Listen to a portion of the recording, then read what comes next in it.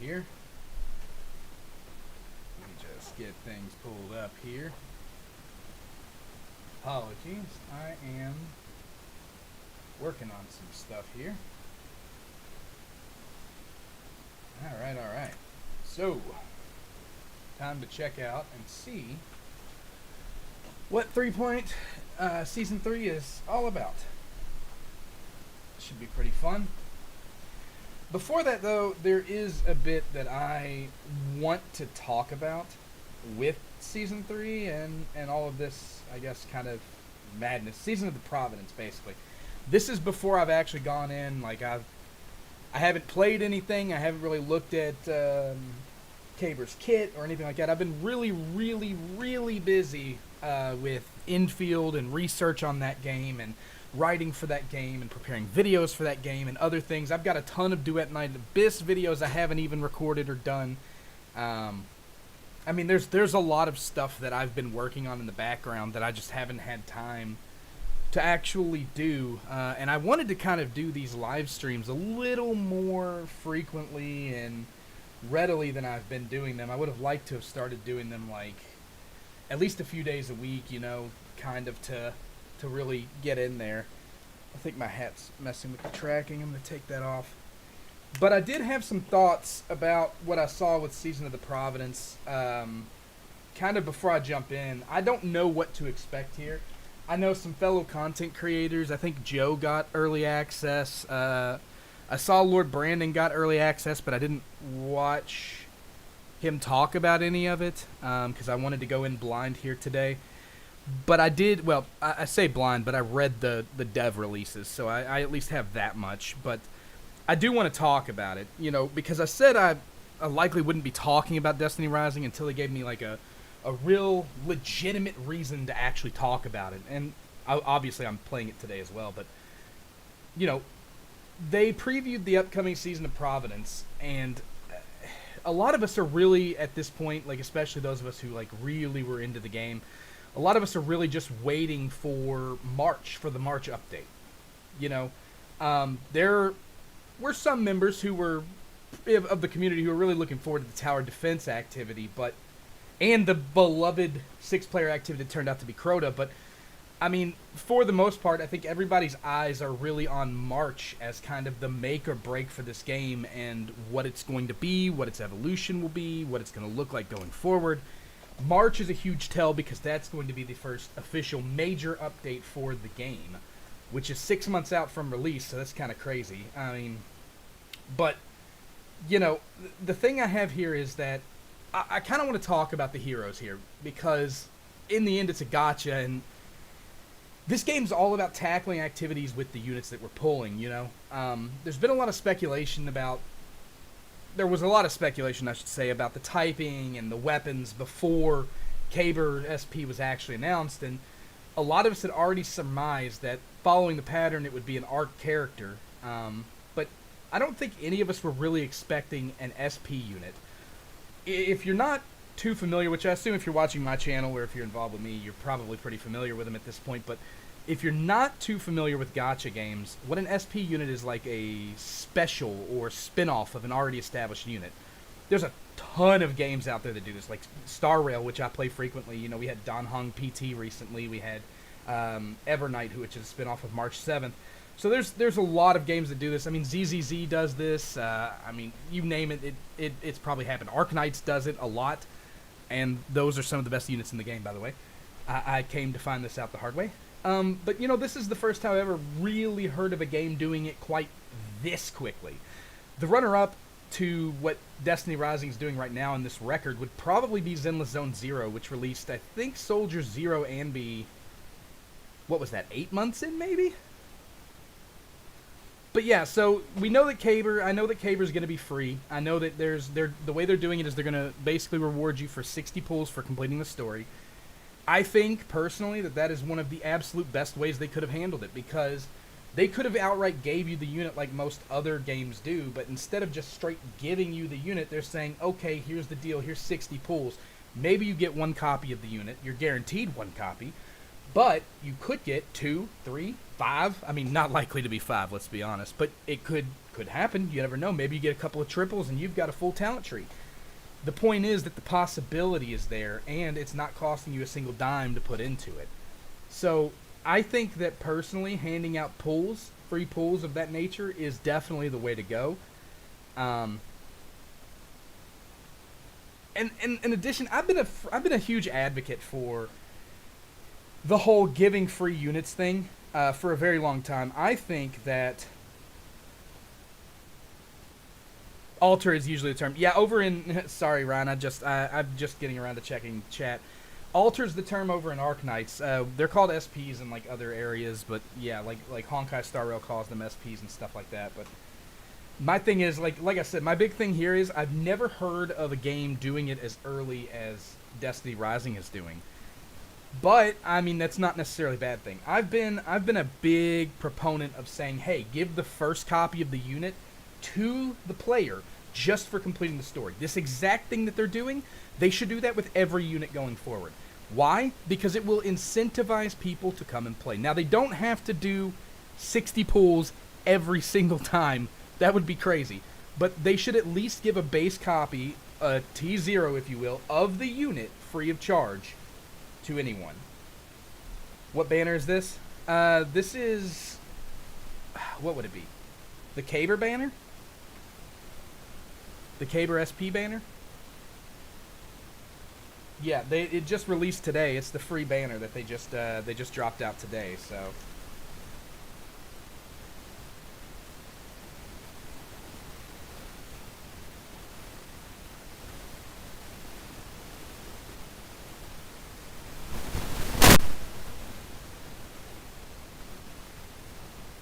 let me see here.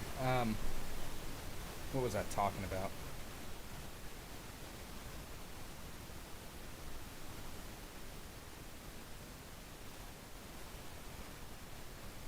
Oh, the banner. Yeah, so I've never quite heard of a company pulling an SP unit this quickly. But it's at the same time it's not necessarily a bad thing. I've been a huge proponent of like making sure that people have access to these characters and making sure that they're more available, because if people have an investment in the character, they're more likely to invest money into the character, whether that's pulling duplicate pulls, whether that's buying cosmetics, all of that stuff. Gwen, Estella, Hellhest, Maru, Jiren, Kabr, Alter. So 6th banner. Yes, this is the 6th banner, the first of Season 3, technically. Gwen was an off banner, if you will, because she didn't technically affiliate with a specific season. So Season 1 was Estella, Hellhest, Season 2 was Maru, Jiren, Season 3 is Kabr, Alter, and whatever Void character comes next. I speculated that it might be Ikora SP, except for the fact that if you look at the weapons, there seems to be a rocket launcher coming with today, actually. Let's see if the maintenance notice has anything in here for it. There seems to be... We're going to have it in here. Activity editions.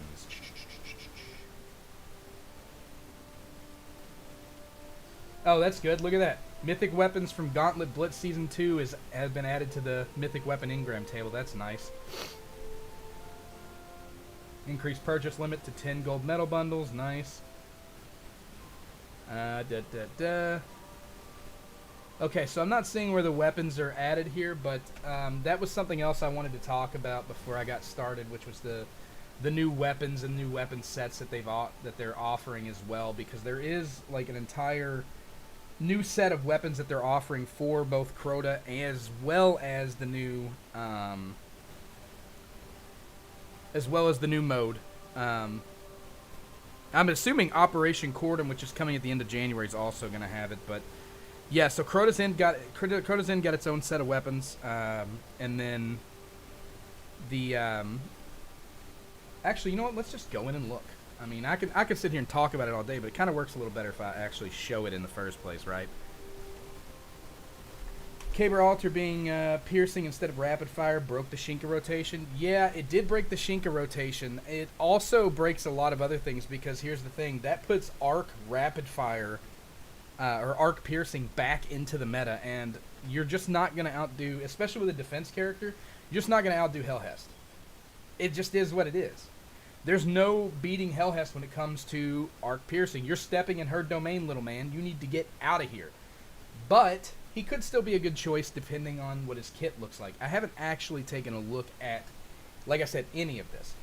Bulwark ops here. This has a new weapon set in and of itself. Trying to remember what all it was. So basically, it's a selection of black armory weapons, which I was really excited about. But yeah, so this one is I'm trying to think of which ones they had. It was basically none of the main brand black armory weapons except for the Tataragaze. The Tataragaze sniper rifle was a big deal, kind of in Destiny 2. It was a big one that everybody seemed to like. But outside of that one, there really haven't been a lot of black armory weapons that were famous that are in the bunch. So the Bulwark ops, it's gonna have the if I remember correctly, the threat level shotgun, the Tataragaze sniper rifle, the adaptive frame striker sure hand sword, and the bellowing giant rocket launcher. So the reason that I'm speculating the next hero is going to be a rocket hero, one that uses rockets as their secondary or heavy weapon, if you will, is because if you look at the weapons in Bulwark Ops, all of them are heavy weapons, right? Tataragaze has, 2, 3 users, right? I'm trying to think here. I think, let's see here. So you've got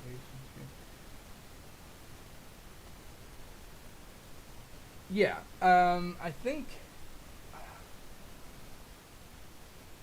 it's 2. There's 2 sniper rifle users. Problem with arc rapid fire would also be Ningfei. Yeah, that's true. So they had to pick their poison. They could either compete with the best character they've ever made, which is Hellhest, or they could compete with Ningfei, another of the best characters they've ever made, both being arc, ironically. But ultimately they were up a creek either way, right? Like, no matter what they did with the typing, unless they gave him dual pistols, which really wouldn't fit a defensive character very well. I think that's more of a offensive character type weapon, personally, but I mean, who's to say, really? The thing is, like, my worry here is that, if it was Ikora SP that was coming next season portion, it'd be kind of weird for her to continue to have the same weapon, because Kabr SP here has a very different weapon set from his basic counterpart. Ningfei Golden Child Theory. Ningfei, the Ningfei dynasty is real. The Ningfei agenda must not be defeated ever. Ever. It is infallible. Ningfei forever. I was actually a huge fan of Ningfei back in the beta. A lot of people didn't like him. They were like, oh, his damage is crap. And then they brought the bow out, the crossbow, and everybody was like, oh, Mahama Yuri makes him the greatest character he's ever been created, which is absolutely true, but still, I'm just saying I was here before it was cool. But, no, I'm a little worried about the Bulwark Ops weapons, though, because they're all heavy weapons. That's where I'm kind of like, okay, wait a minute. And then if you look over to the weapons that we're getting with Crota's End, which is right here as well, which lists 4 encounters, interestingly enough. I don't know if that means we're getting 4 encounters, or we have 4 separate encounters, or if it's one single activity. But it's got 4 encounters here. But yeah, it's getting its own weapon set too, and the weapons that they're bringing back for that are actually like some of my favorites in Destiny 2 and Destiny 1, really. Like the weapon set for Crota's End is going to be really, really cool. I mean, we've got... I don't believe Kabr was just made because they were moved by some mythical outcry for Kabr to not go to the Vault of Glass. Oh, no. I doubt... This has always been the plan. I think what they're doing now, if I'm being honest, and this is just my opinion, I think they're trying to skirt through.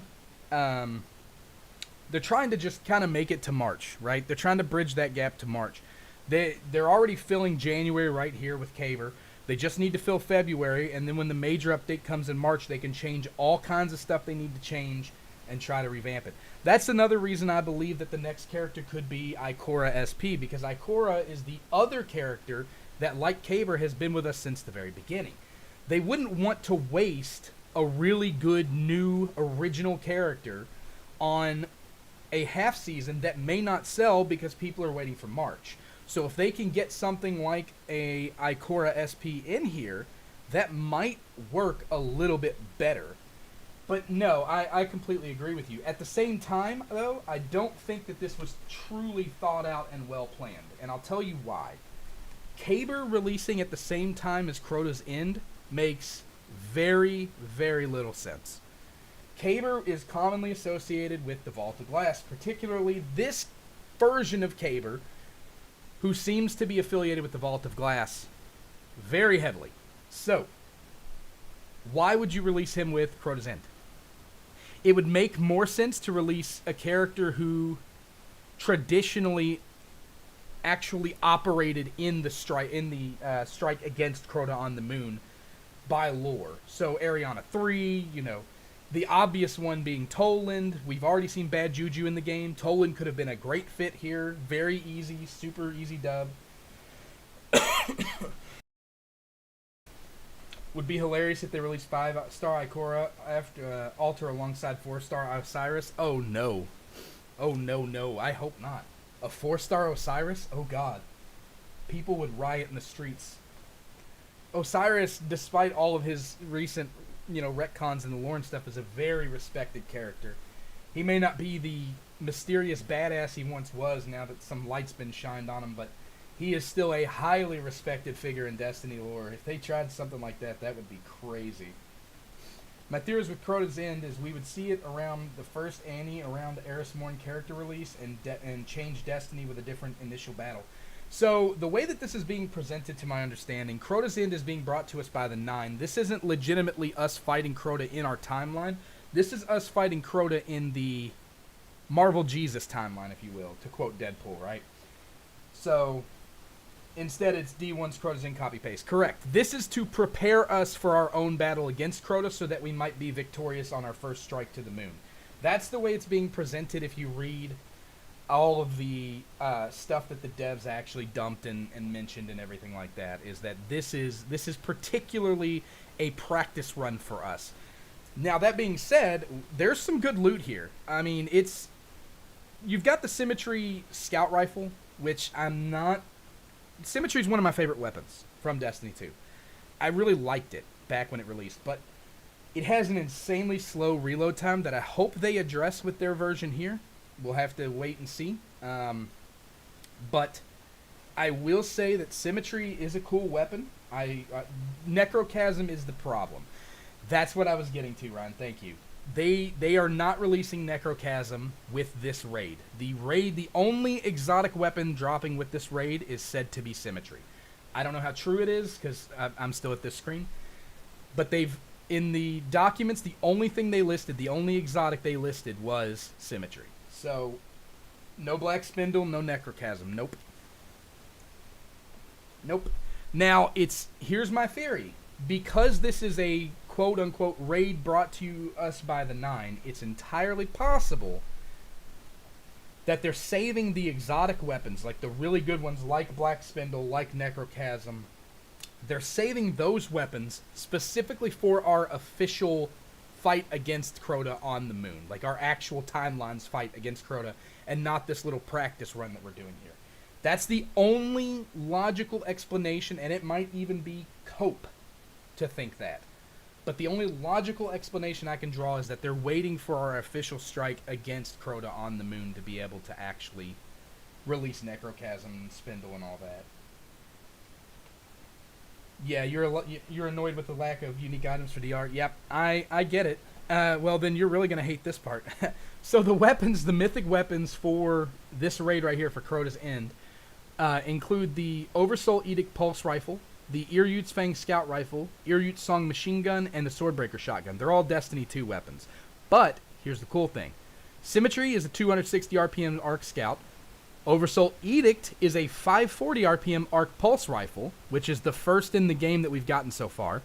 Fang of Ear-Ute's a 260 RPM arc scout rifle. That's the second of its type and the first arc one that we've gotten so far. The the Ear-Ute Song will be a 450 arc machine gun if it aligns with Destiny 2. And Swordbreaker's an 80 RPM Void shotgun. So Swordbreaker probably the least useful of all those weapons.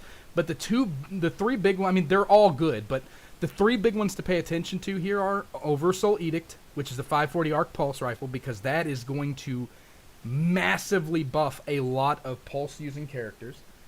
The 260 RPM arc scout, depending on perks, if it can hang with the current solar scout that everybody uses on pretty much every character that uses a scout rifle, that's going to be a good thing. Ear-Ute Song is the first 450 arc machine gun, meaning it is the first machine gun to come into the game that can actually fully take advantage in a perfect light of the abilities of one particular character. I'm talking, of course, about Estella. Alright. Where is she? This is my girl.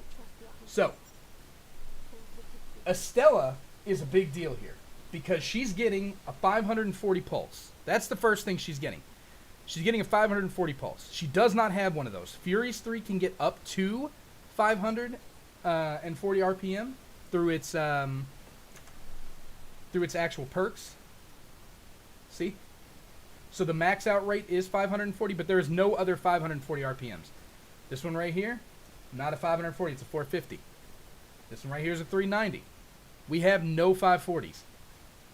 Well, okay, we have one 540. Type 7 Moonshot. I stand corrected. But we have no mythic 540s. Let me rephrase. So this will be the first mythic 540 that we've been able to get ever in the game. Finally. So you've got that, and then you've got all the buffs that they just made to Heir Apparent. This is going to be... Heir Apparent plus a 540 is going to be a monster. But we also have not had a 450 RPM machine gun before now. At least not a mythic one. You can see, I'm going through here. None of these actually fire at 450. Now, some of these might. There's probably a legendary difficulty one that does, or a legendary rare difficulty, legendary rarity one that's a 450. But there's not any. The closest 450 that might be 450 would be Gallows, maybe, and I don't even think Gallows is a 450. Is there a way for me to tell? I used to have all of this literally written down, but let Wolf turn Crow's soul into a fancy new sword, right? I'd be down for that. Yeah, Stella's going to be an absolute unit with these new weapons, so I'm quite excited for those. Actually, you know what? I want to go to inventory and take a look at the synthesize screen because I want to see what we got here. Okay, so here's the deal. Right here, this says 3 out of 3, and it's... Yep, well, there you go. Only getting Crota's End, only getting Symmetry. There you go. So there's the information you were looking for. Long pressing reload, switch to Arc Seeker mode, yep. Final blows, precision hits, build up dynamic charge, yep. 15 Arc Seekers, yep.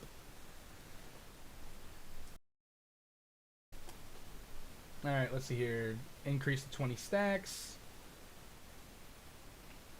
18 precision damage, 6% rate of fire. Interesting. Consecutive Arc Seekers grant plus 15% blast damage for 6 seconds, stacks up to 3 times. Alright. Fair enough. What do we got here? Gauntlet Onslaught. Okay, standard weapons. Nothing new there. Exotic weapon engrams. Okay, nothing new there. Okay, here we go. Adventurer. Nope, they just changed the symbol, I guess. Nothing new there. Nothing new there. Okay, so here's the interesting part. And no new bows still, I bet. Yeah. How are Hellhest's new linear fusion rifles? So Hellhest has one new exotic linear fusion. Oh, I'm guessing they put it on rank 10 now. Let's see. So here's Arbalest. It looks like they made it a... Why? Just make it kinetic like it was supposed to be. Come on, you guys. Solar. My foot. Alright. Let's see what its perks are. Oh, did you come to sell me something, Pandora? Let's do this. Yeah, we can do that later, sure.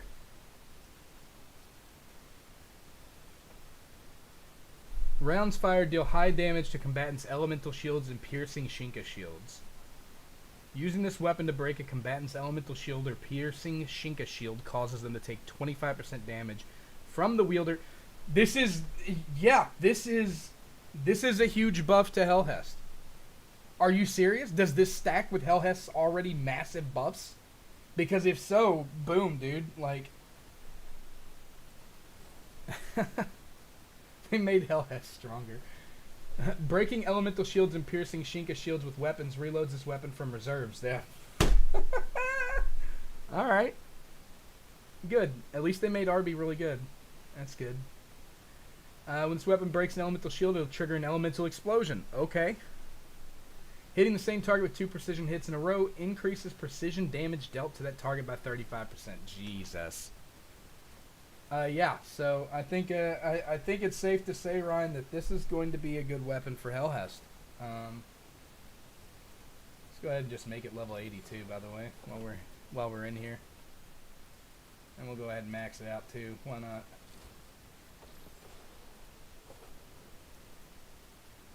Probably gonna need those later. The question is, how's it going to stack up next to Royal Contravene? Because Royal Contravene is super quick to fire, and it reloads itself thanks to rewind rounds. But if you want the reload here, you're going to have Catalyst 1 here, and you have to break an elemental shield or a piercing Shinka shield. If it procced when you were breaking shields or killing enemies, that would be one thing. But since it's just shields, it's very shield dependent. I don't know how it's going to compete with Royal Contravene. It would depend on... It really depends largely on these buffs here, too. Breaking a shield causes them to take plus 25% damage. And right here, precision hits in a row, 2 or more precision hits in a row, increases precision damage by 35%.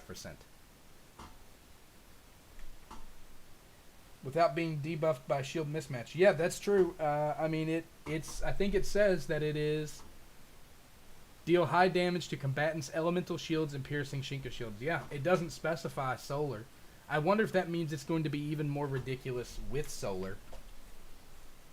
That would be an interesting sort of occurrence, wouldn't it? By the way, I don't know when this happened because it didn't happen last season for me because I was able to save a bunch of these. But these tokens are now cleared once the battle pass ends. So make sure that if you log on, you get the battle pass, that you're using all your tokens to get your stuff 100% because it's use it or lose it. You might as well. I'm going to go ahead and buy these Ascension cells too. I've already got enough material to get a lot of stuff. So I've got enough material to actually get my both Arby's out of the store, or I could get my last word, but I'm not really too worried about last word. So I think I'm just going to get both Arby's.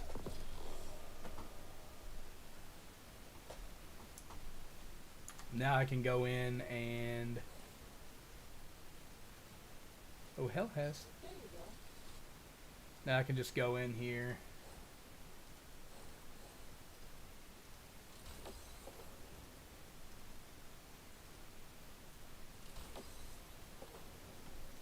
There we go. So we're up to band 2. I've got 1. The last one comes from the battle pass as final level, so that's going to take me a little bit to burn into. What am I looking at here? 144. But I have no whirlpools, so weird. I thought I should have had a whirlpool from that event. There we go. I'll go ahead and take it up as high as I can for now. The regular Battle Pass tokens have been resetting at a season turnover. I thought this was a video first. What's up, Unknown? Yeah, no, it's. I decided to do a stream. I'm kind of doing I was doing a video initially. I was gonna kind of talk about what I wanted to talk about at the beginning of it, but then I was like, I'm just gonna go ahead and stream it. I did upload a thumbnail though, so let's see, what do we got? Woohoo! Yeah, I was talking about like I'm kind of like iffy on the fact that Crota's End is back without. Oh wow, four clusters for challenges in this. That's pretty good. That's actually really good. Depending on how hard it is. Yeah, it's still pretty good. It doesn't matter how hard it is. My brain is factory rotted right now. Well, how would you like to try some tower defense, sir? Because here you go right here. This is your tower defense mode right here. Here's your levels. So we've got topological astatine as some of the rewards here. They've got a couple of 100 Lumia leaves in here and there. All in all, not bad. These loot boxes, I wonder what they have in them.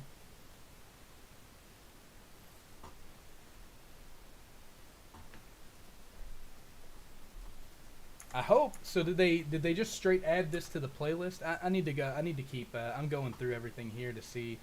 Okay, so here's where you're getting your 60 free pulls out of the house at the moment. I feel it. I feel it. Yeah, I probably should have been.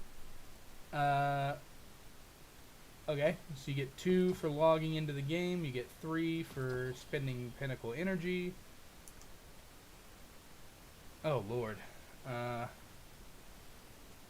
That is going to take some time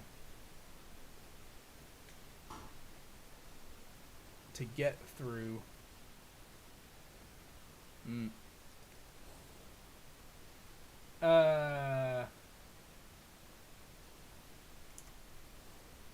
New character trial for Jaren, huh?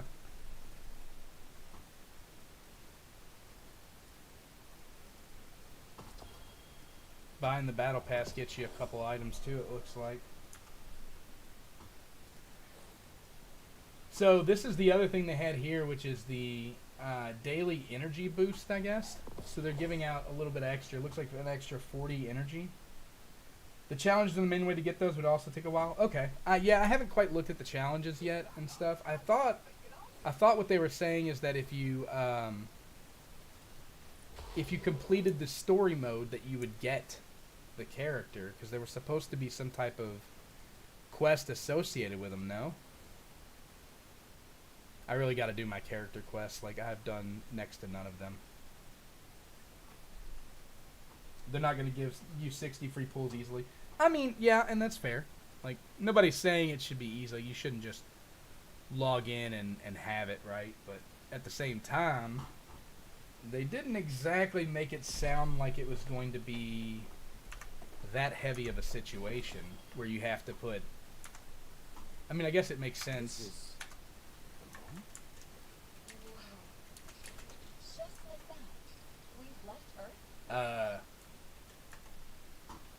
Okay. They want their player activity? Yeah, understandably. I mean...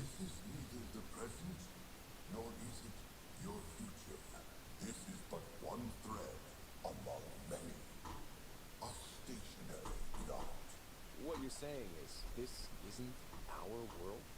Our preservation hinges on the flow of dark matter. Should life cease Crota, enemy of all, I don't know if he's enemy to all. Enemy to most. beneath the lunar surface. Prepare to bring about a... Then why bring us to another... Because you are not... Yep. See, this is what I was talking about earlier, Ryan. So, this is supposed to be another timeline. Like, it's supposed to be the main timeline to get us ready to actually fight the real Crota in our timeline. Rally your allies.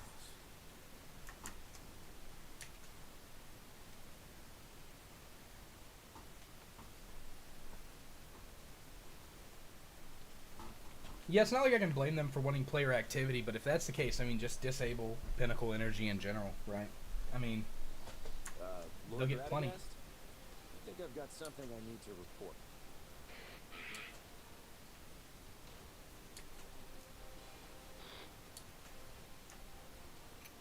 Oh yay, voiceless Radagast, fun. Holy lag, yay! I swear, dude, they just need to release this on PC already. Just stop. Stop it with the emulator and just let it go. Are we really back to grunts? Ugh. Ew. Ugh. Lord Radagast, it's time for your meeting. Oh, come on.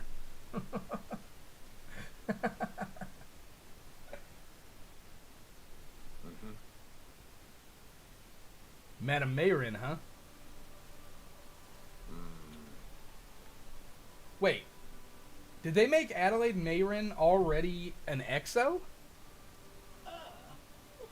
What do you mean, I'll send the passkey to you shortly. I wish you well. NetEase is so cheap. So, Dude, What'd I miss? I don't know. I mean, it's clear they... Isn't Think Tank over in the dens a war It's mine? clear that they couldn't get the voice actor to come back. in truth, Lighten the Titan, what's up, man? How's it going? we discovered, aside from the scarce few that fall elusive, the vast majority I swear, dude. Every time he makes a noise or a grunt and we get a block of text, it does make me laugh, though, to be fair. I don't think that's what they were going for, but... It takes me back to the beta, dude. I miss the beta so much. The beta was so much fun.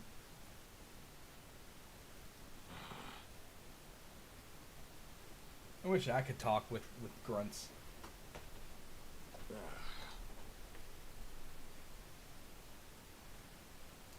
not so fast, Dolph. Lord Radagast has even Dolph. got the most important part.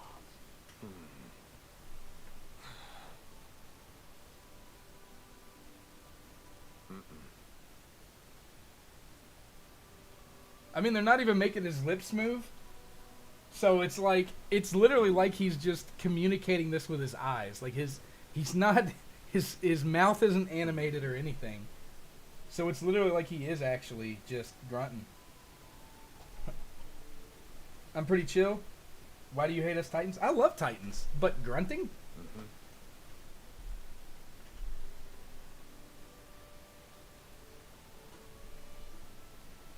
Did they not even have canned, no responses to run, just running as combat audio? You've got me, man. I don't know. That's certainly an interesting decision. They've made choices like this in the past that excuse me. They made choices like this in the past with some things where it's meant to make us laugh. It's possible they were like, what can we do to really throw them off? And they did this, but it's also possible they said, look at that stack of money.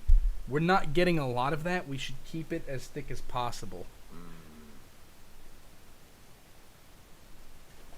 But it's still an interesting choice. I mean, they did, like I said, if you look here, they didn't even animate the mouth. So maybe this was, it seems that this was intentional.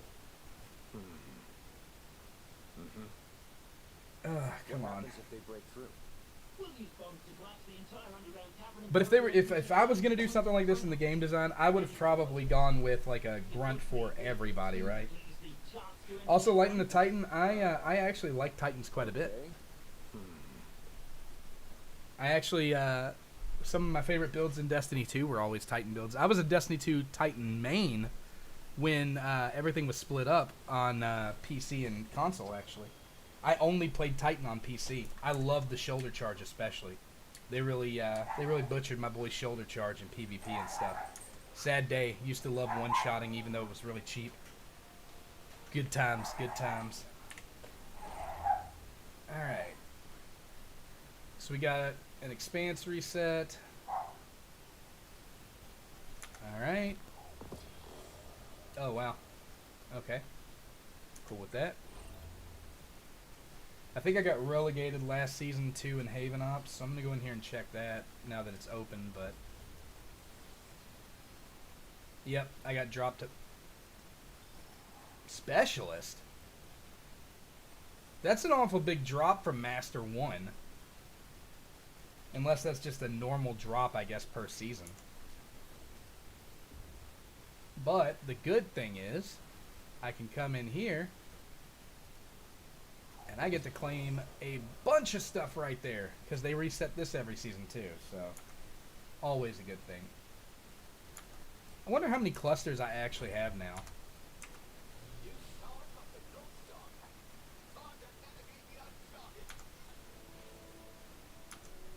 That's how I'm going to speak from now on, just going to do grunts like Radagast. Radagast is my hero. Oops. I got a bunch of Season of the Moor engrams I never decrypted. No exotics.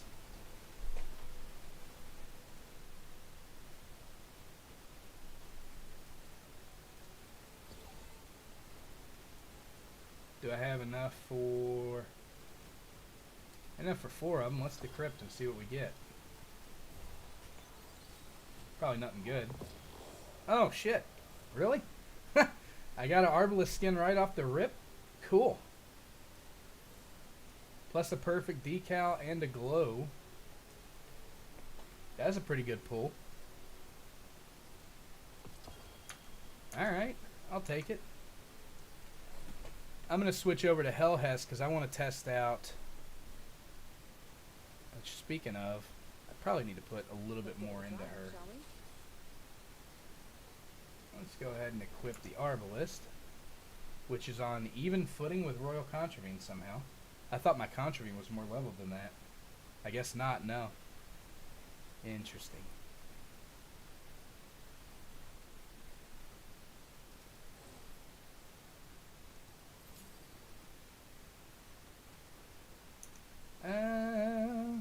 I do want to increase Hellhest's level, so why not? Let's go ahead and finish off the mods here. What's this one for? This one...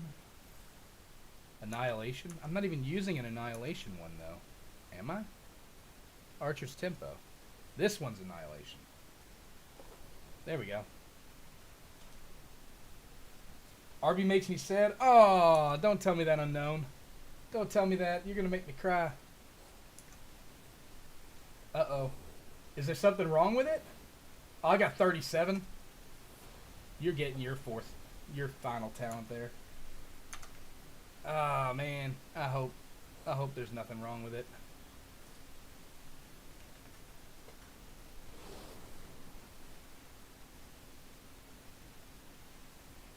Unknown, the fact that you're also a Destiny 2 player and an OG who remembers how game-breaking Arbalest was when it released, and you're disappointed is really scaring me, I'm not going to lie.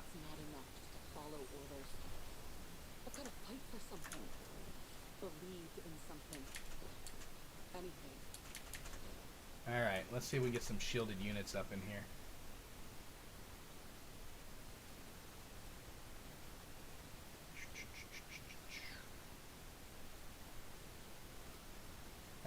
We got a here we go, Shinka Scion. Let's do that.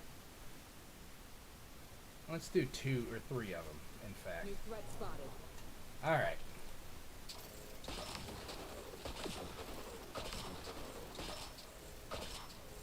Threat eliminated. If you can call it that. Target down. Threat eliminated. It's doing pretty good numbers. I don't know. I mean, without shielded enemies, I don't think it's going to be very good. It's a super situational. Like, if you're going into Calamity Ops, it's going to be a monster weapon, I think. But and it was 2-tap in the second that I went ahead and summoned in my attack drone, so...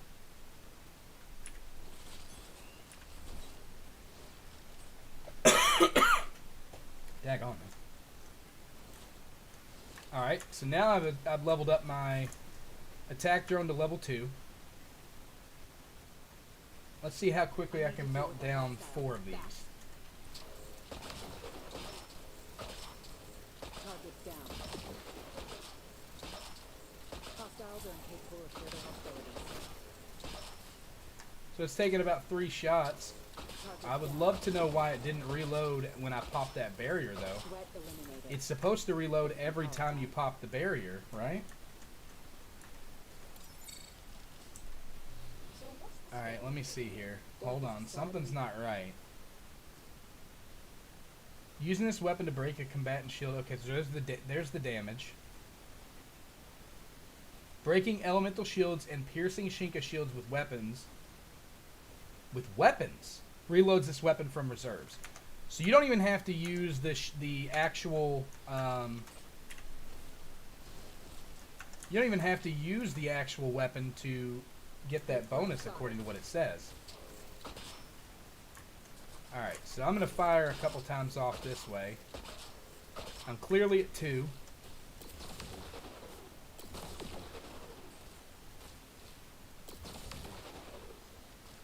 Nope, it has to be... It has to be that. Wait a minute, are you losing the...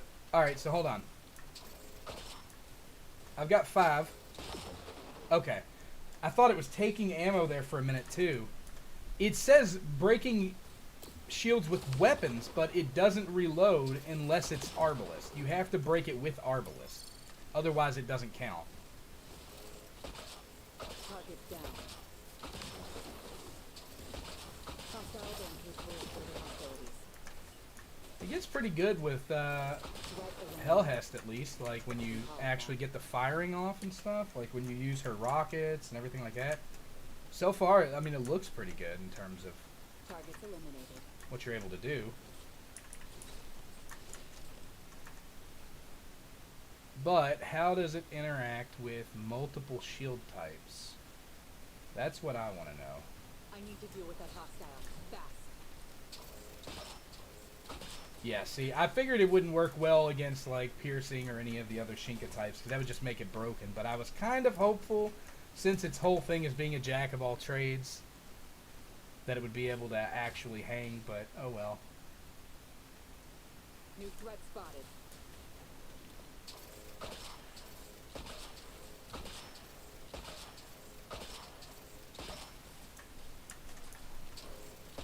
Let's see if it reloads. Nope. Well, I didn't really have reserves, though, did I? Took a lot of shots to get that going. I'm going to wait for the shield to come back, and I'm going to try again. Alright, so what I'm testing here, what I want to see, is I want to see if I break this heavy shanked shields, if it actually reloads the weapon, too. I don't know if it's coded as a shield, so it's possible it may not. It does not. Damage isn't great either. Until you do that. Capable of further hostilities. Alright.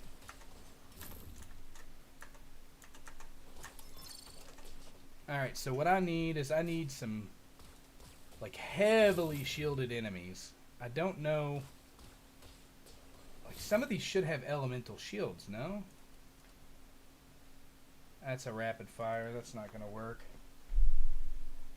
Can you tell it's been a while since I've come out here and actually actively tried to test things at the firing range? Let's try the Shinka Marksman. Now this is gonna hurt.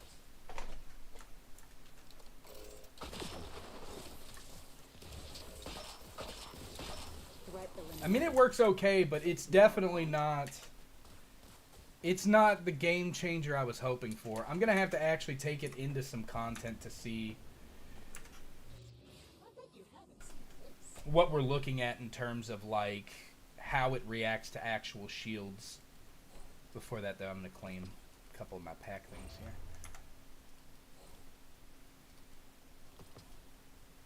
Yeah, I don't know. I can see why you'd say that it makes you sad, Unknown. It's definitely one of those things where I'm kind of like, I don't know.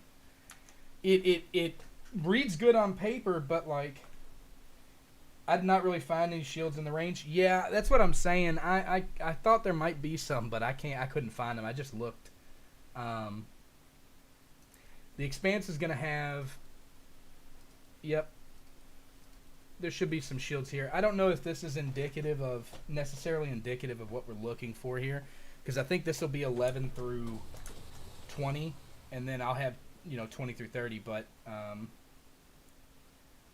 me see what I can do. I need to bring Hellhest up a little more. I would like her to be 390, 386, 388, 390. I need to get those over 400, but I don't want to take a risk of blowing through all my stuff before I get Kabr. Being a pass weapon, it would take so many resources compared to Queenbreaker for a worse weapon. It is worse than Queenbreaker from what I've seen. I agree with you. I need to see how it acts with elemental shields. That's the only thing. But the thing is, I almost feel like it's bugged. And I'll tell you why. As soon as this launches, I can't open menu right now. I think it's bugged because it says, specifically, it says, So what's the schedule for today? right here, in its perk, breaking elemental shields and piercing Shinka shields with weapons reloads this weapon from reserves. It doesn't say you have to use Arbalest, but other weapons do not reload Arbalest. Now, I will say, if it does reload with other weapons, that's not bad. Oh, I hit the wrong button. Good lord, I'm used to playing on controller now.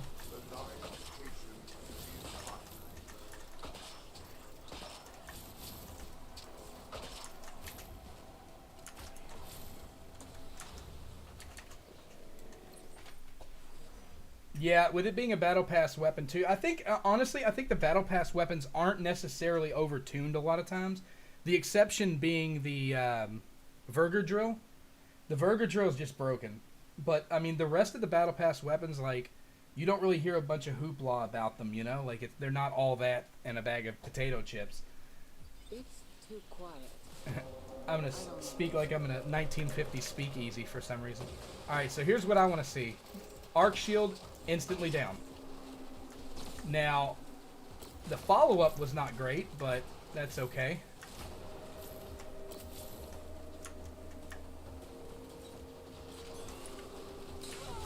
Wow.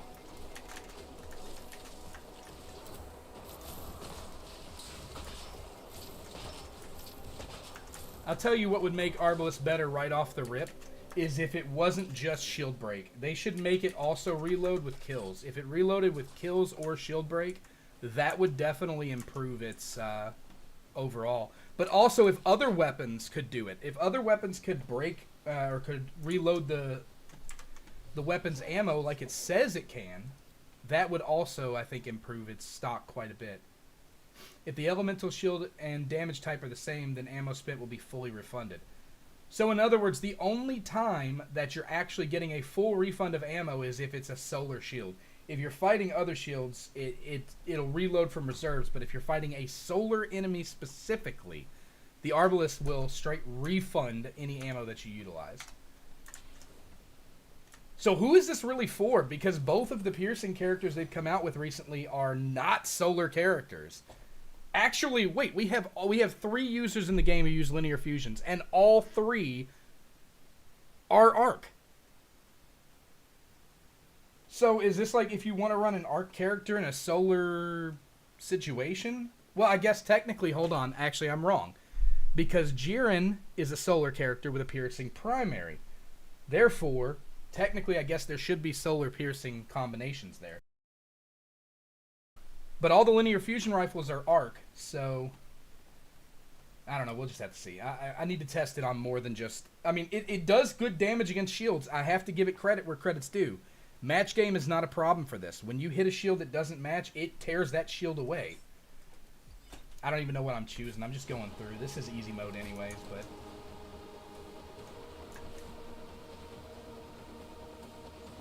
I am not getting my weapons back at all.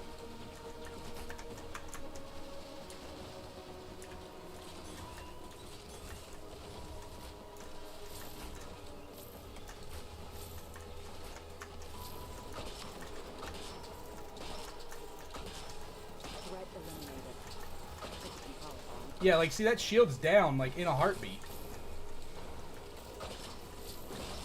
Target down. It puts in work with shielded enemies. But is it because it's a linear fusion rifle that's putting in that work, or is it because it's just that good against shielded ads? Because I don't know if you saw, but I used this bow, which matched, and it tore away the shield too. Power. Engage at will.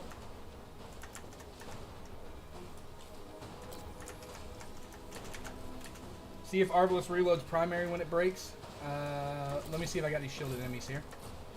I got a couple back there. Alright. Well, it's hard to tell with a bow. Not gonna lie. Ah, see, it insta-reloads the bow. I'll have to test it with a different character when this is all done. But it might be worth... Are you saying... Okay, so you're saying, Ryan, that you think that it's supposed to reload other weapons. So let me take a look and see what the verbiage says here. Nope, it says reloads this weapon. It just straight doesn't work. Yeah, so when you get kills with other weapons, it's supposed to reload Arbalest, but it's not. Or when you break shields with other weapons, it's supposed to reload Arbalest, but it's not doing it. That's a cool skin right there. I really like that one, the Water World. That's definitely a cool one. I'm going to put the skin I did get earlier. Flipping nouns is a common translation issue. Oh, well, I mean, you could be right there. In that case, I can't switch in the middle of this. I'll have to finish this out real quick, but when I'm done, I'll try out a Tall and we'll see if it'll reload her hand cannon. Matter of fact, just so I don't forget, I'll go ahead and switch a Tall's heavy weapon to Arbalest. Ah, well. You're not going to let me switch equipment even on another character in a equipment locked activity. Got it. Cool beans. It's too quiet. Alright. I don't like it. Just want to check if it is. It could be. Yeah, you might be right. Maybe it's saying that when you break shields with Arbalest, it actually reloads your other weapons. That would be nice. I wish it was... I mean, honestly, it'd be cool if it was a synergistic relationship where breaking shields with your primary reloads Arbalest and breaking shields with Arbalest reloads your primary. I'd like a synergistic relationship like that if they had something of that nature. When abilities deal damage... whatever, I don't need abilities for this one anyways outside of like what I've already got.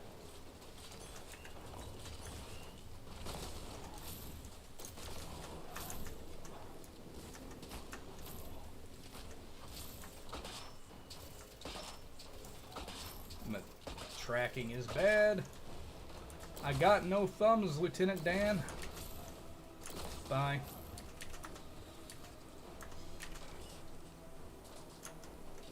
Yeah, I don't know if it's a translation issue or if maybe they actually just like straight it didn't work right. You know what I mean?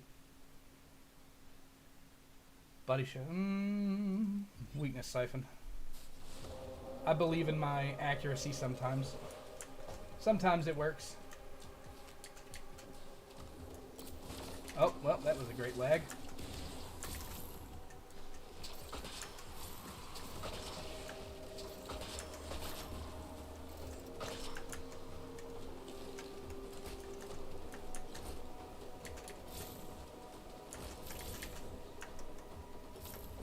There you are.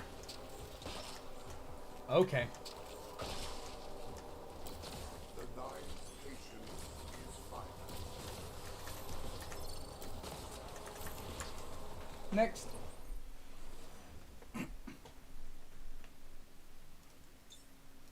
An extra 50% to shields. That's going to make Arbalest practically one tap at this point then. I'll be interested to see if it works.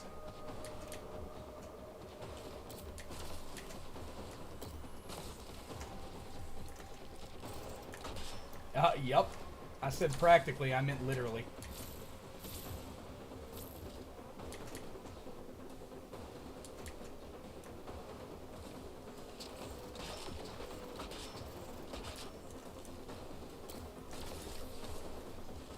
Target down.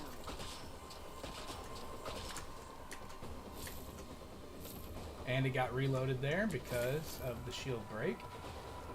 Darkest side means to a necessary end.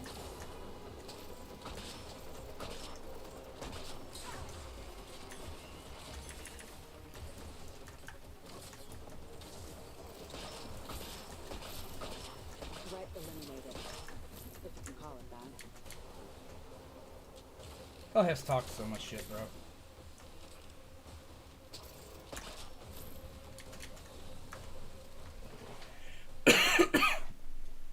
Falling behind. Need to move. Yeah, I just started this whole. I should have probably gone into a shorter activity so I could test out Arbalest a little more. But that's okay.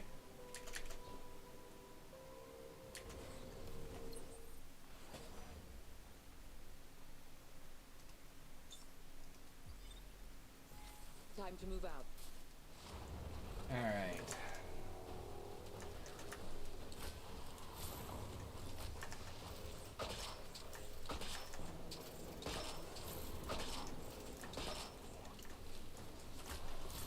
Ignore all the whiffed headshots. I just suck.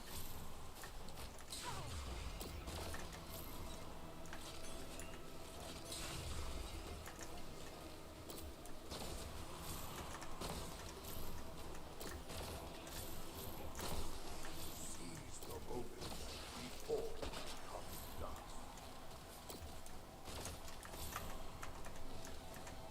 Oh, I can't generate ammo right now. Time's been frozen.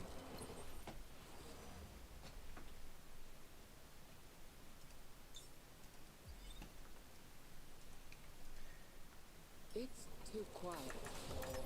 I don't like it.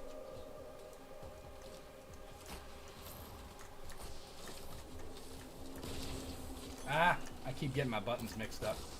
I've been playing on controller for too long.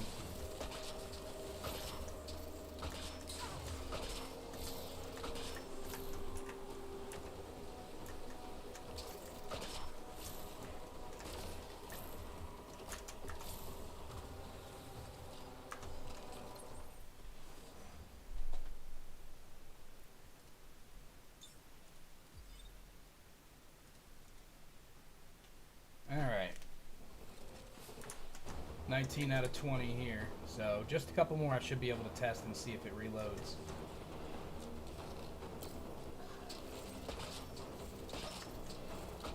Wow. Don't mind me, just potato aim over here.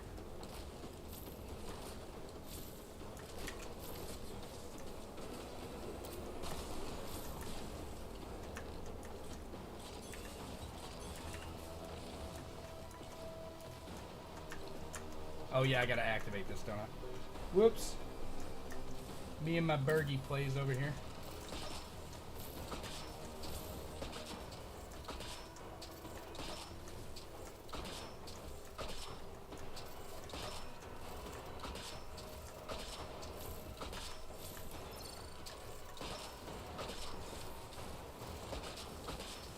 Threat eliminated. If you can call it that.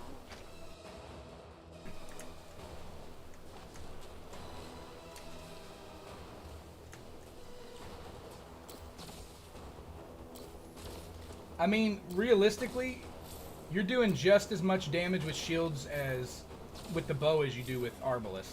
Like, it might be the best in piercing Shinkas, though. Like, addressment for piercing Shinkas. But it really doesn't seem to be the end-all, tell-all that I would have liked it to have been. Arbalest was a big deal in Destiny 2. Like, that's the thing that... Like, Arbalest was a huge deal in Destiny 2. Because it came out and it was the first special linear fusion rifle, and it addressed literally every shield type, no problems. And it was just overpowered in PvP, where you spawned in with ammo and you just had your special ammo already. Most other linear fusions were, or all other linear fusions at the time, were heavy. So if you wanted to use a linear fusion, you were generally going with a heavy before this one. So it was a big deal. That's all I'm getting at. It was a big deal. What boss is it? Oh. This guy.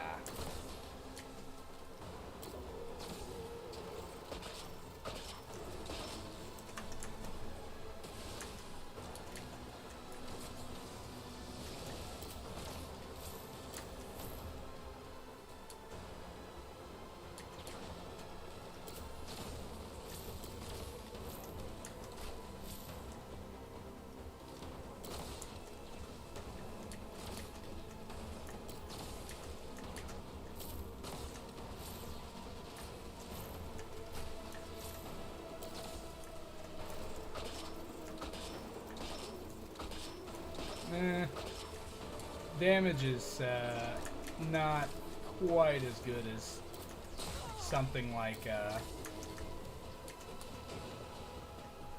Queen Breaker's bow for sure. Oh! I forget you can't do things and jump in this game. Does not work that way. Game no like multiple actions at once. This is the problem with having gone back and played Destiny 2 and then coming back here and being like, oh yeah, some of this stuff doesn't work the way that it does in Destiny 2.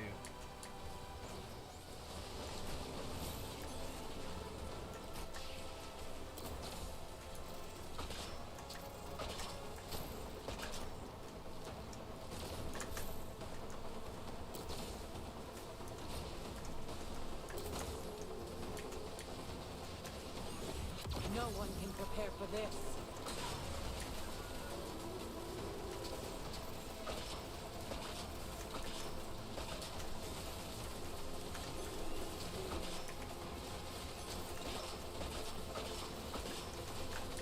I didn't expect that fight to be so hard. There we go. So soft.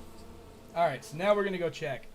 Now I should be able to tell. I'm going to use the tall and I'm going to go to the actual open world and see. Targets eliminated. It's a little harder to find targets with shields in open world, but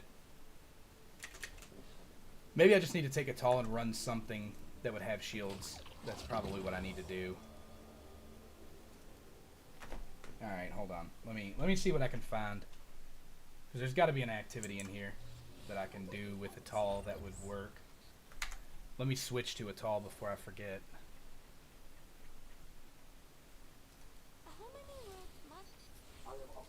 And I need to change her weapon. Alright, there we go.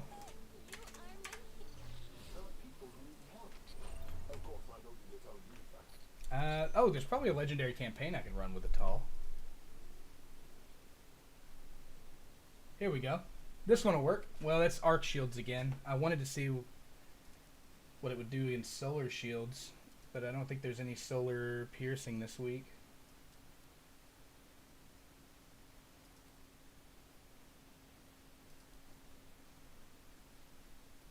Rapid fire solar. I mean, I could overpower rapid fire pretty easily, but I'm gonna just try it on.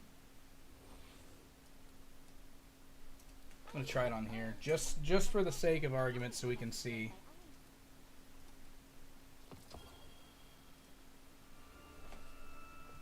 All right, so for anyone just joining us, I am getting ready. I'm currently testing Arbalest out in some activities, trying to see how it performs. We're reading the text here that says, breaking elemental shields and piercing Shinka shields with weapons reloads this weapon from reserves. It does not. You can break elemental shields and pierce the Shinka shields with your other weapons. It does not reload Arbalest for some reason. I'm not sure why, if it's a bug or if it's just not working as intended. So one thing that Ryan, who is in the chat with us, had mentioned was that potentially what it could be is that the translation was screwed up and it's actually reloading your other weapon when you break shields with Arbalest rather than shields with other weapons for Arbalest. So I'm going to go in here. We're going to try this out.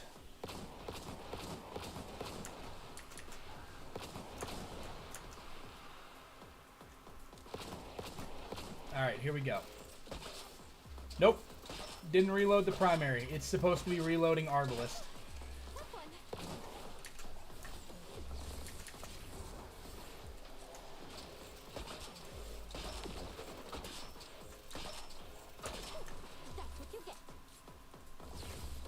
I'll use it on one enemy.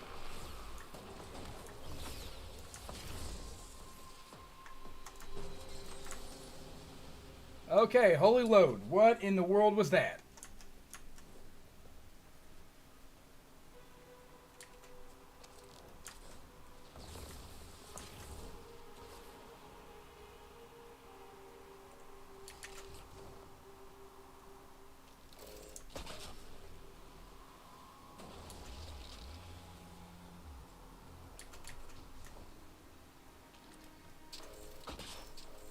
Little low. Yeah, so Ryan, in answer to your question, no, it does not. It does not address it at all, unfortunately.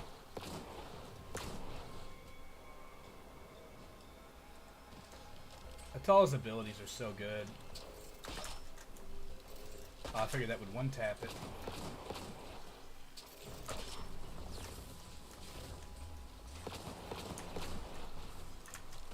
I was gonna say, how are you not dead, bro? Come on.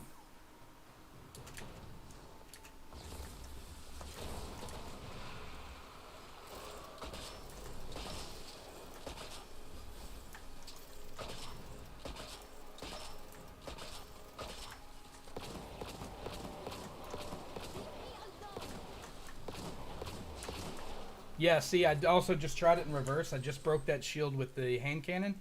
Did not reload Arbalest. So, I think it's bugged. I think it's supposed to be. I didn't see anything in the patch notes about it, but I'm thinking that it's bugged and it's just not working as intended.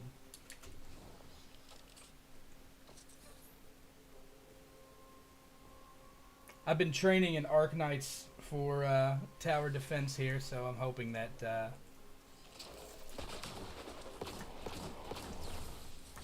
all of my training will pay off.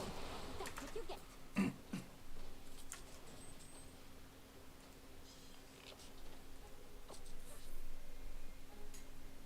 Learn from your mistakes.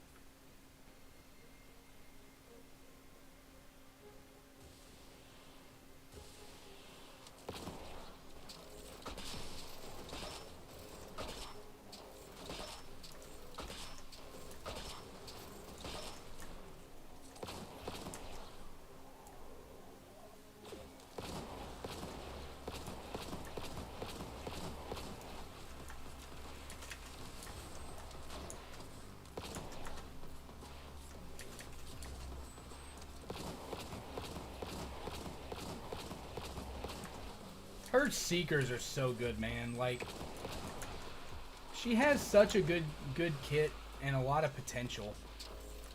If it wasn't for her super being a wet noodle like Ikora's rocket launchers. I will say Verger Drill's definitely increased Ikora's stocks, but out of all the units, she's probably the weakest now, exempting Kabr, because Kabr's got an SP.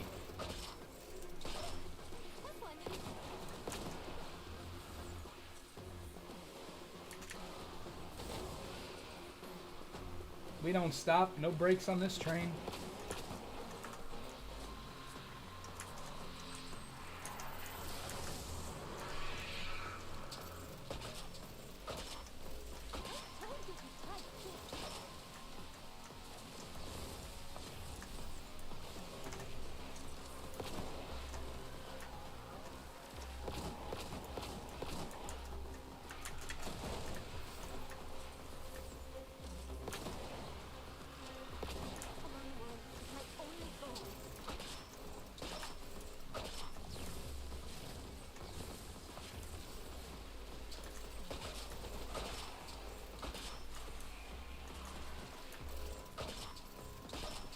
It's still chunking her, but it's taking a little bit more time. Queenbreaker would have had the job done. Yeah, I definitely think that's something... Yeah. Yeah, it's got to be a bug, man. It's got to be a bug with it. Somebody already has Kabr. Let me guess. Oh, what a shock. It's serious. Of course he does.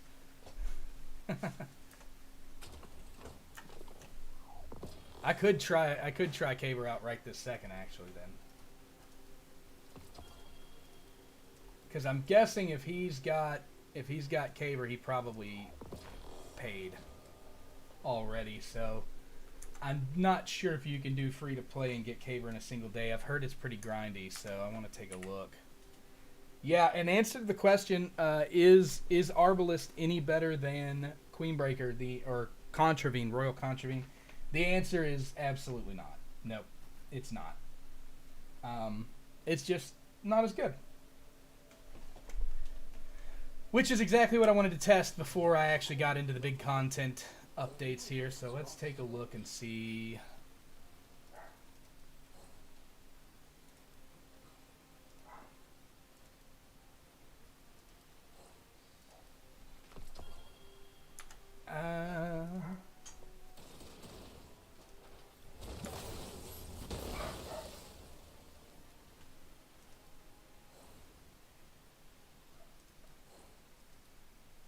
Complete 4 high value bounties. Okay, that's 3.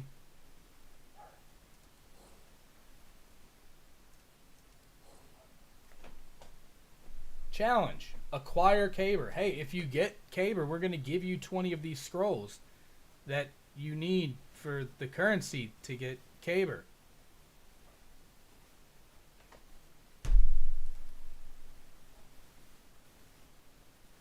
Are you serious? Man, come on, guys. You can't. You just share Destiny Rising once. I could do that. I've done that many times. Just click X here. Now you get it.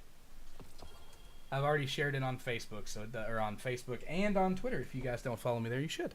So I've already shared it on both, so that should be completely irrelevant anyways. But okay, so a lot of these are challenges. These challenges, I'm guessing, are where a majority of this energy is coming from.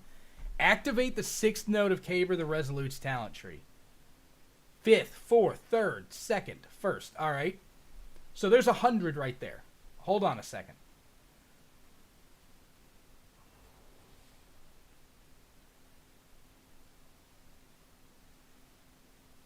So you get 20 for getting him, and 100 for, having him, and then there is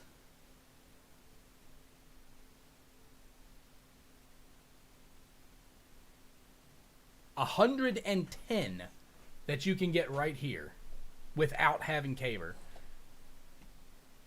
And then you get what? 10 a day? All right, so there's 120 basically. 120 and 10 a day. 120 would put you right around here. So unless you have Kabr 6 times, you're pretty much hard capped at 120 here, from what I can tell, unless there's another way to get this stuff. They have a trial, but they don't offer... They just give you Lumia. They don't offer, like, actual pages for them. Okay. Come on, you guys. I just wanted to come and have a good time and see what you all had to offer. That's all right. That's all right. That's all right. We're good. We're in here. We're gonna see. We're gonna see what we got going on here.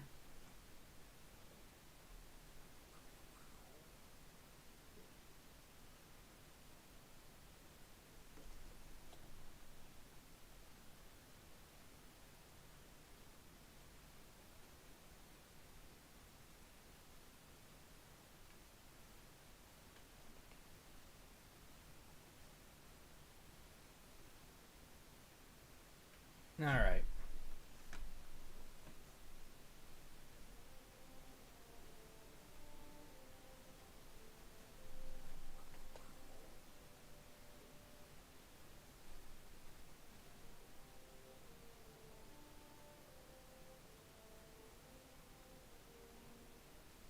I will be right back.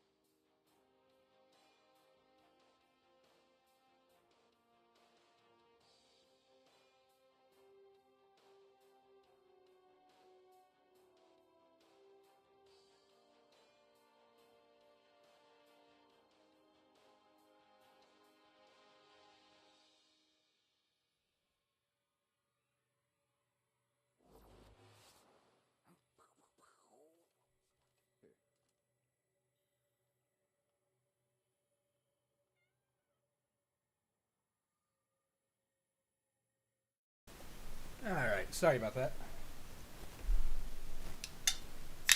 Ran to get a quick soft drink. My coffee ran out some time ago.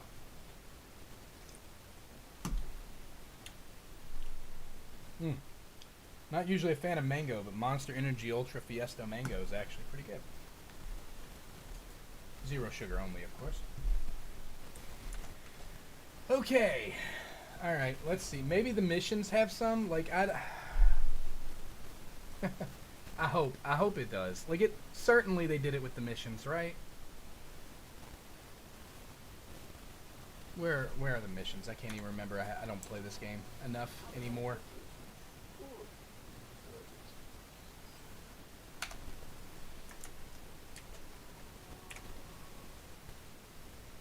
Check the message from Radagast. Alright, cool.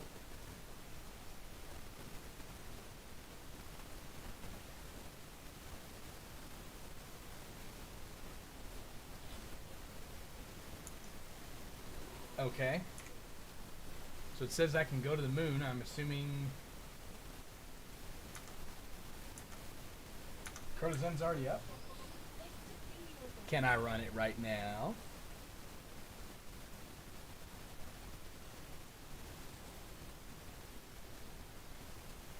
Gauntlet.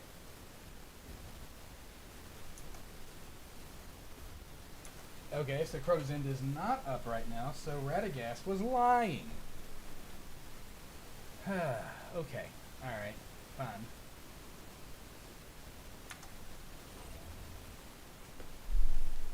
Unless it's somewhere else. But I assume it would have been in there.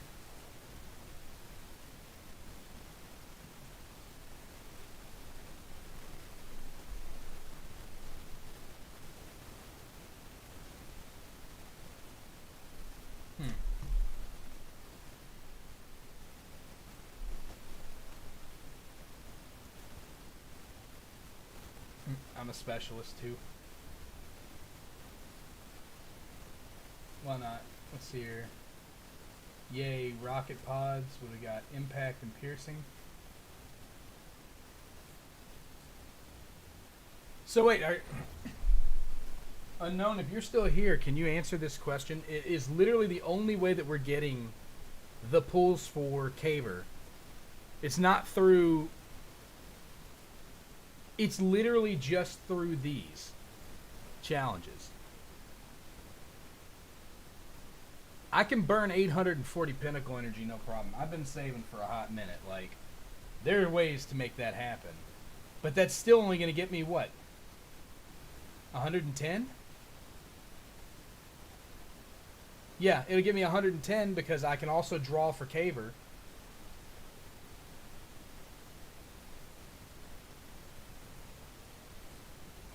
And then if I complete a daily commission, that'll get me 2 more. Matter of fact, I'll go do that right now.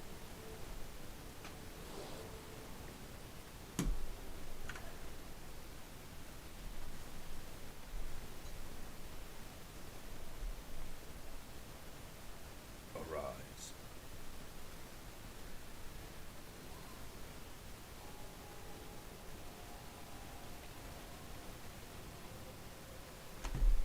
Okay. Daily commission, daily commission. But if I'm going to run a daily commission, I'm going to do it comfortably. The word spoken, I've got a new job. Well, I guess I could run Jiren.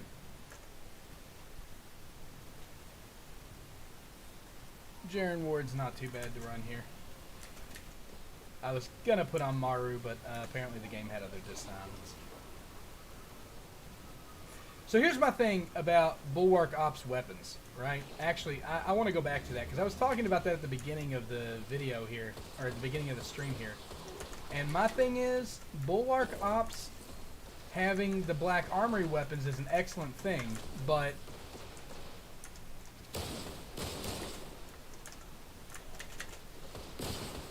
Oh, what in the lag is going on right now?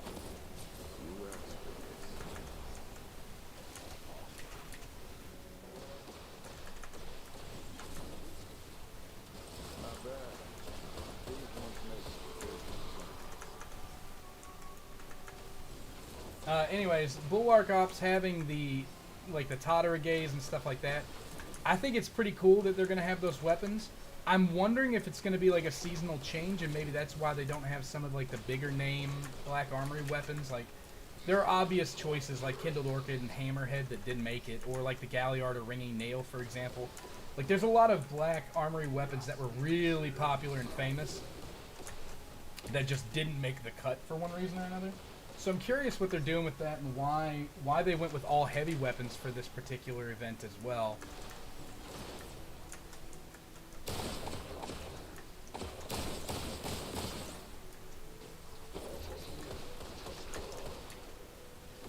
What the hell?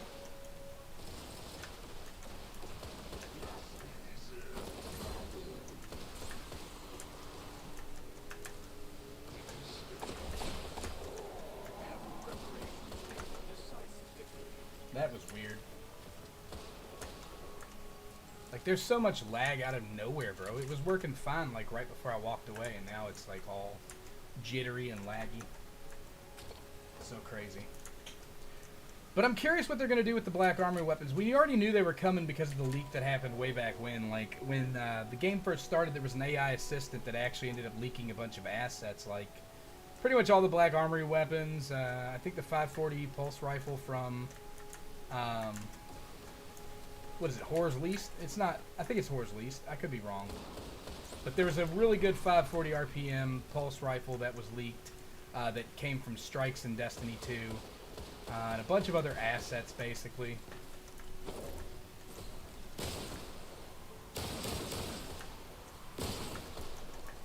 That golden gun noise.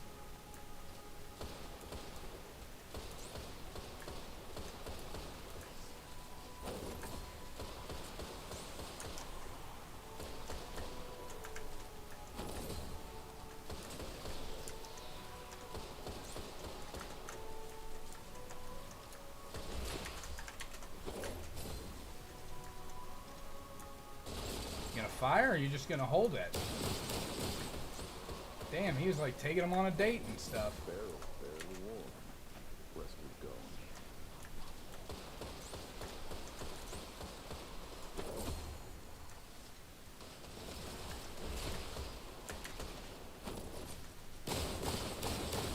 Tomorrow's for you. Congrats. Yeah, well, just not gonna make it up. All right.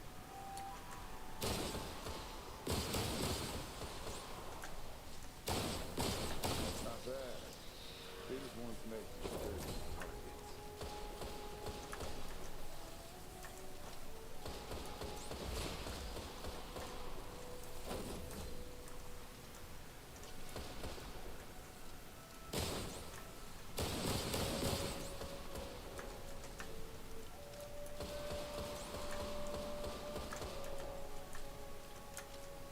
Alright.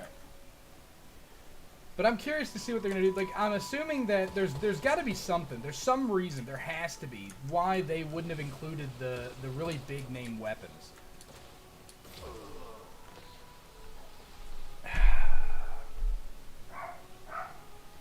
Oh, I will be right back. Tina,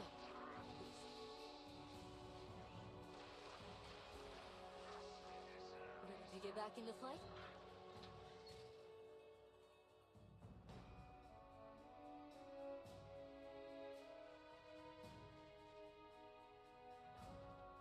Tina, we've still got a chance.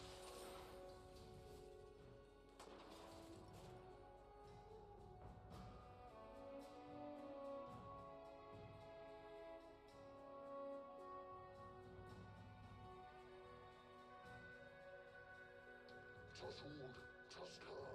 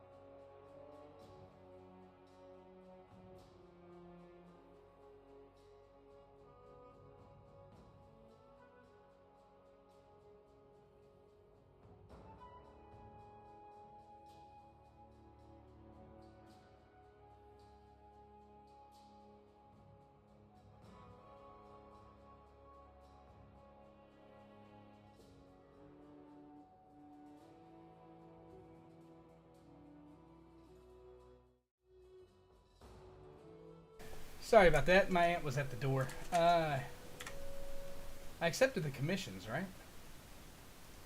I did. I need to do those. I don't know why I'm over here doing a... I guess I probably could have finished it. I was already that far along, but oh well. I wasn't thinking.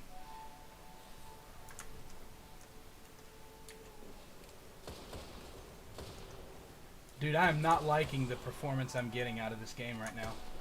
This is really terrible.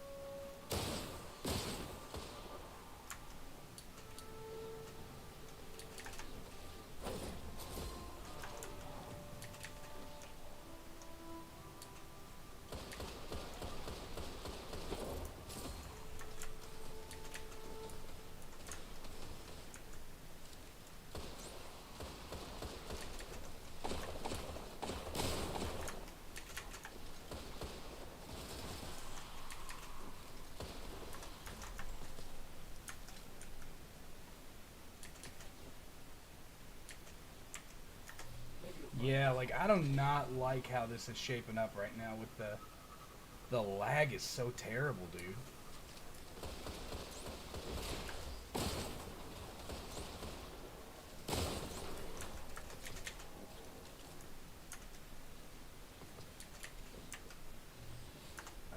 I don't know how far daily commission is, but or the next commission mission. I think I have a good idea actually. It's over here, isn't it? Yeah, it's that one that's like decently far away or whatever. Seen that one. I wish there was a bit more variety in the commission missions, like pretty predictable stuff. I mean, then again, what use are they once you actually like max out your levels and stuff, you know?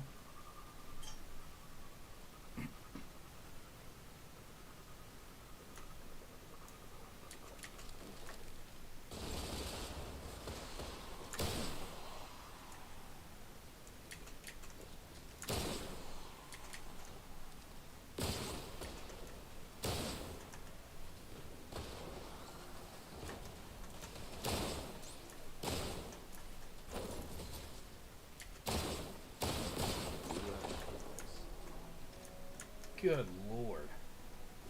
I am not liking the performance I'm getting out of this right now. I might actually wind up switching games. Because it doesn't look like, I mean, like, other than the... I mean, I do want to try the, I do want to try the new mode. So I'll likely do that. Oh, full weapons inventory. That's good.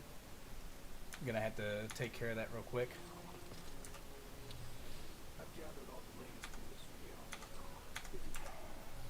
Keep hitting the wrong button. Alright, so Resolute's visit. That's going to net me. Alright. So how lucky am I going to get? Can't wait to see, chat. Is this going to be a 10 and done? Because we're going to have to see. I got a 10er right now.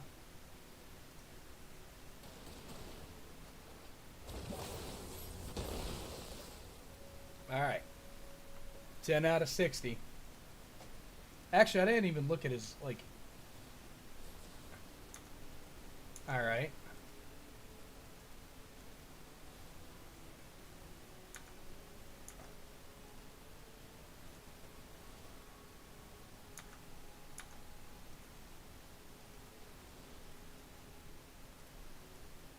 Is that a war mine themed?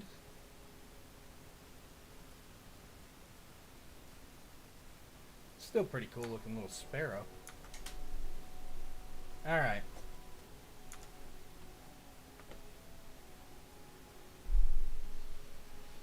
Here we go.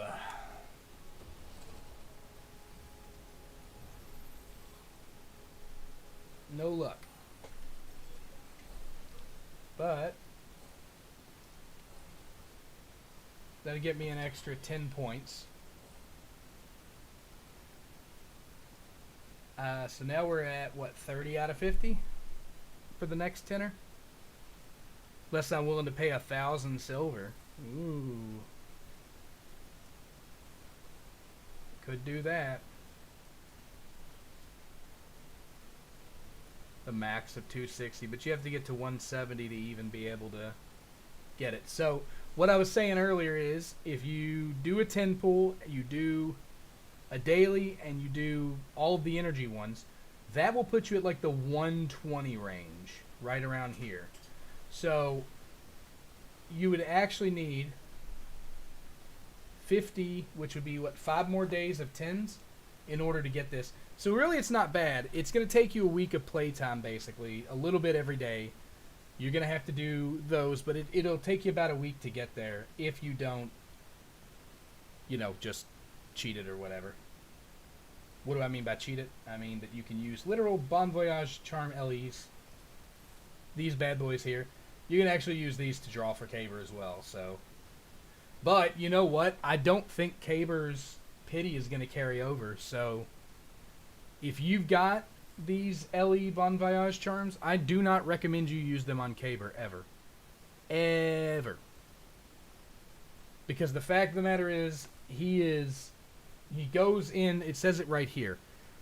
Event 2, Kabr the Resolute will be added to the Rising Lights once the event ends. This is the Rising Lights right here, for those who don't know. That he's going to be added to the standard banner. So right alongside Tan, Ningfei, Yolder, he's going to be in there too. Kabr the Resolute will also be in that banner. So my advice, save your pools, your LE pools. Do not use them on Kabr's banner. Unless there's something absolutely, completely broken about Kabr SP that I don't know about. Which I don't think there is, but we'll have to see. I can go in. I'll try to get him today just so we can test them on stream. What does it need to burn? 840 Pinnacle Energy? No problem. I should be able to manage 840 Pinnacle Energy, no problems. I've got plenty of Pinnacle Energy. And I think with the winter event, dawning. Oh, I thought I crashed the game there for a minute.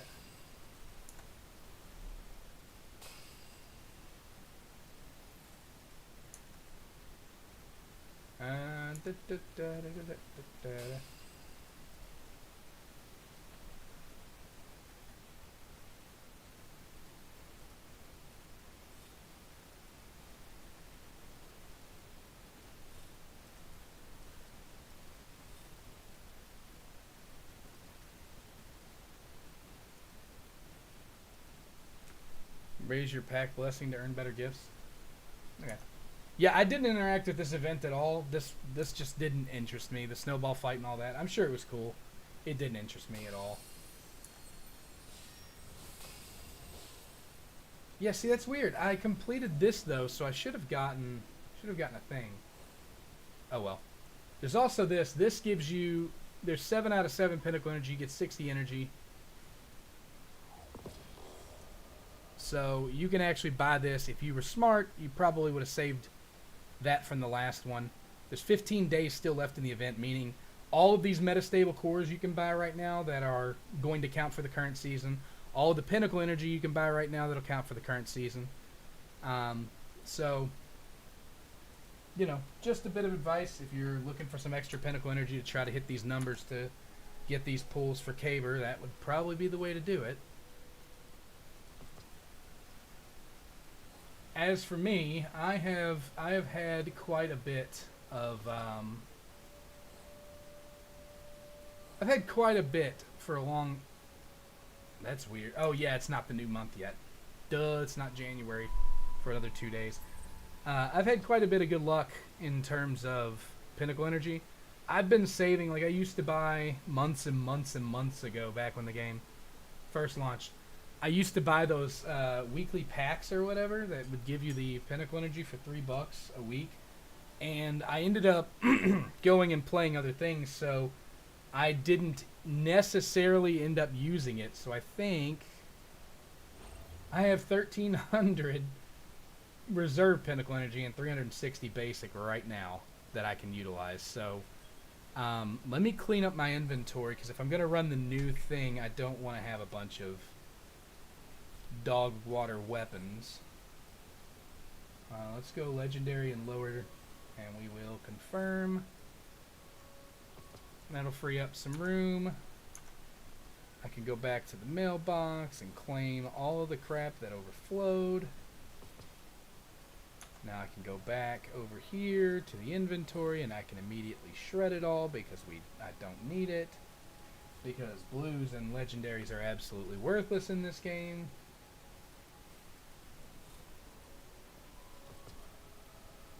Alright. I have a bunch of mythics I probably need to go through and shred too. Like, I don't know what I'm...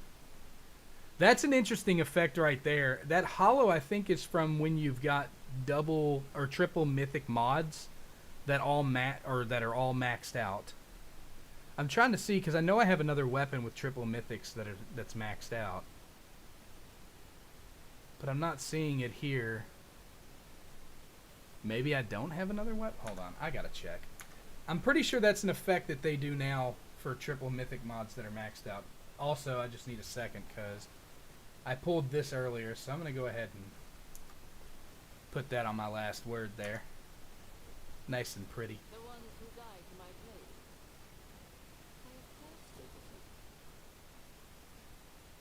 I have Oh, I'm at 999 across the board here, huh?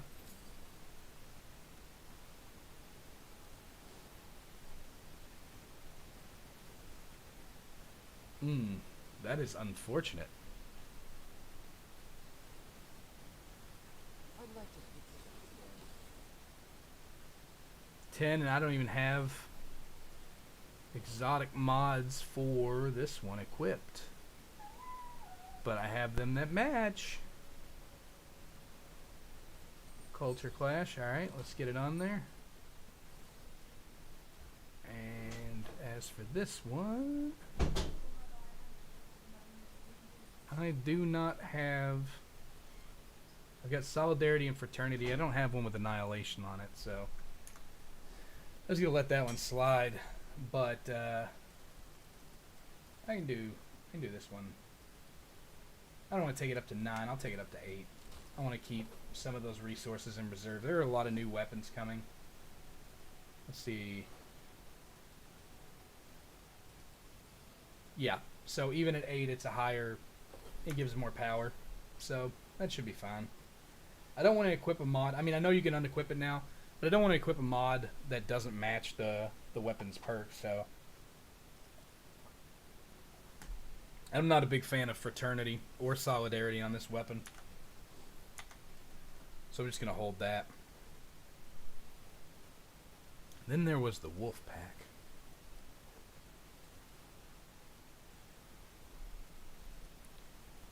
I don't remember if I have the role I was looking for on here. I don't think I do. Let me see. It's recommending Annihilation and Hyperemia. I think I wanted Sinful Karma and Hyperemia. I've got Sinful Karma here, but I don't think I have one that also has Hyperemia. I do have the recommended role here, though. Annihilation, Hyperemia. Anyways. I digress.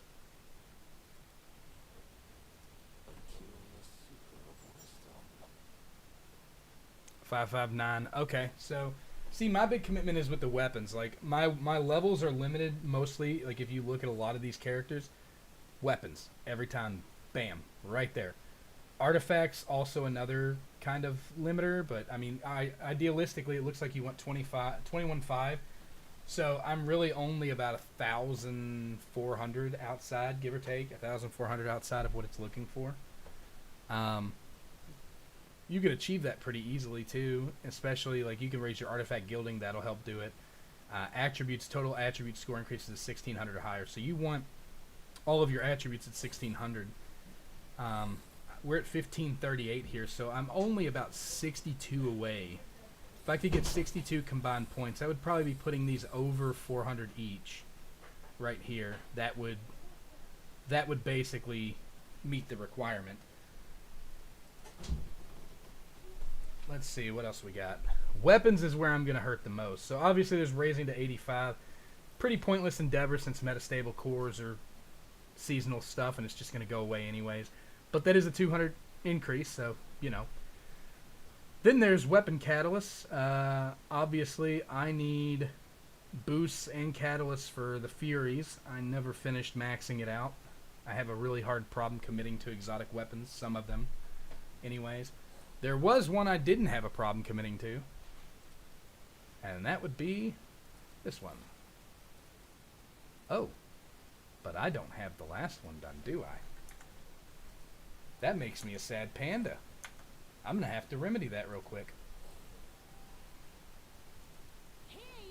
The Verger Drill is my favorite weapon in Destiny Rising, hands down. I don't have the second black hole to be able to do this. That sucks. Alright, let's see. Expands Calamity Ops Challenge Mode. I don't see... I mean, I guess I'll try Bulwark Ops.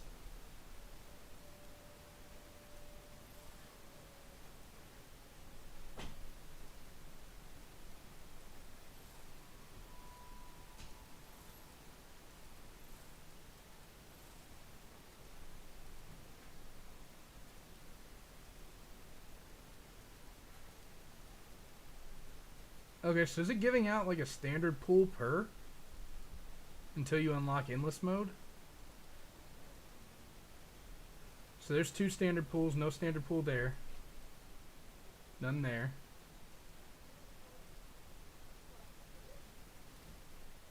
Looks like there's 6 standard pools here. Interesting.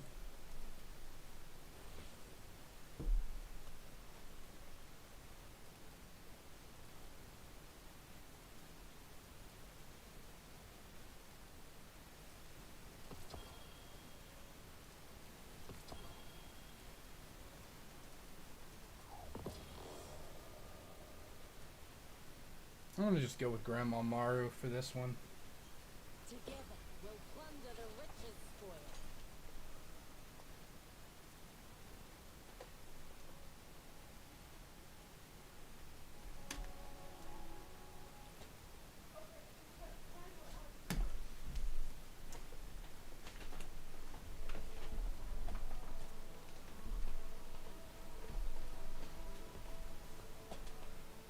Okay.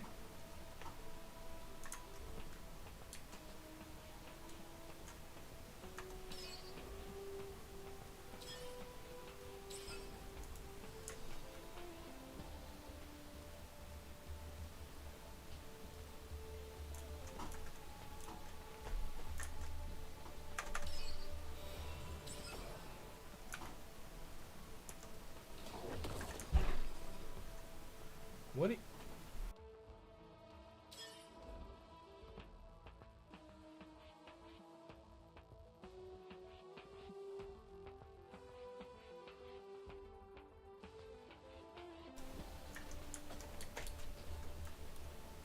Alright, so we're building our tower. We're trying to defend... What part of this is supposed to look like a black armor? I guess right there is supposed to look like a black armory gate or a war mine bunker gate.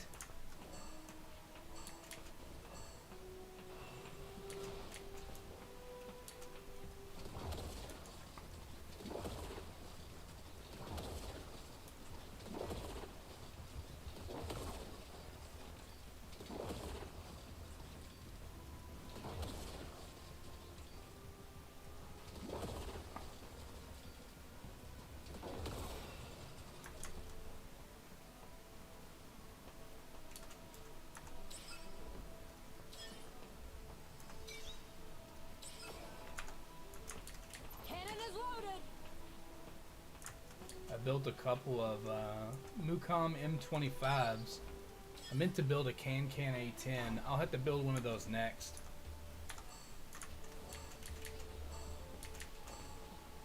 Of course, it doesn't matter when the enemies can't get close, right?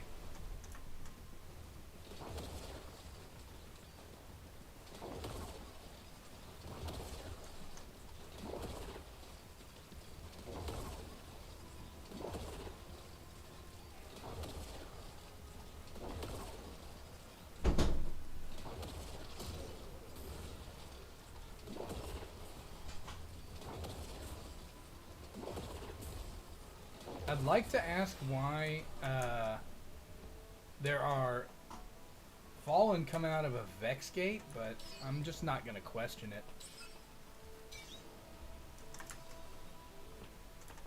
I think I have another... Okay, I do.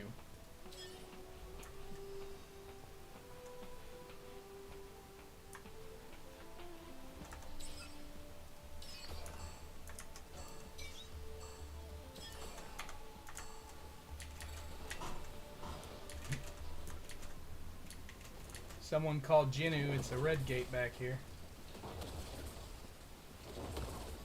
You know what? Matter of fact, I'm just gonna let him go. I'll let my turrets handle it.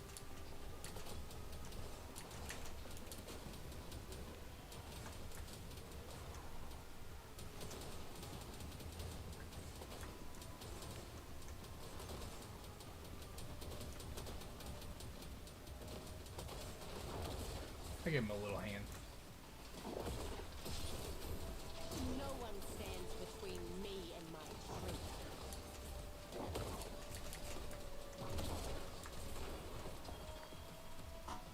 Okay.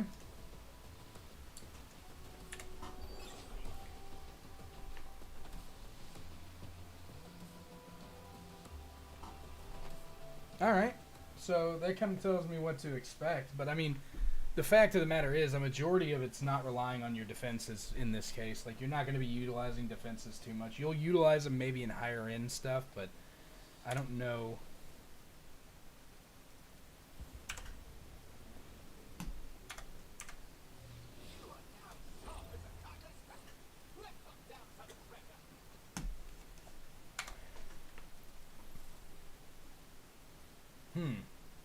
Interesting.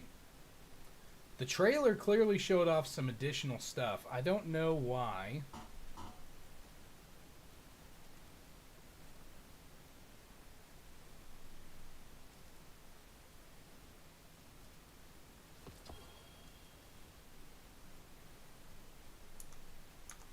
I don't know why they, like, one of the things that the trailer showed off was Jade Rabbit. Why would they not have Jade Rabbit? Alright, let's see. So each of these has a different... This is a rate of fire 14, 200, 27, 27, and 14. I want to see... What is this rate of fire of 200? Let's just... Oh, I can't... It won't let me change out, huh? Fun.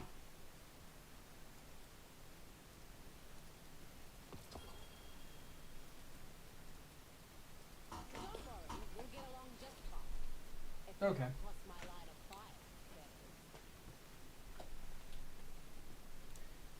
So realistically, it works like any other tower defense. What you're really doing is you're setting up temporary measures at the beginning to try to curb some in case they get away from you. But for the most part,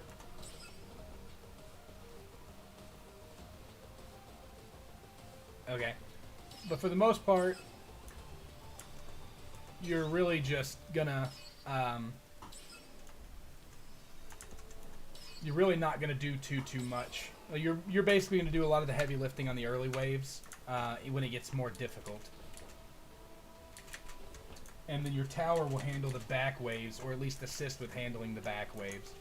It's very tower defense light, but, you know, it is tower defense. And I get the feeling that the difficulty spike, once we're out of these, like, handhold baby modes here, is going to be pretty substantial. It has a lot of potential to be a lot of fun.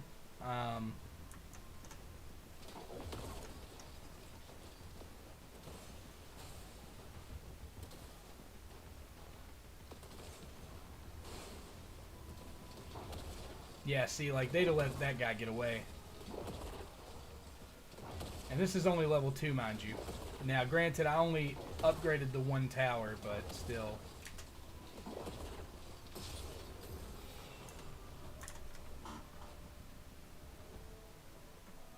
Let's go ahead and upgrade this one again because it's putting in work. And I want another speed tower here. So let's see here.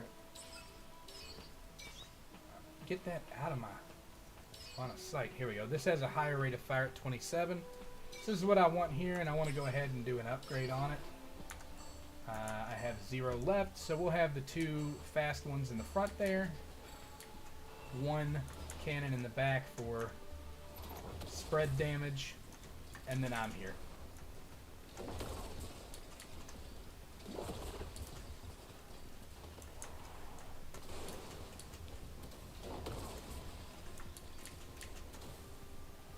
My towers should mostly be able to handle this.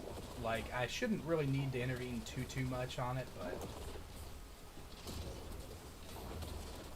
I'm going to, just so I'm not, like, literally just standing here watching this go down, because that would be pretty boring in terms of gameplay, but alright. Let's go ahead and add a... Let's add a second 14 here. And upgrade. And let's upgrade this one. It's the closest one. There we go. Wasted 1,000, but that's alright. So now that we're in the later waves, for the most part, my towers should be able to handle all these adds on their own. This is kind of the crux of a tower defense game. You're building up your defenses until you're no longer required. Now, for stuff like the Resilient Shank, there may be a need for... And there's also stuff that kind of slips through the cracks too, right?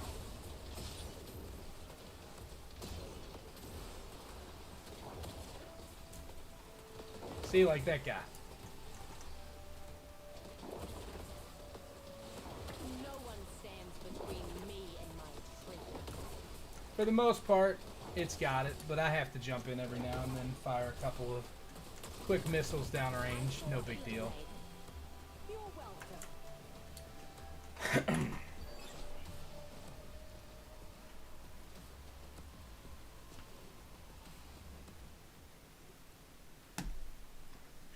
I gotta go through 8 waves of this, or 8 different levels of doing this. Hopefully it's just a one-time thing. You don't have to go through the tutorial every time. I would assume you won't, but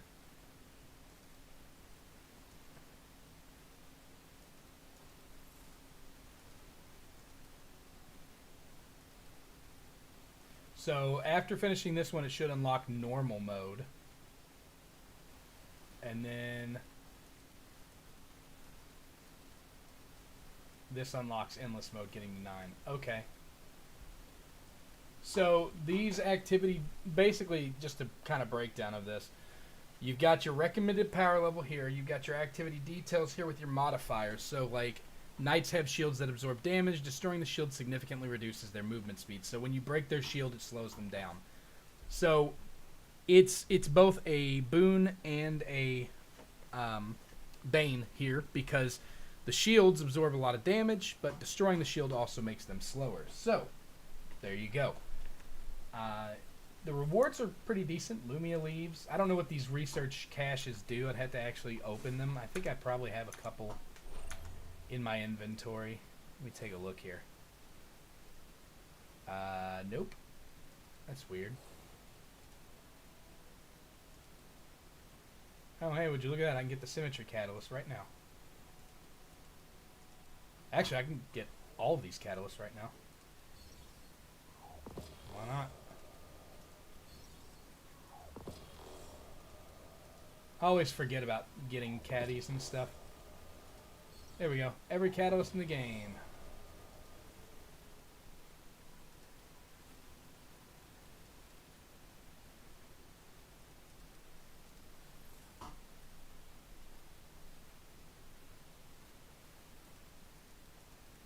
Where's the choice engram?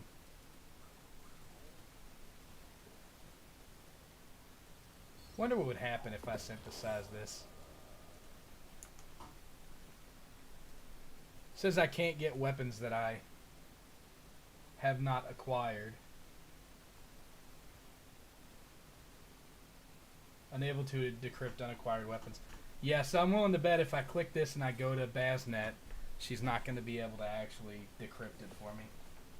That's probably what's going to happen here. But let's take a look. Because sometimes there are bugs and accidents. Happy little accidents. Good to see you. Yeah, unacquired. Have to get the weapon first. So there you go. I knew that would be the case, but oh well. I had the exotics anyways. Like I don't need any of these exotics. I've already got pretty much everything I need for the most part. For anything that's good, I've already got it. Drop it again. Have You know, now that I think about it, don't I have a bunch of Season 2 engrams? I do. And now these actual regular engrams should be able to pull the Season 2 weapons too. Because they've upgraded them and put them into the pool, right? Yep, there's Yoshimoto. Well, no, Yoshimoto was already part of it. Let's see. Yeah, Four-Horned Ram. That was one of them. Parole, Wrongful Ingress, Surinobuse, Thermoplay 80, Empty Fort Strategy. So yeah, there you go. That's, they're all in there. Which is good. I think I might need a better Parole roll. I don't know if I have the God roll for that one. That's like one of the only ones I may not have. Alright, so back to tower defense then. It's not getting any closer to getting him pulled, but I want to at least unlock normal mode real quick.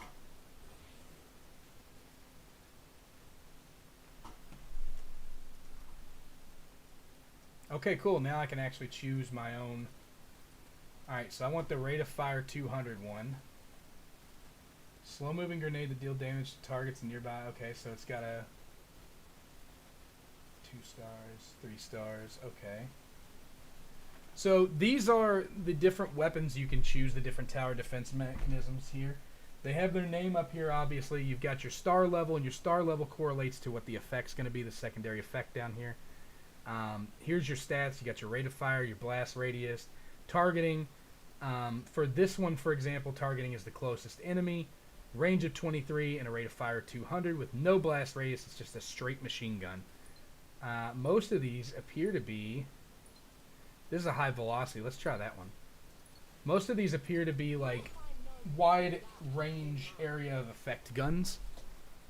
In this case, Breaker is the modifier. I went over it a little bit ago, but basically Knights have shields. Break the shield. They shields absorb damage. Break the shields. They move slower. Bada boom, bada bing. Tower limiting. Ooh, okay. Now we're trying to step things up a little bit. We're going from a small 4x4 patch to a more varied battlefield. So right off the rip, just from having played other tower defenses, there's a portal over there. There's a portal over there. We're being told you can see the line on the ground here that draws from this portal all the way to the home base portal. See the dots? That tells you the direction your enemies are going to charge. They will eventually come out of both, but to start off, they're only going to come out of the one. So it's letting you know where you need to set up your first defenses. So I'm going to build one of these here. I'm going to upgrade that. And then I'm going to assist it a little bit and see if we can't hold off this wave. 5 waves on round 3, huh? Yeah, so this should be pretty easy. I don't know if I know it was pretty quick about it, but I don't know if anybody saw the effect of the tower, but you can see it's kind of burning the ads. It will do that because that is the level 2 effect. It is 25% chance to apply Scorch. Alright, so this is going to give me 25,000. So what I want to do now is I want to come in here. We're still only looking at the one portal and its maneuvers. So I'm going to come in here and I'm actually going to drop a wider range one. I'm not going to update that one or upgrade that one. Right behind it, I'm going to come in and put a 200 rate of fire tower, and I'm going to upgrade that one. So now I've got 2 machine guns, both of which can apply Scorch. And then I've got a area of effect weapon. So between Scorch and area of effect, I shouldn't really have to lift a finger. We're going to see what happens, though. I'm going to watch, and if I need to, I'll intervene, but if not, I'm just going to see.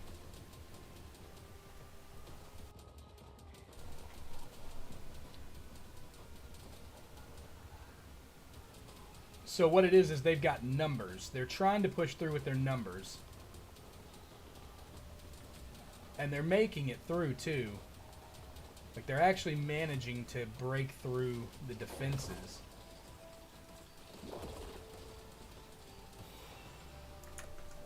Alright.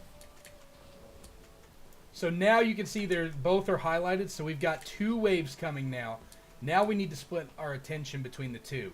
So over here, I'm going to come in, and the first thing I'm going to do is I'm going to build up a high rate of fire. I'm going to give it a upgrade. I've got 2,000 left to work with. With that, I'm going to go ahead and drop a can A10, and right here, I'm going to come in and drop a 200 rate of fire as well. That's all my points. So now I'm going to try to position myself here in the middle to watch both ends and see. Okay, so the ads are starting over here.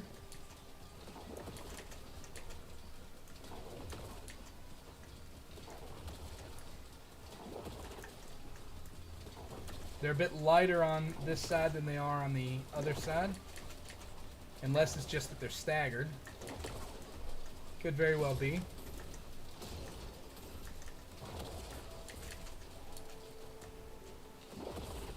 Quite a few made it through over here. Luckily, I'm the last line of defense. So you can see now how you can start to see now, like in this wave, how things can get a little bit hairy if you're not careful. So I definitely need more firepower over here. I'm gonna come in and drop. I wish that would stop popping up over that. I'm gonna drop one of these. I'm gonna come up here. Let's upgrade you. And we'll come back here and upgrade. I'm going to upgrade you. Alright, so I'm trying to cover one side pretty much entirely on its own. The other side I'm trying to come in and assist a little bit more. Basically, I don't want to have to watch both sides. I want to be able to leave one side alone and just kind of launch a little bit of chip damage over to the other side. So kind of like what's going on right now. You can see they're over there. But I took my eyes off this side a little too long.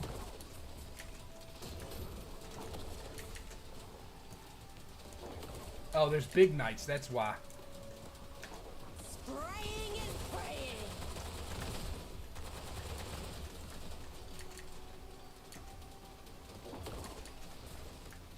No one stands between me and my truth. Oh boy. They're doing work. Like the towers, the good thing about the towers is the fact that they have range. By the way, you can build on the fly like this too, because you're earning points as you're killing enemies. You don't have to wait for the in-between moments. You can come in, and as you've got it, you can say, okay, they're pushing through. I really need to build up some more stuff.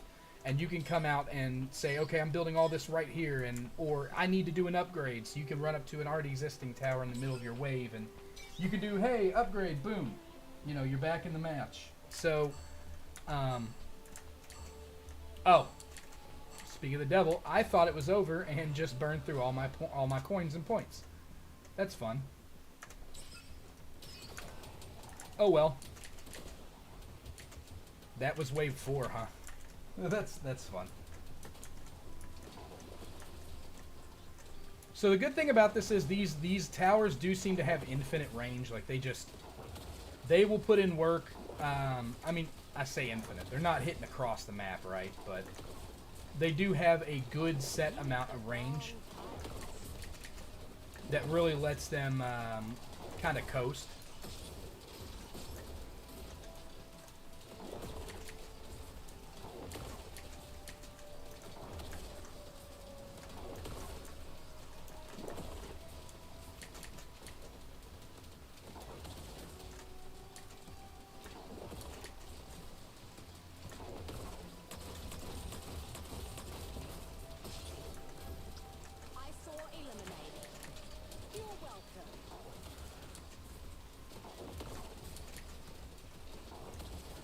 Yeah, it's starting to become obvious I'm going to need more defenses in the back line because they are pushing through. I don't have enough yet.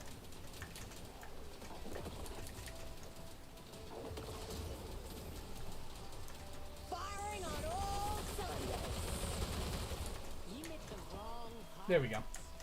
So you can see in that situation, I did have to get a little bit more heavy-handed and get myself involved a little more than, say, in a normal tower defense game. But that's really the basics of what the game is actually going to be right there. Like that kind of encompasses everything in and of itself.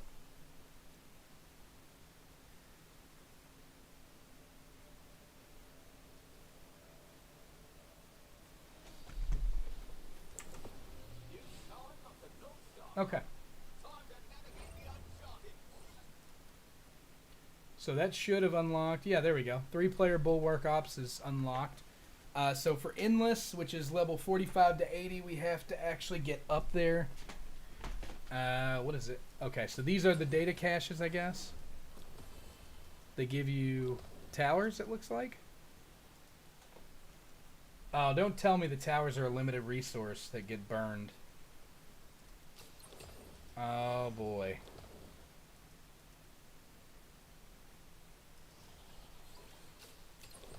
I mean, that makes sense, but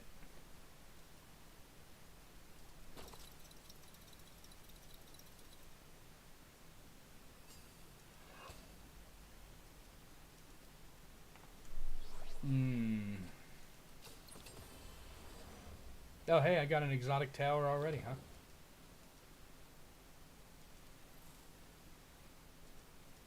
Still, dude, I don't know about that. I don't know how to feel about that. Ascend all? Oh! Okay. So, the way that this seems to work, it looks like you can actually ascend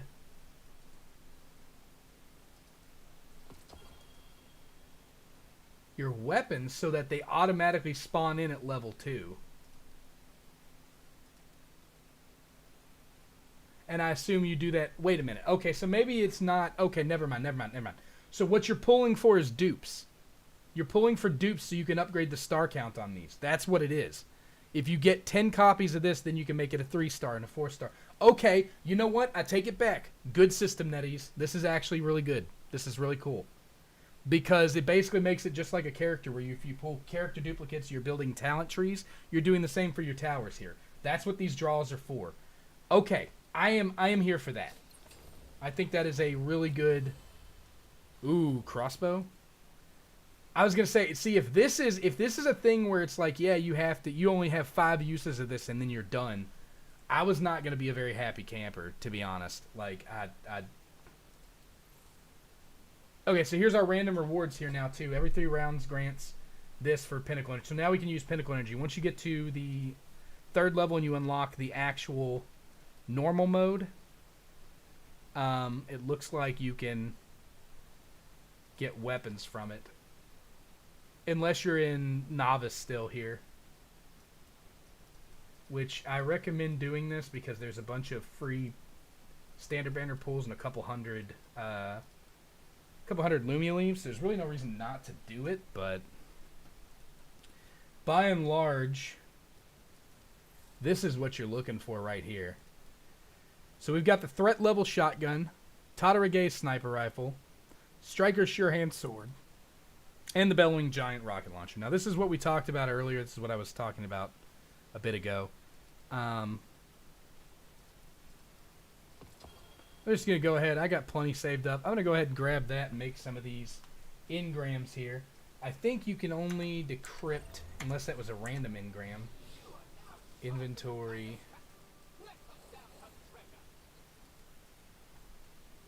Yeah, so this is only for weapons that you actually have.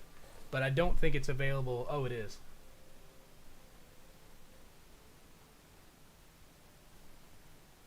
But they don't have a random one yet.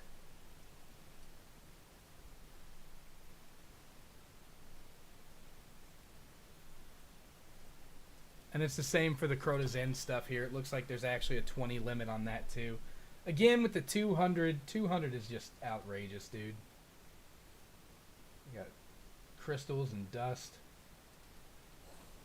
200 crystals. I need 360 to be able to pull one of these. I could get Rossi's though. I'm at 2 of 6. Oh yeah, but it requires. I keep forgetting it's not a one and done. You have to have 2 for talent 3, 2 for talent 4, 3 for talent 5, and 3 for talent 6. Okay. Well, I'm willing to put some work in on some more Bulwark Ops. Let's. I don't want to do the novice one though. I want to try the 3-player. I want to try my hand at getting some of these weapons.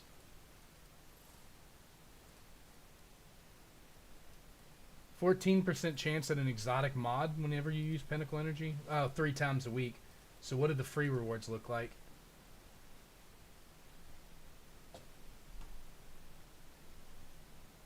Oh, this also comes in randoms. Alright, so you've got your 3 claims a week with a 3% chance. So this basically works exactly the same way as Shifting Gates, which is why they're paired together. Makes good sense. I mean, it's not too random of a thing. But you got a 14% chance at a mythic or exotic mod here. You've got, looks like the random reward this time is, what, it says random, but it shows the threat level. I wonder how good these weapons are actually going to be. You can also get Oculation Essence, which helps you over level your seasonal gear level. When you get that cleared, you go to the Pinnacle rewards, which Pinnacle claims will give you all of this. Really not much of a difference. Matter of fact, you can still Pinnacle claim for the 14% chance at an exotic mod. That's pretty good. You are losing this right here, which is the Oculation Essence. And it does look like you're losing your Bulwark Ops XP. You can only get up to 3,000 a week from claim. But for challenge, if you make it to level 5, you get 1,000. 4, you get 1,000. So you really only need to make it to 4 or 5. And you're getting these chests. And it looks like this doesn't require... You need to defend against 15 waves in multiplayer endless mode. Okay, that's not. It doesn't sound too bad, but it probably gets pretty hectic. And then for basic rewards, looks like you got a 1 in 3 chance of getting a weapon, a 5% chance of getting a mythic weapon engram, 2 bounty values, and 51% chance to get a research cache for your tower defense items. Okay, not too terrible. You're guaranteed 1 to 2 on Pinnacle claims. And you've got a 51% chance. I mean, that technically means it's in your odds, right? I do wish that... I mean, it's still... It's okay. It's the basic rewards are okay. I don't see much reason to do it, though, unless you can hit the... I guess technically you could do it just for the weekly challenge stuff. I don't think... I wonder if this is just a one-time. No, because this is the weekly stuff. If you defend against a total of 30 waves in normal or endless mode, you get your weekly. So this is the weekly. This is the challenge for defending against 15 waves in a single one. I think this goes every time. It'll just level your chest up. So that should be pretty good.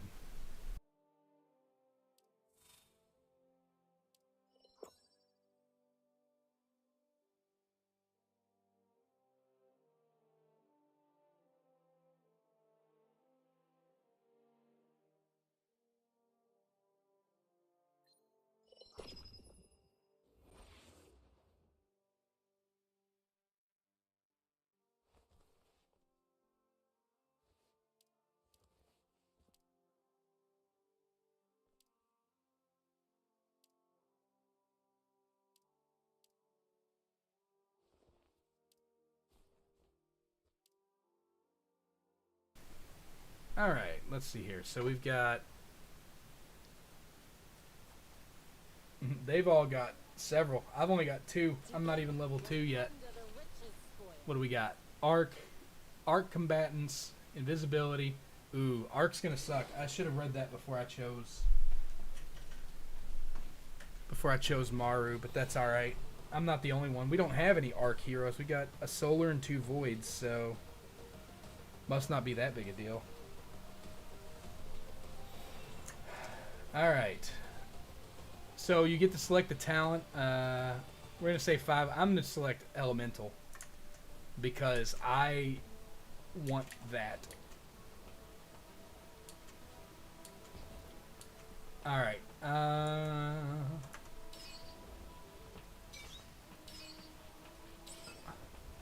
Holy mother of God. The exotic one is 5,000 points to build. This one's 1,500, so I don't have enough to even build a second one. Where even are they? Are we each in our own tower defense area? What even is this?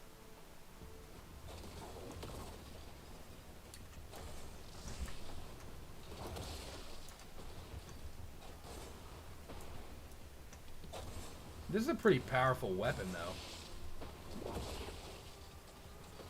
It takes care of the trash mobs. I handle the shields.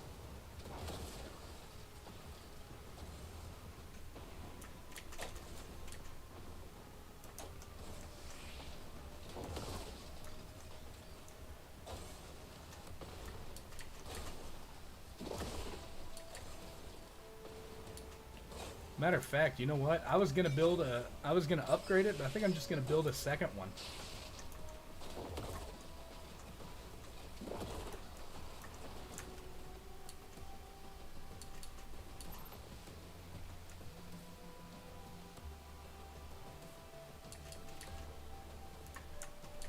Are they struggling with their waves? Like, what's going on here?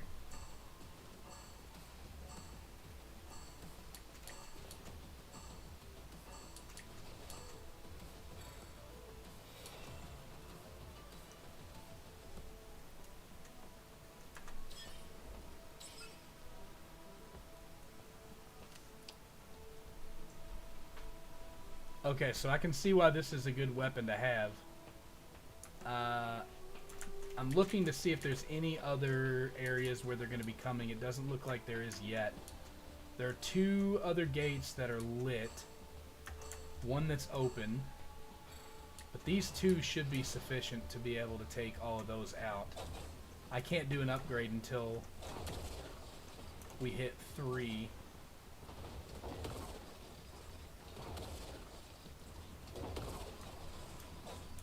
They can't see invisibles.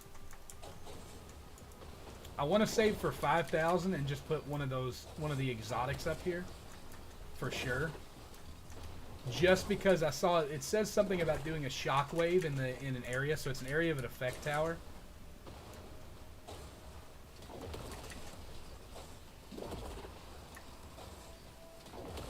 And I kind of want to see what that looks like how strong that actually is.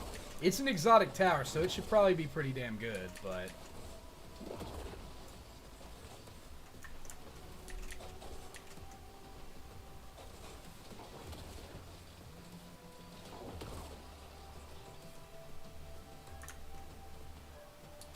I've almost got it.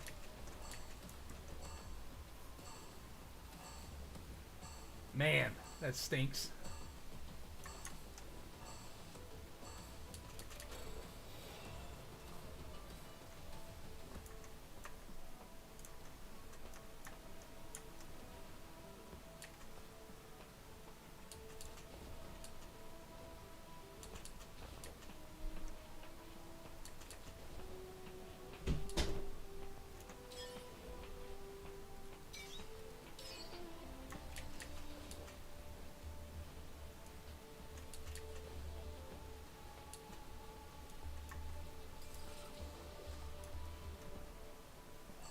I don't know what the super weapon is. That's something different.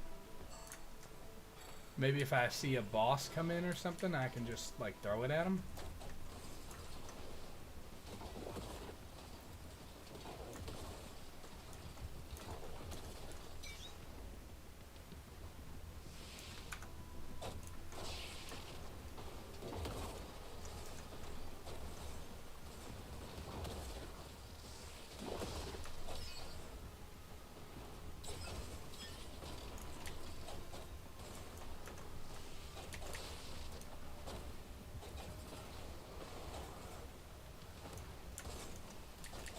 My base is under attack. Whoa! What's going on here?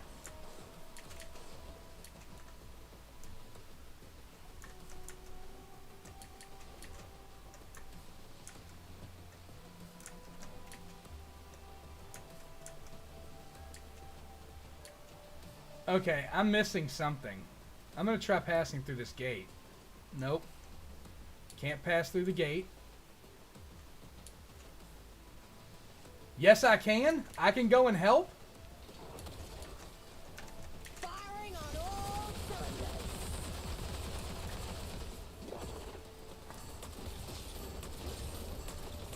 Set the end of your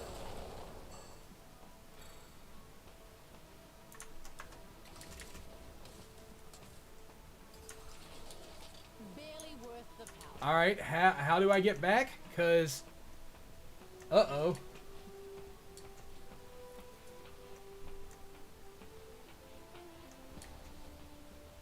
I hope it's this one.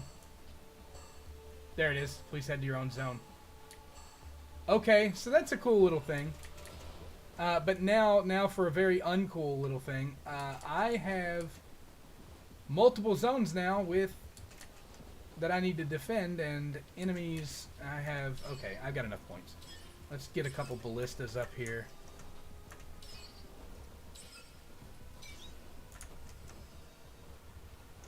Do I have enough for one more? I do not.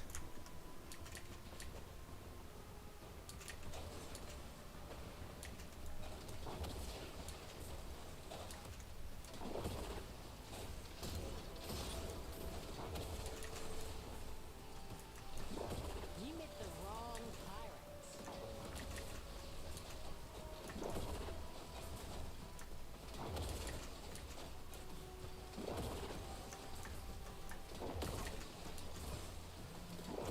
I saw eliminate. You're welcome.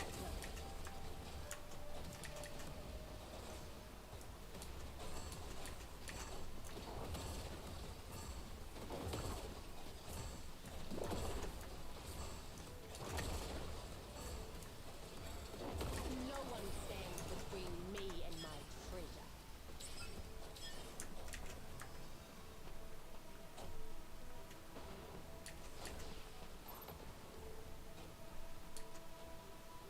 Alright, Gilreath needs help.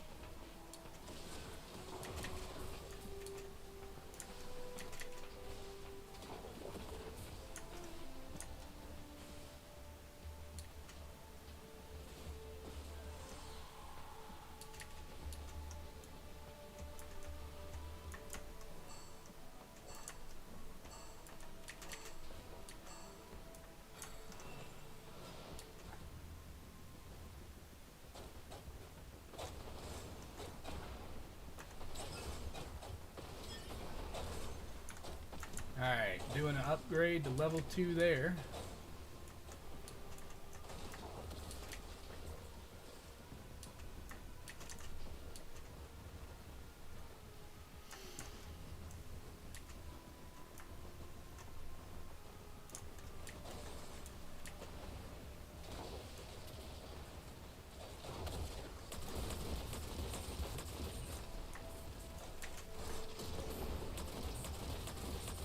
I saw eliminate.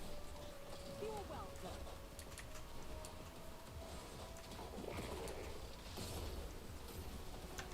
Sprat. Alright, I'm gonna have to trigger super here, but it's not gonna be enough.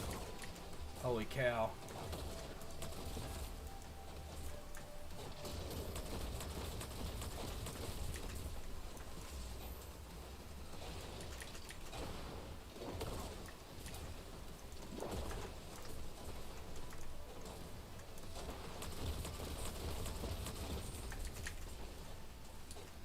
I need this one. No one stands between me and my treasure.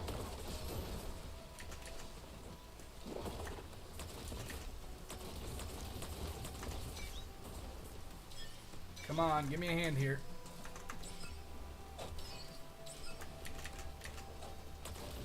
Cut off the head and snake eyes. let two of them get away, didn't I? That damn thing can't see these invisis. It's lagging. No!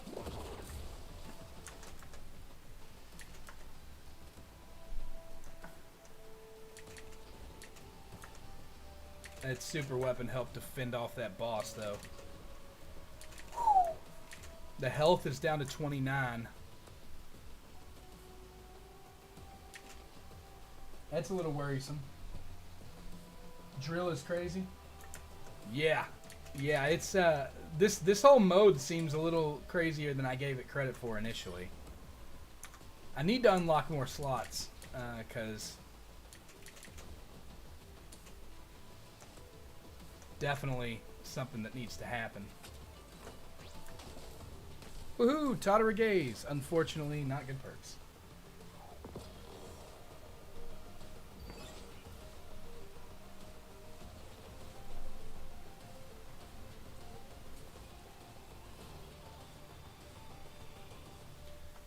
Maru's really good in this mode, though, just because of the whole demolition nature of her abilities and her kit and weapons. Makes her a really good fit, especially for like splash AoE to assist with these towers and stuff.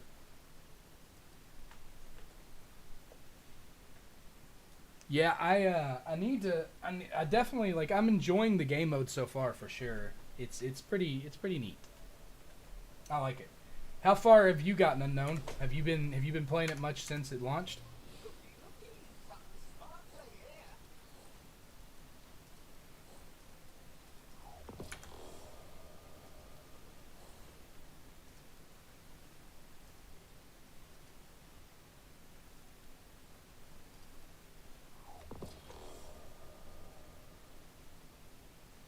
All novice stages, round 12 of Bulwark Ops Endless.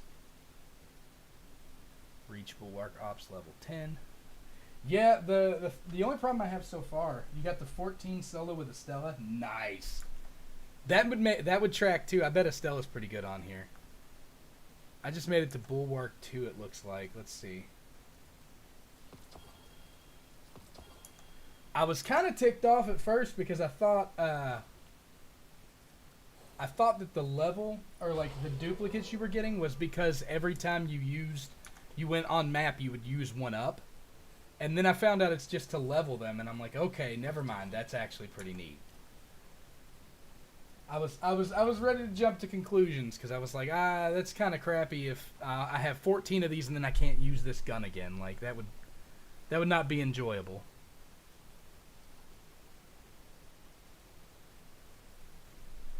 But I like the Ascension. The way they handle the Ascension is pretty cool. I'd like to try getting that far in solo. I need to unlock Endless though, because I'm still on 4 of Novice. I wanted to try the 3-player version, see what the deal was with that. I don't like invisibility as a perk. That almost cost us the game, because I was busy trying to fight off the giant boss by myself, because heaven forbid any of them come across the towers whenever we're under siege, but yeah, I was trying to fight off the big guy by myself, and like eight of them just ran by. Let's go ahead and ascend all again.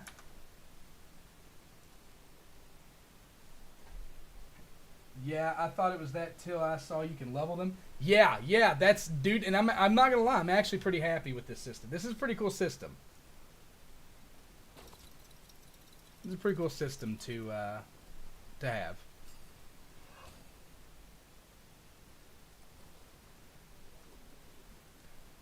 Yeah, it really gives you like reason to chase multiple roles and keep going for these black armory crates and stuff like that. I thought these were initially for like weapons, so it's kind of cool to see the system come out that way in general.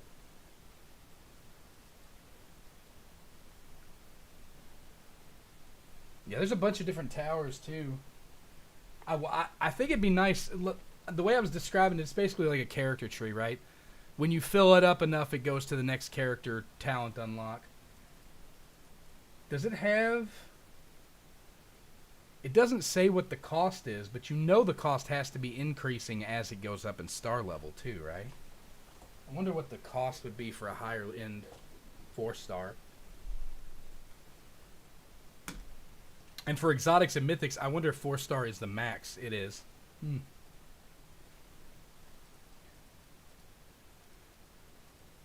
it's pretty OP for this one because it increases the range, but aura radius plus 50. I don't know what aura radius. I guess that means it's overall radius. Yeah, when I'm low, like I am now, low level, I don't know that I'm gonna rock. The Stonehoof XB definitely put in some work because it can target even the invis units, but I don't know that I'm going to continue to rock the high end one. Now I will continue with that mythic bow because that was really cool.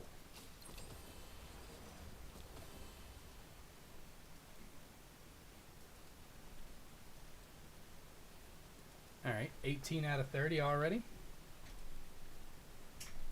We'll do another ascend. Yeah, I guess I'll go back to solos and finish this little tutorial thing. Yeah, I really like that you can level these. I really, really like that you can level these. Like a lot.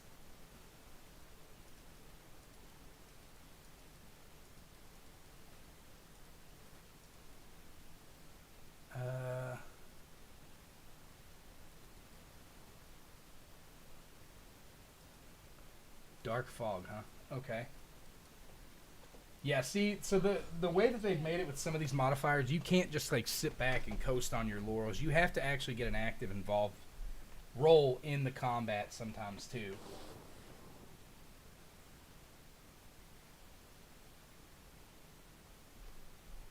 Eyes like a hawk, nose like a hound.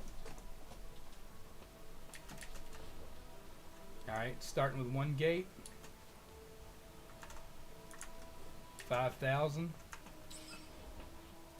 I mean, not going to have a better opportunity than now to just throw out a Stonehoof, right? Especially in the early waves, because the early waves are a lot weaker adds, so it's really not going to make, like, less and weaker, so it's not really going to make much of a difference.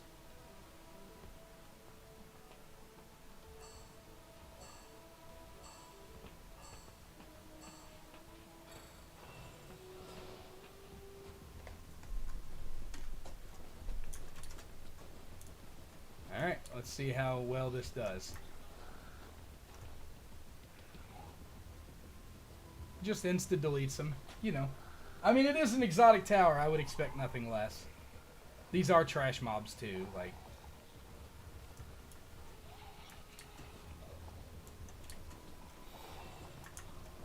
oh, I've already got 5,000 for another, huh? You know what I think? I think it's time. I think it's time for another Stonehoof on the other side.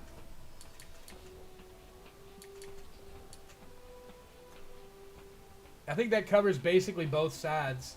There's not another gate in this little, like, map, so. I found that the level we are, the fast RPM ones are so good and cheap. Yeah, that's probably what I need to be doing. I just, I don't know. I always go for, like, the expensive ones like that, the Stonehooves.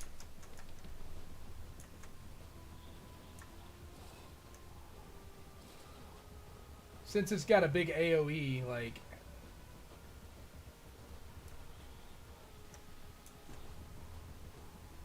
I'm waiting for some of these smoke ads.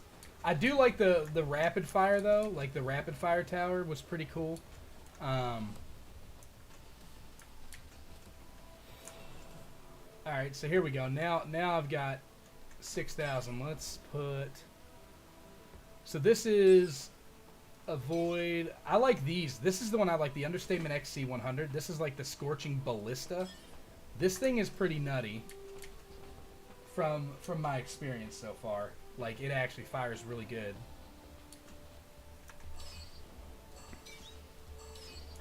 Do I have enough to do? I've got 3,000. I could do a 1251 here. We're gonna probably start. I'm gonna probably start seeing some higher end. Let's do another ballistica up here.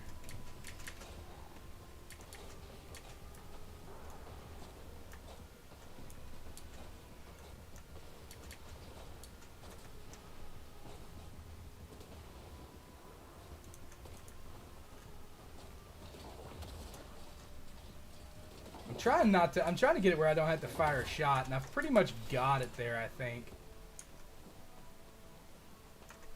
I'm gonna go ahead and put another one of these here. I'm gonna upgrade this one.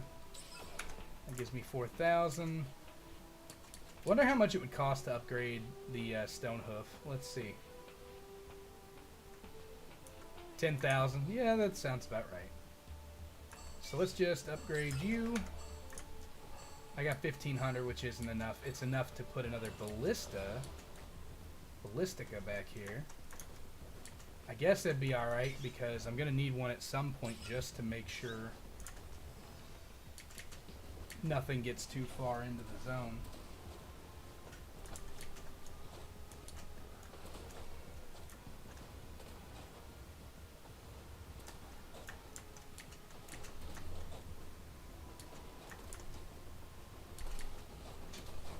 Yeah, here we go. Now we're getting some serious ads. And they can't be targeted by the tower. Spraying and praying. Because of the fog. Completely whiffed that shot.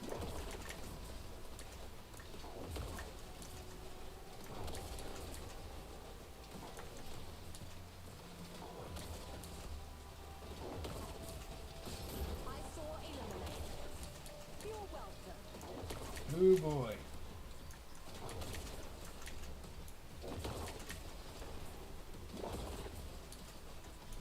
You hit the wrong pirates.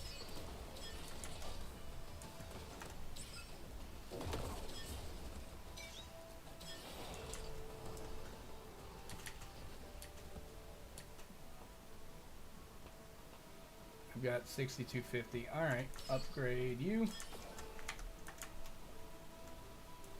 I can't upgrade you.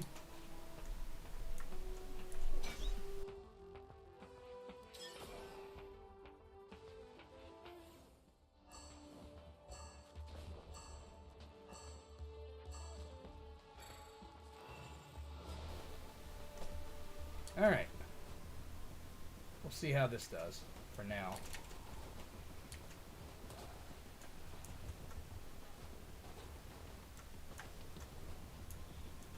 That guy's just straight not moving. He's just like lagging, strawman style. Yep, there's the first knight too. Now, the knights aren't supposed to get targeted by the towers, but it looks like the hoof is the exception because it's motion based, maybe?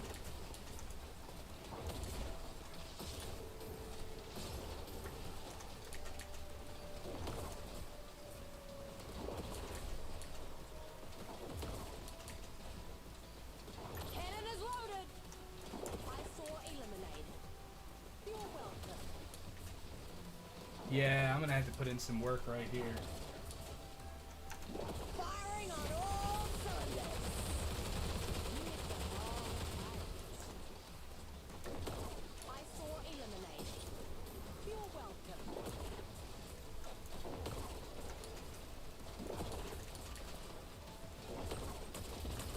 No one stands between me and my treasure.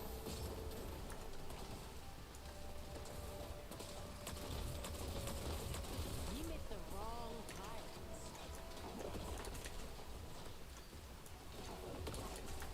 There we go. Yeah, the fast RPM ones are probably going to be the play. I like the ballistica, and I like these Atlanta's Wishes here that I use, like this one. But I feel like this one I didn't really get as much like use out of as, say, something else. I wonder if I... Okay, so you get 100% of construction costs back if you have to dismantle too. So what I could have done is come in here and said, yeah, I want to dismantle this. I could have done an upgrade here. Oh man, look at that, a 5,000 point boost to the blast damage. Whew. That's pretty mean. Window. Open. Maybe I should have tried that after all.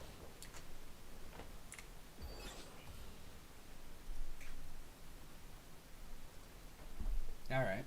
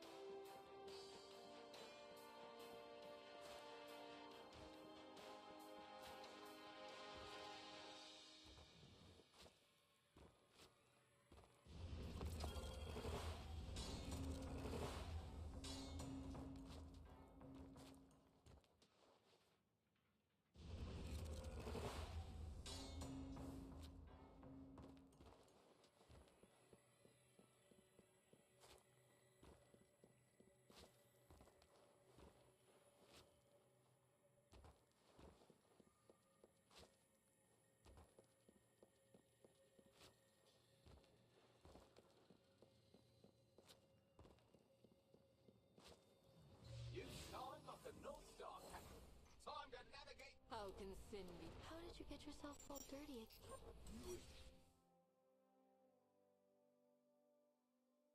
What?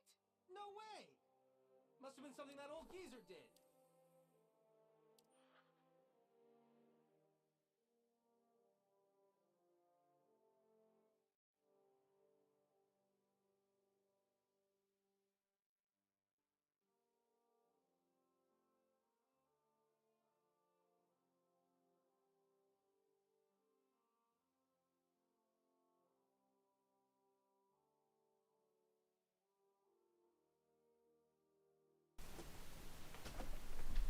Window.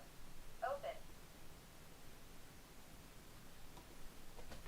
Alright, let's see here. So I did get a Tottery Gaze. Let's take a look and see what its perks look like. Statue's Heart.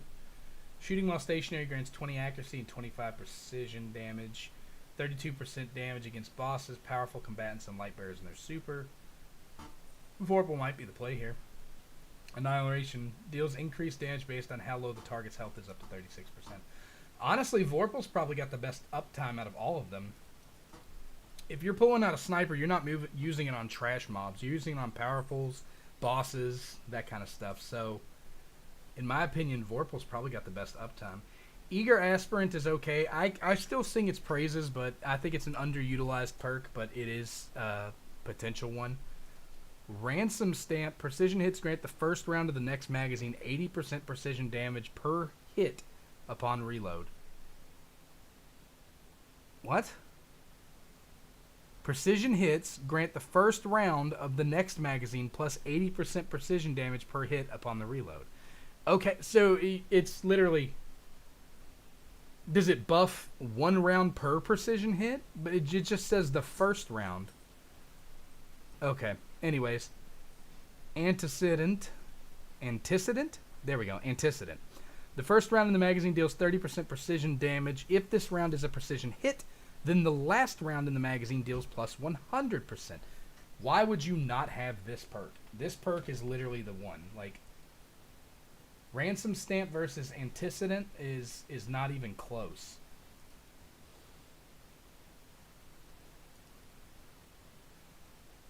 Yeah, I don't have any mod choice bundles. Otherwise, I'd try to roll for it real quick, but...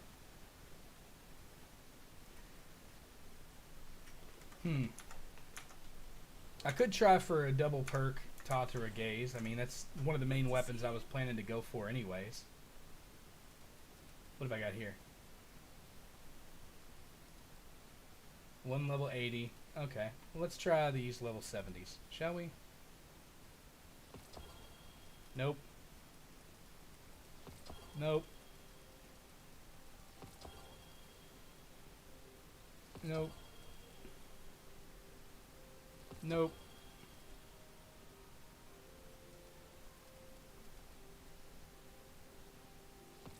Nope.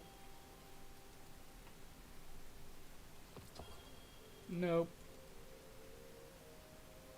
God, my luck on the weapon rolls today is worse than my gacha luck.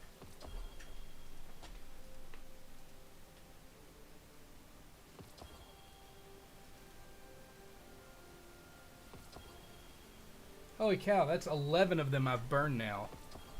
With no double mythics.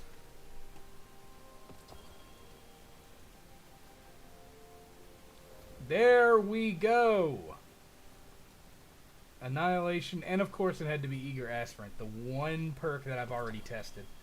Okay, I'm gonna try a couple more then. I got 7 more technically, so hopefully we'll get a secondary double mythic roll. Not too worried about threat level or anything. But this actually brings me to another point that I was making earlier, actually, if you look here. This is what I'm kind of nervous about, right? Heavy weapon, 2 users. Heavy weapon, 2 users. Heavy weapon, 3 users. Heavy weapon, 1 user. So the next person that's coming out is going to be a rocket launcher for their heavy. So it doesn't matter who it is, they're going to be garbage. Unless there's some type of buffs coming to the rocket launchers, they're just not going to be good. Now, maybe the next Battle Pass weapon is Gallarhorn. Who knows? If that's the case, maybe rockets finally become good, but like every rocket launcher we've got in the game slaps like a wet noodle. It's just, they're absolute garbage. So they definitely need a buff. They need a buff of some type to really bring them up to respectable levels that a rocket launcher should be at, in my opinion. Anyways, so basically what I'm getting at is there's only one person that can use the Bellowing Giant. So the fact that it was included here tells me that that's not an Ikora weapon. Like, that's not just exclusively for Ikora. That's for Ikora and whoever's coming next in the next banner. All right, double mythic. What do we got?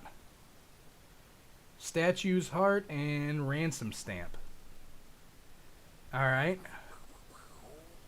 Combination that I want to try out. Not quite what I'm looking for, but that's okay. I got 2 more shots. All right, that's all 21. Got nothing left for that one.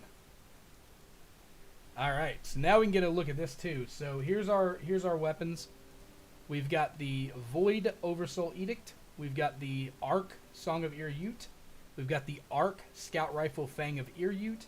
And we've got the Solar Shotgun Swordbreaker. So there you go right there. There's the weapons that are coming from Crota's End when it eventually launches here shortly. Does it show the perk pool? It does. You can see the perk pools right now for this. So let's take a look at Oversoul Edict. This is the one I'm probably the most excited for. It's a 540 RPM pulse rifle. So it's going to be really, really good. So we got Trinkliter, which is kind of whatever. Fraternity, that's okay. It's too reliant. This is the big one right here, Fire Rush. So we've got Fire Rush on a 540. That's an interesting option. The weapon gradually gains up to 30% rate of fire and damage for the lower half of the magazine. So unless they've changed, 540. Holy cow. They're putting Fire Rush on a 540 RPM weapon. What's in the second one? Hypermia. That's probably going to be the one. Eager Aspirant might be okay, but it's a primary weapon. You're really not gonna be crutching other weapons. So Hypermia. Glutton could be okay.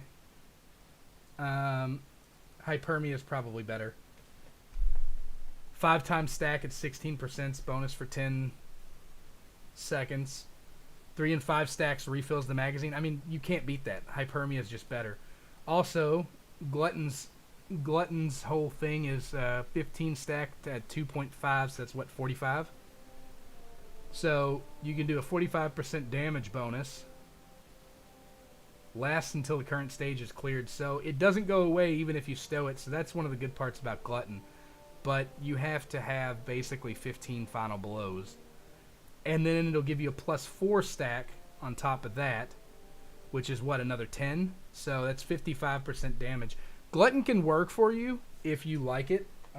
If you are going somewhere where you can get crap load of kills and everything like that. And it's got pretty good uptime as long as you don't die or go into the next level. Glutton is a absolutely, positively useless perk if you're taking it into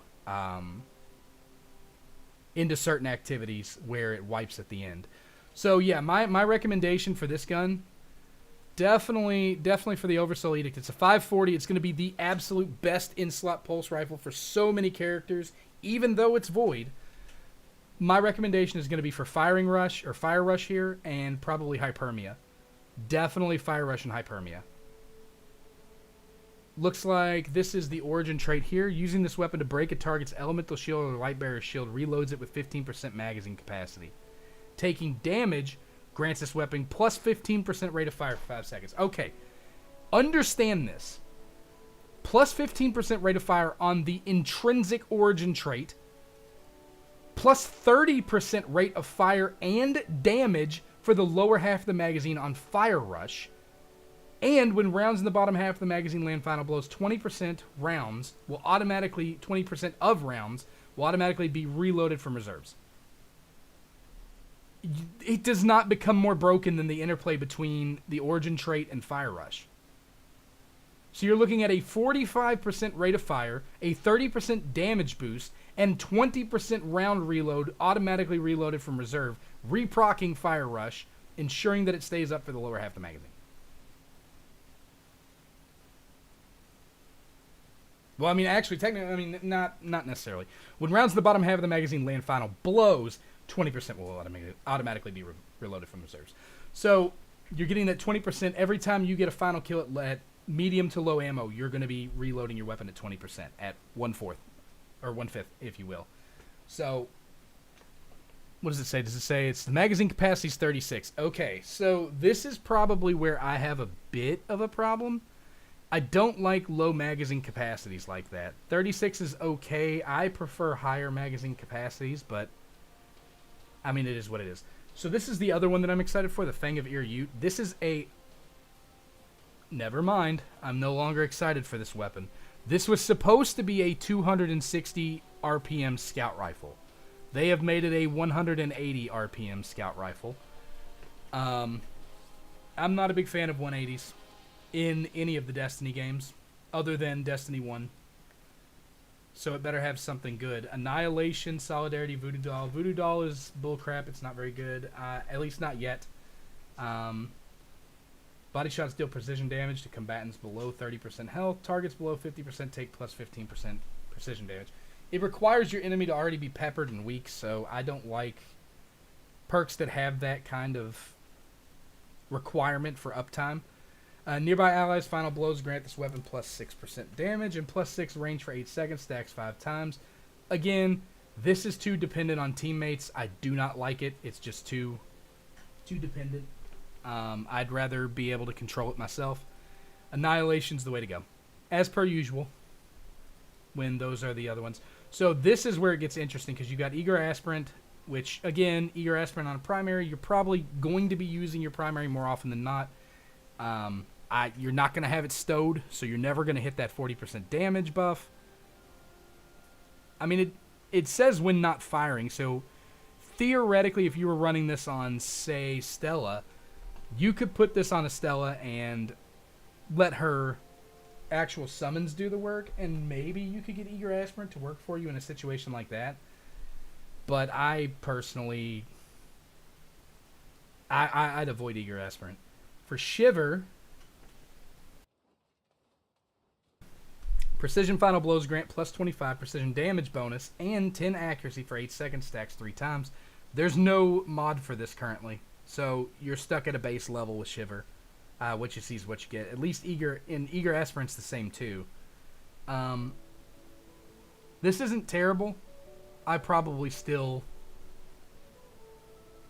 I mean, the fact that it can stack 3 times makes it good, though, because that would be a 75% precision damage bonus overall, which is not terrible. That's really, really good. It's one of the higher damage bonuses in the game, but the problem with Shiver is that ensured yields exists.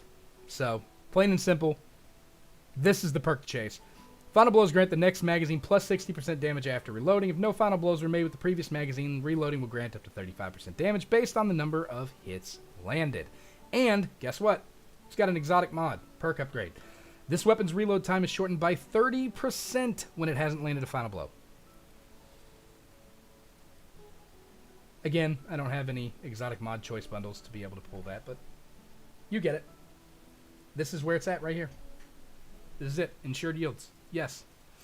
So over here you got Annihilation. Over here, ensured yields. Again, we've already covered what Osseous Lament does. 15% magazine capacity reload when tackling shields. And when you get the perk upgrade, you also get a 15% rate of fire for 5 seconds increase.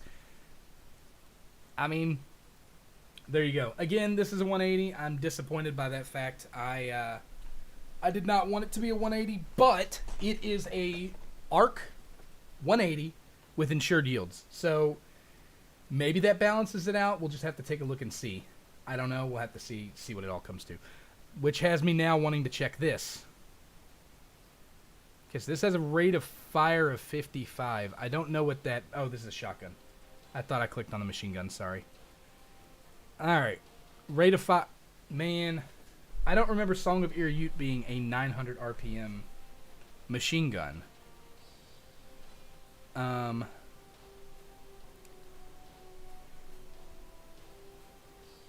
Let's see.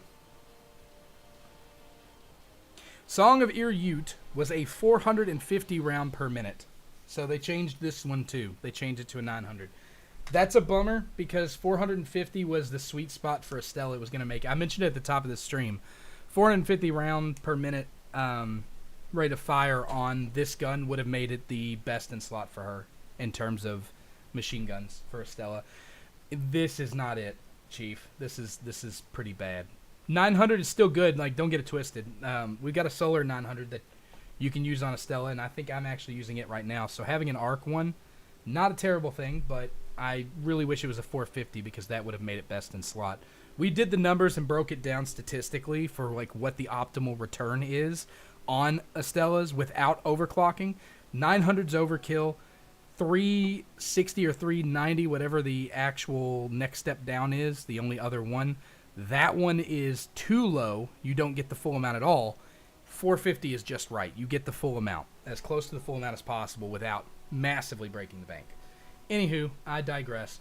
All right, so right off the rip, the first one, we got Fire Rush. Fire Rush, fantastic.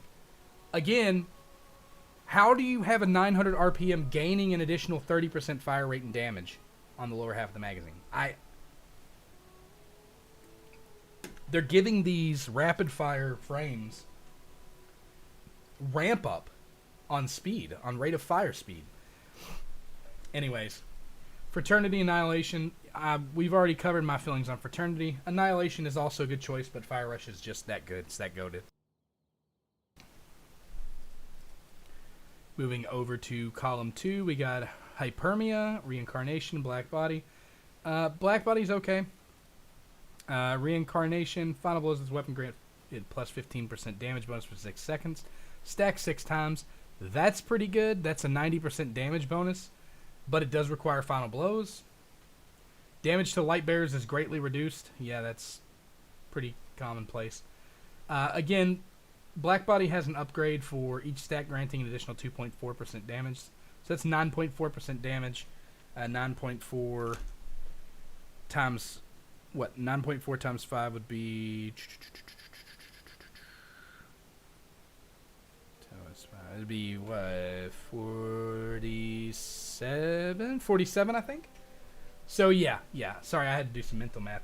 But, yeah, so 9.4 would be 47%. So, you're looking at a 47% damage boost with all stacks being cleared upon death. So, that's the key differentiator between Black Body and Reincarnation here. Reincarnation lasts for 6 seconds. Stack 6 times, can be refreshed. Black Body does not expire. You have it until you die. Or move to an area or reload an instance or whatever have you. So, Black Body also does have a perk upgrade, though I don't have it, apparently. Reincarnation does not. So, again, Reincarnation skip. But both of these pale in comparison, as per usual, to Hypermia, which does indeed, right here, have a perk upgrade, and Final Blows grant plus 16% damage for 10 seconds. So the timer booster is actually larger than Reincarnation's timer, which is at 6 seconds. Now, Reincarnation gives a 90% damage boost in the end at 6 stacks. Hypermia, in the meantime, at 5 stacks will do 80%. So, Hypermia is better because it can get an 80% damage bonus for 10 seconds, and it has additional perk potential. Reaching 3 and 5 stacks refills the magazine. So the second you hit 3, boom, you're right back to full magazine. 5, boom, again, back to magazine. Now you're at full magazine with 80% bonus. At 3, you're at 48% bonus. So you hit 3 stacks, you're at 48% bonus, you get a full reload, then you get up to 5 stacks, just 2 more kills with a 48% damage bonus, and now you're up to the full 80. So you've got your 80 stacks right there. Now, down here, if you get the mod, after reaching 5 stacks, Final Blows automatically fill the magazine. That means once you hit here, every single kill, boom, refilled, boom, refilled. And also, this timer here, this 10-second timer, automatically updated every time you get a kill because it stacks. It doesn't go higher than 5 stacks, but it will refresh your timer.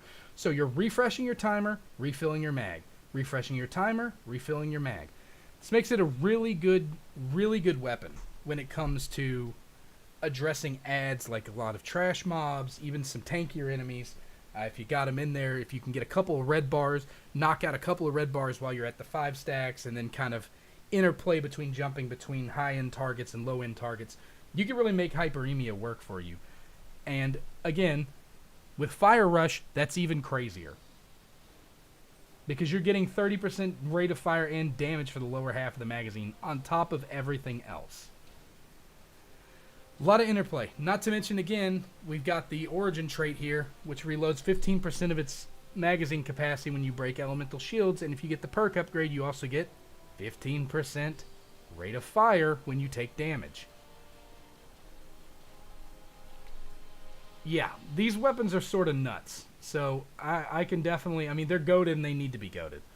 So here's what I'm curious on. This one right here, we're looking at a 55 rate of fire on the Sword Breaker. So let me go over here and see what shotguns. It's definitely not this one.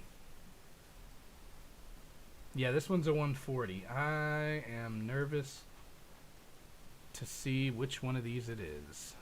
Okay. It has the same fire rate as the IS-2 Neotix. So, let's take a look. What are we looking at in perks? We got Annihilation, Line Formation, and Conjugation. Conjugation, 20 damage when it's equipped to a character of the same element. So, Jiren Ward basically, because it's a solar. If you want the Conjugation bonus, you'll have to put it on Jiren. Line Formation, we've got all rounds in a single trigger pull hit the same target. The next shot's shooting interval is shortened by 25%. The weapon gains 30 reload for 3 seconds. Meh, that's okay. You've also got the perk upgrade. When all pellets hit the same target 3 times in a row, 1 round will automatically be reloaded from reserves. Okay. Cool. Not terrible, but still good, you know. And then Annihilation. We already know Annihilation. We've met Annihilation. We know Annihilation's pretty good. Alright, we've got Eager Aspirant. Weapon, we already know. This is possible for this gun because it's a slower firing gun. And especially for someone like Jiren Ward, you're going to be pulling it out after you've utilized your abilities and stuff, mostly when you're doing damage. So it's going to sit in inventory and just chill for a while. That gives it a good amount of time to really build up and ramp up to that 40% damage bonus. So it's definitely a possible option. We've got Wound Counter. When all rounds in a single trigger pull hit the same target, the next shot deals 20% damage and it stacks 3 times. Okay. No boost from a perk, though. Same with Eager Aspirant. And then we got this absolute monstrosity, Ensured Yields. Final Blows grant the next magazine plus 60% damage after reloading. I don't need to go any further. I've already quoted this one today, but there you go. This is Ensured Yields is obviously really good. However, one thing I do want to pay close attention to here is wound counter, right? Because of the all rounds and single trigger pull, it has a lot of synergy with line formation. So, 2 rolls I'm actually going to recommend on this one: line formation plus wound counter, and Ensured Yields and Annihilation. Definitely those 2 rolls. I don't know, like, I'm not a fan of the aggressive frame shotguns personally. I feel like they're supposed to hit really, really, really hard, and they just don't. But, yeah, I don't know. Again, it's a solar one. We have an arc shotgun user, we have a void shotgun user, and we have a solar shotgun user. So if you're wanting a solar shotgun that's not a rapid fire, which I don't know why you would want that, especially not without, like, Spinosaurus shots. Because when you come over here, the Thermoplay 80, this has Karmic Reward, which is really, really good. And it has Spinosaurus shots, which is also really, really good, especially with Jiren's auto aims. If you got Jiren's auto aims, you're good. Your shotgun is killing things. Firing everything in 3 seconds? Yeah, I'm saying, like, it's kind of, these are kind of crazy. I mean, I'm pretty content with the weapons.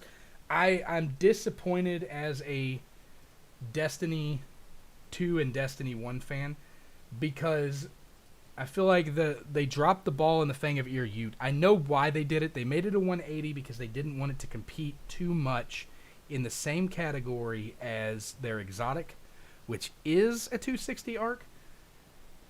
But I still feel like there was room for a mythic option there in that category, especially considering we only have one other 260 in the game, and it's the only scout rifle I'll use, which is the Total Lockdown here. There it is right there, rate of fire 260. We have no other 260s. The rate of fire for the Ear Ute is going to match up with the other one, the other scout rifle, the Void one, that practically nobody uses, the Del Lassie 3.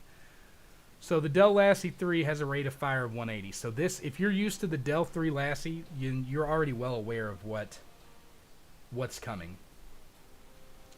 But I like fast firing 260s. That's what I like. I like 260s. And I like 540s. So on one hand, I'm excited for Oversoul Edict. On the other hand, I'm a little disappointed by Fang of Ear Ute and the Song of Ear Ute. I was disappointed by the fact it's not a 450 because I really wanted a 450 in the game. Maybe they're holding that title for Hammerhead, I'm not sure. But the perks make up for it because between Fire Rush and Hyperemia, it's just kind of nutty.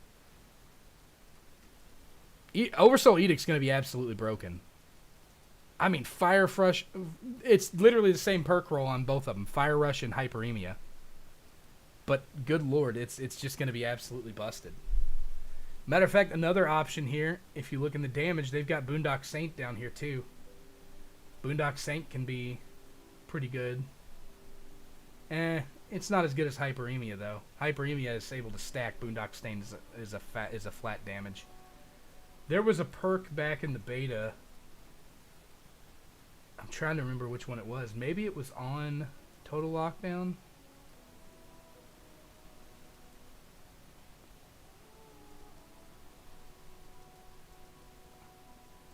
This is it. Nito Ryu. I remember.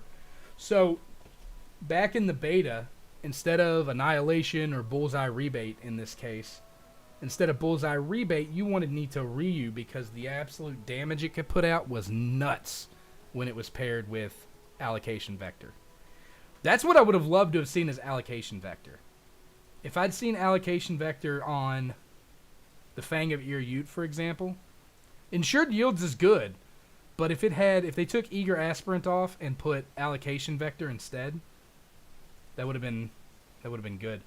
Also, just noticing a trend here, all of these weapons have Eager Aspirant. Nope, all except the machine gun. Weird. I wonder if that was, I assume that was intentional, but. And then there's Symmetry here. So Symmetry, unlike the other one, did get a rate of fire of 260, so that's good.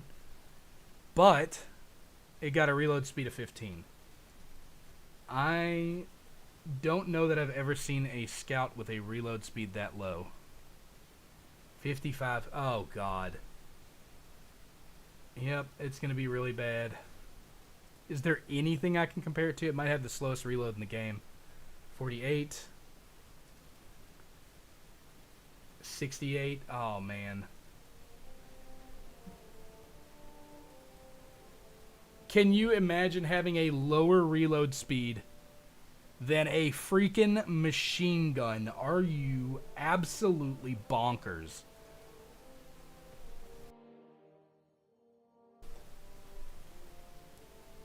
What in the world, dude? Is there anything in the game with a reload speed that low?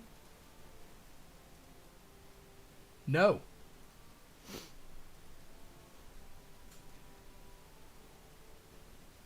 Maybe a shotgun?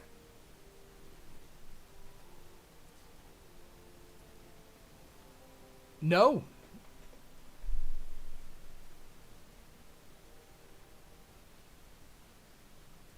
Present fleet?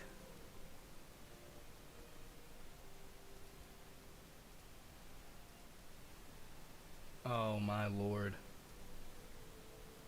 There is not a single reload time that comes anywhere close to as bad as that one's.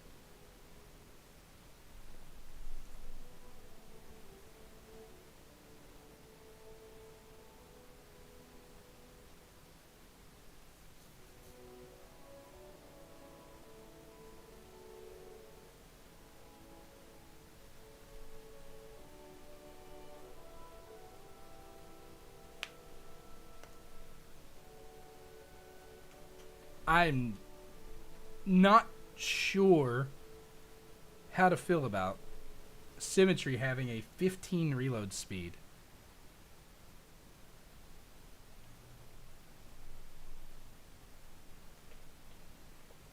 That's just absolutely nuts, dude.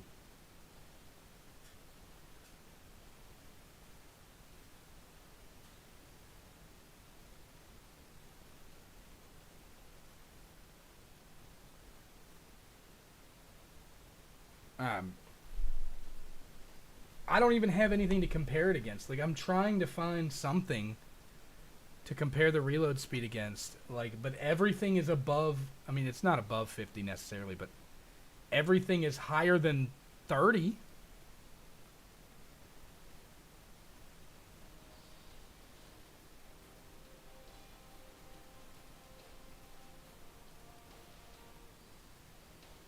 Even this one's at 40.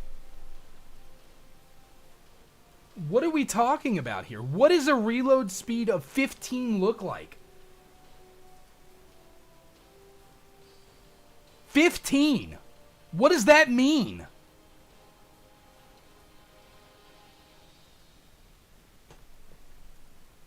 Are there reload speed buffs here? Mag capacity. Okay, so what's the capacity of the magazine? 20.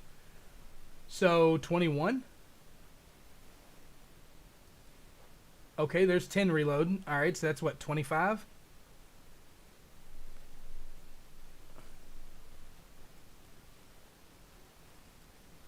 $35?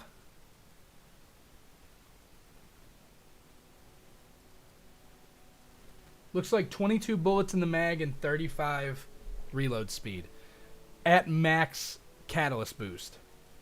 Does any of their okay, dynamic stacks are increased to 20. Cool, that's what it does in Destiny 2. Well, in scout mode, landing grants 18% precision damage, 6% rate of fire for 6 seconds. Stacks 3 times. Precision damage and rate of fire does not give reload speed. When in Arc Seeker mode, hitting the same target with consecutive Arc Seekers grants 15% blast damage for 6 seconds. Stacks 3 times. Long press reload swaps to Arc Seeker mode. Final blows and precision hits build up dynamic charge. Swapping to Arc Seeker mode reloads magazine grants 15 Arc Seekers and increases damage and blast radius based on the number of dynamic charges. That's it. So we're looking at a weapon that has at its max, absolute, like, last level, 100%, all you got, everything. We're looking at a weapon that has 35 reload speed. I am struggling to find any weapon that has 35 reload speed. It has the lowest reload speed in the game. Here we go. The Suri Nobusei. That's as close as I can get, which is good because guess what? I have it equipped. So if we want to see what, after all of that investment, your scout rifle reload is going to be like.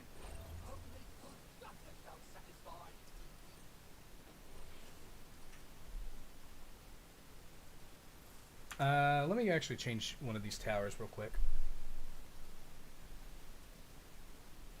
I'm going to delete that one.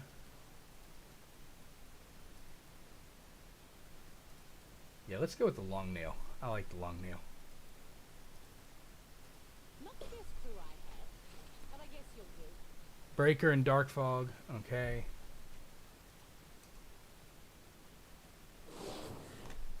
I'm going to show you all what the Surinobusei's reload speed looks like so you understand. 1, 2, 3, 4. 4-second reload before you're up. That's kind of scary.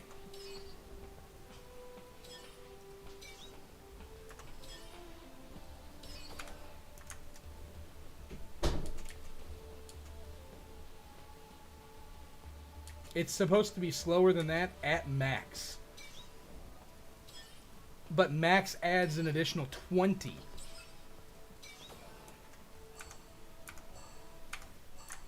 I've only got 500 points left. I don't have anything I can summon for 500, so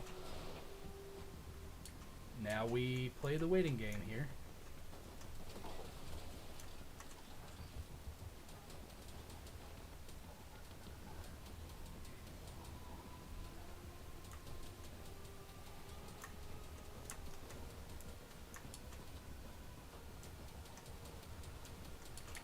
I'd like to get 10,000 points if I can. I want to be able to summon one of those towers on each side, the ones that do the AoE. Not quite good enough. But I can get one out. There we go. These things put in work, man. 2,500. I could probably do... Let's do a Ballistica back here. As soon as I get 500 more, I'll put a Ballistica back here too.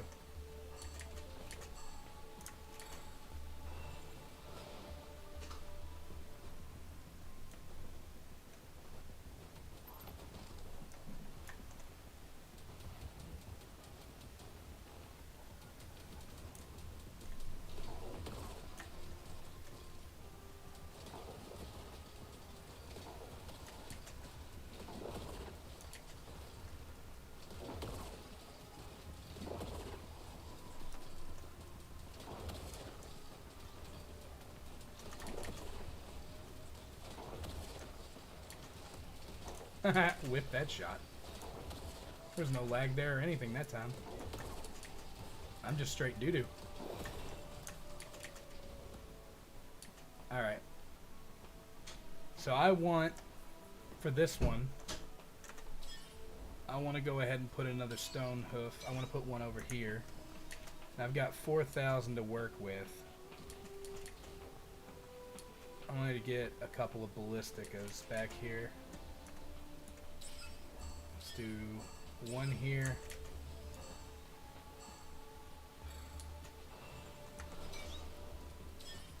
Let's do one of these here. I got another 1250, so let's do one of these here. Would have been funny if they named some of these turrets after like the actual Black Armory weapons from Destiny 2. That would have been really neat. Like if one of these turrets was called the Ringing Nail, like one of the auto ones, you know? Or if the bow was named at, like the crossbow there was named after the actual crossbow in Destiny. Or the, not the crossbow, but the bow and arrow.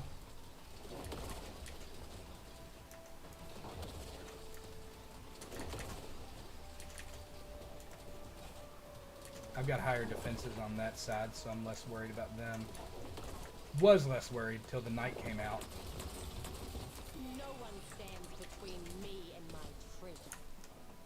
Alright, I got 2 slots open in the back. I'm going to go with... I'm going to build one here. I'm going to build one here. Actually, you know what? I got 10,000. Let's go upgrade Stonehoof. I'll keep that last one open for now. Let's see how it actually does, because we get a lot of bosses on that side. This side's a little lighter by comparison.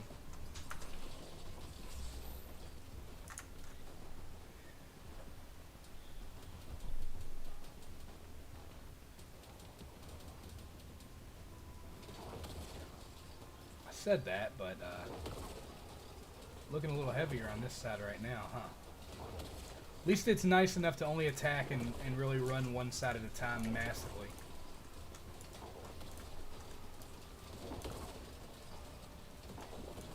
I spoke too soon.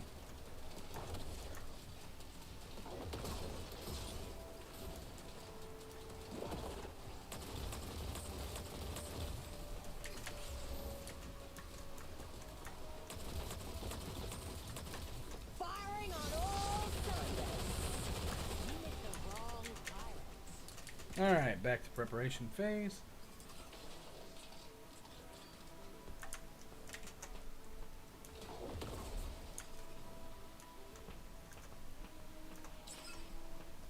I'm gonna upgrade this here. I probably shouldn't have done that. I would have had enough to upgrade the Stonehoof over here too. Oh well. Let's put the machine gun on level 3. Put you at level 2.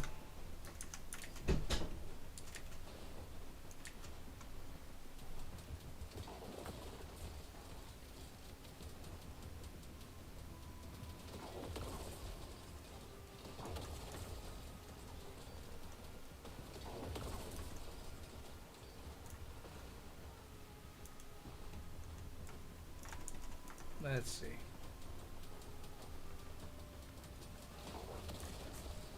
Yeah, it's weird. I thought the smoke wasn't was supposed to prevent them from being targeted, but No one stands clearly it's not between working. me and my treasure. I saw eliminated. You're welcome.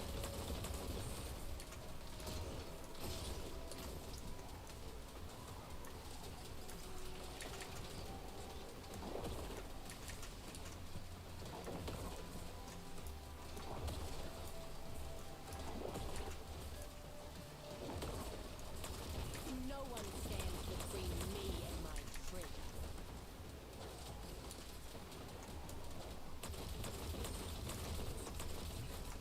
Yeah, see, the reload speed on this is pretty abysmal. But even still, it's faster than the scout rifle. I don't know how to feel about that fact. That quite bothers me. Like, I mentioned it when I started the stream too, that hopefully they had done something with symmetry, because if not, symmetry's in a bad spot in Destiny 2 because of the reload speed. And I think, if I remember, Destiny 2 actually just buffed the reload speed of symmetry because it was in such a bad spot. So, they're going to have to do something. I don't know. I guess I need to get hands-on with it to be able to actually tell, but it doesn't sound great, does it? 55 or 15 reload speed. That is the slowest reload in the entire game of every single weapon. There is no weapon that reloads slower. You might as well be mail ordering your bullets. That is absolutely flabbergasting.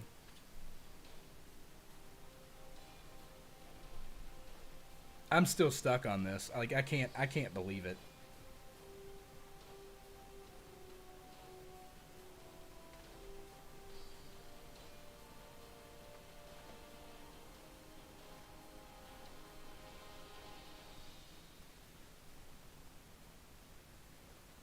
Wind in my hair, Crazy. stars in the sky. Crazy stuff. Almost makes me want to stay.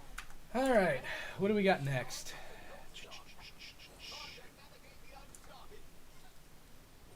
Almost done with the solo stuff here on the novice level at least.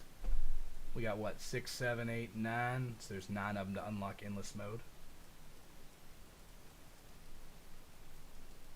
Alright, so this one's got unstoppable. That worked pretty well for me. What is this? An explosion in gravity field. That's interesting.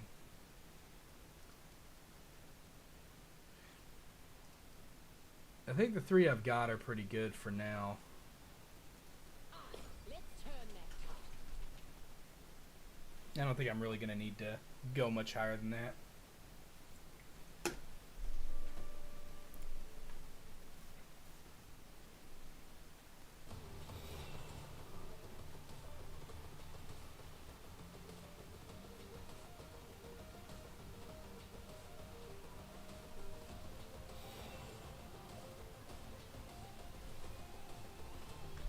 Alright.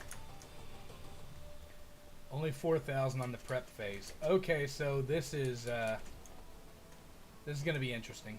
This looks more like what we ran, or what I ran a little bit ago.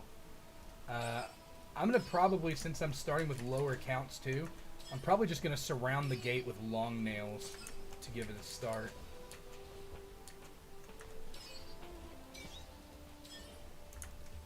So that lets me get 3 up. And then those plus my blast damage should be enough to hold off. The first couple waves will just be build waves anyways. So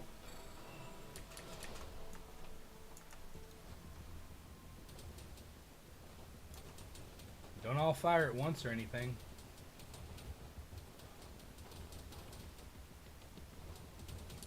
I can kill them quicker than that. Let's just get them wiped out so we can move on to the next wave.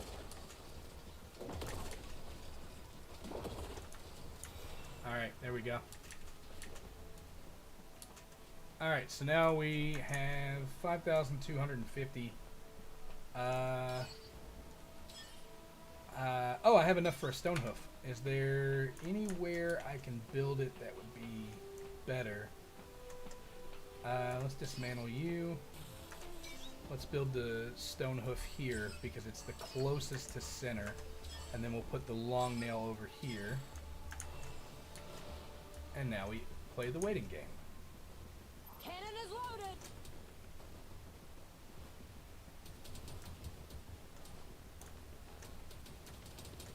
I feel like that's a bit of an escalation. Now we have 3 gates active. That seems a little intensive.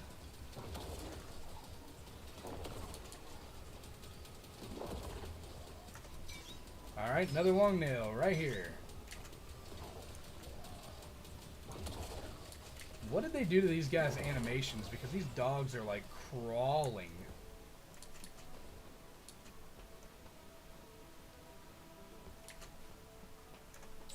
Alright, I'm going to go with another stone hoof here. That should protect that gate for the most part. I've got a super weapon if I need it. We got 12 seconds. There's 3 gates to defend here. I've got no points. Just going to have to wing it.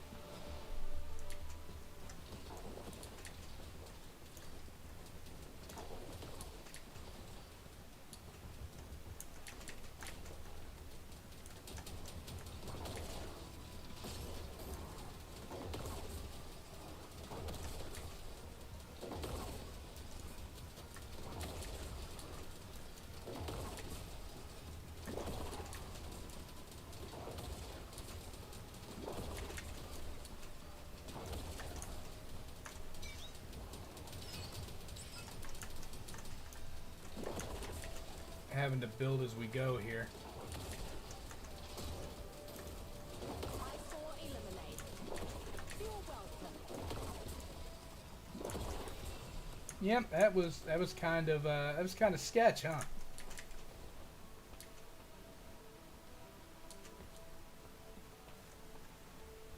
We're gonna dismantle this one. We're gonna put a stone hoof there. I'm going to come to the back here. And I'm going to set up 2 long nails back here. In the hopes they'll be able to help keep things occupied. I've got 4 slots left.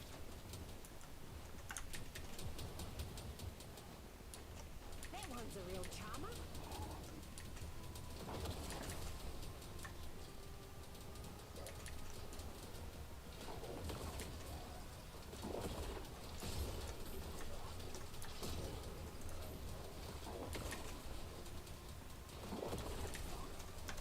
Spraying and praying. Let's just mow down all of these ads.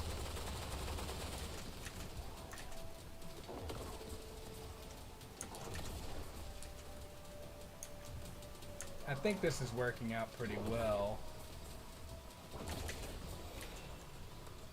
I haven't had to use the ultimate weapon yet. That's a pretty good start.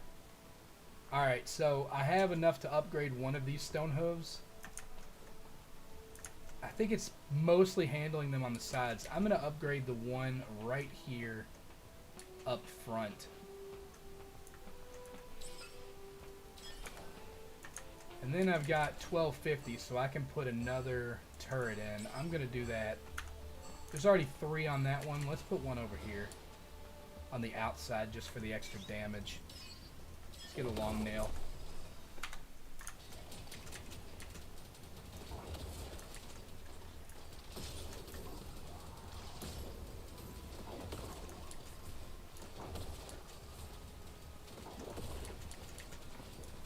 No one stands between me and my treasure.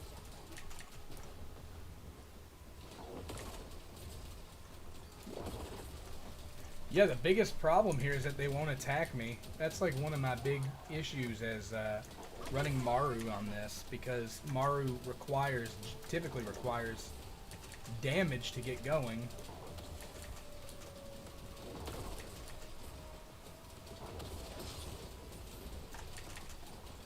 For her ability uptime too. These Centurions are weak. Like, they won't stop moving and coming and progressing, but they're not incredibly tanky, thank God.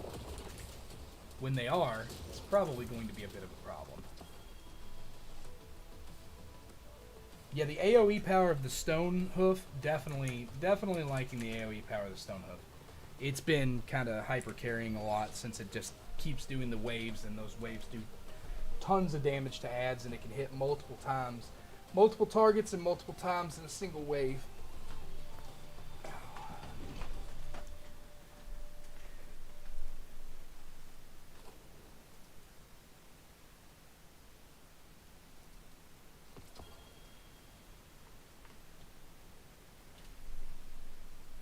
Yeah, the rewards for leveling here aren't too bad either.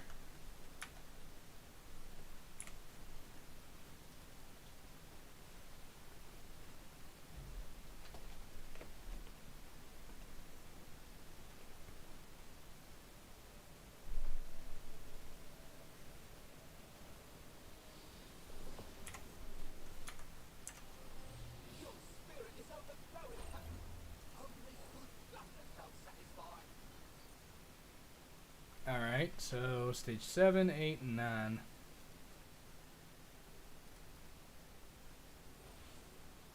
I'll be glad when this is over, I'm not gonna lie.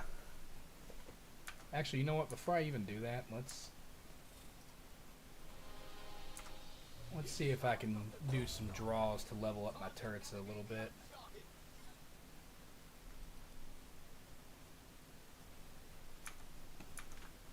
Alright.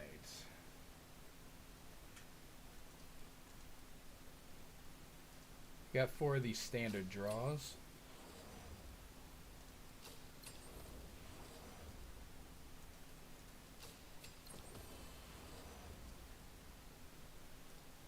Well, obviously.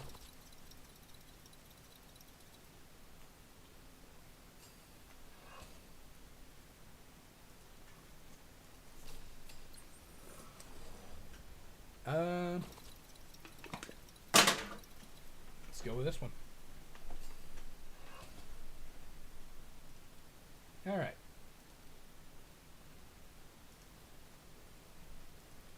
$20 out of 30 ain't bad, right? Good start. So I'm only 10 away from having all the towers. Before I advance them, though, I want to go down here and open this one. Because I get the feeling... Alright. Now I should be able to advance them. Yup. My understatement. Now keep in mind, this cost was $1,500. We know because I've been running this non-stop throughout the entire thing. So here's where it's going to get interesting, because now we get to see how much it goes up when you get it to level 2. What's this? So the stone hoof, yep, got that one. I'm not quite level 5 yet, so I can't select another one. So let's just Together, we'll plunder the riches. go in with it.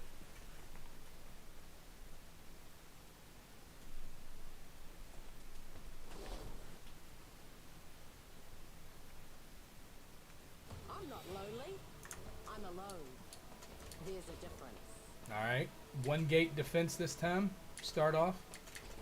5,000 points. Look at that, 2-star, still 1,500. Wow. Okay. You guys want to be getting your crates then, because that is pretty crazy.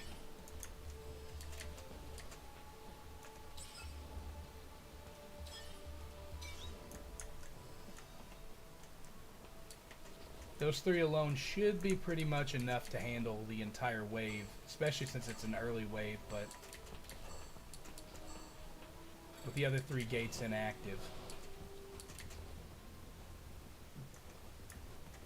What the? Are you serious? The game didn't even mark this gate. Bro.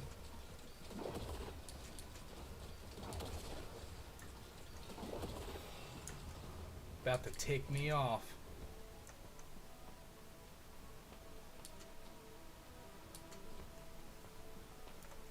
Alright, I'm going to dismantle this one. I'm going to play a stone hoof here. I've still got 5,000. So I'm going to come over here. I need to make some plays over here. Let's do a long nail here. Another long nail here. Let's do a understatement XC here. And just to cover the lane, nothing. Yet.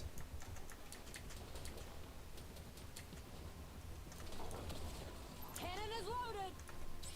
Alright, now that we've got a little bit of coverage, let's do another long nail here.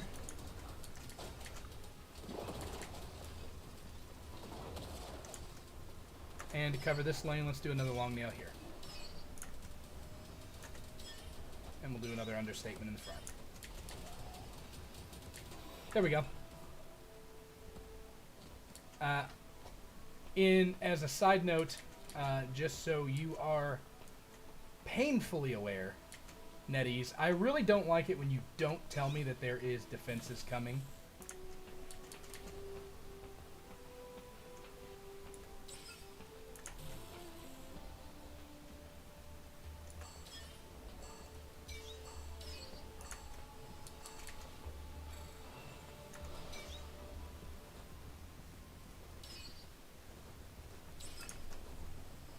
Yeah, really not a fan of finding out the hard way that there's stuff coming for me.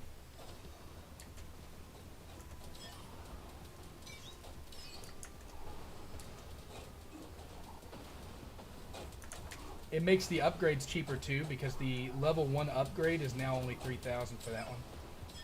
Let's do an upgrade here.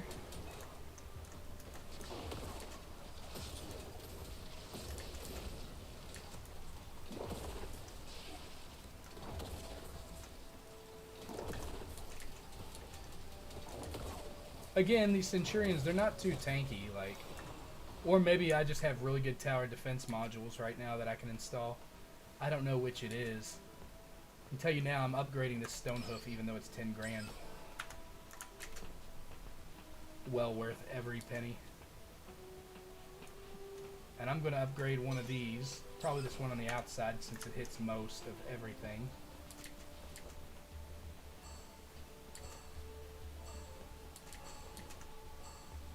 So that stone hoof should take care of pretty much this entire side and half the middle by itself without even having me there. The super weapon you want to use whenever things are kind of like rough. You've got a bunch of enemies that are running and it's panic mode time.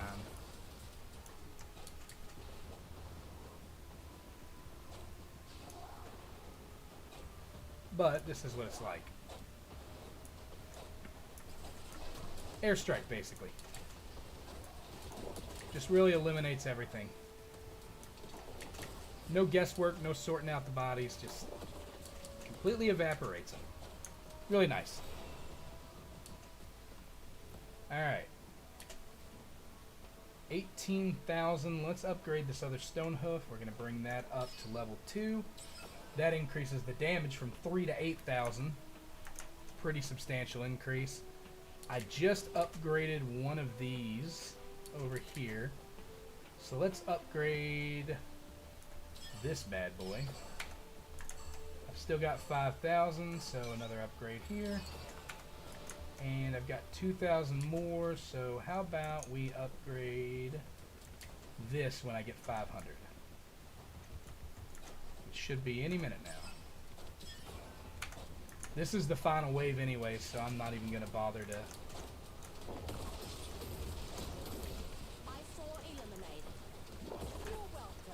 Speaking of, let's load up another long nail here. Finally, a foe worthy of my cannon. And this. Ugly fella incoming.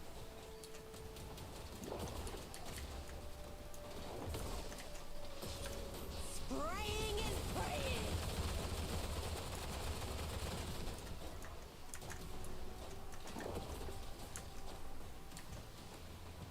And why not? We've already got it in this far.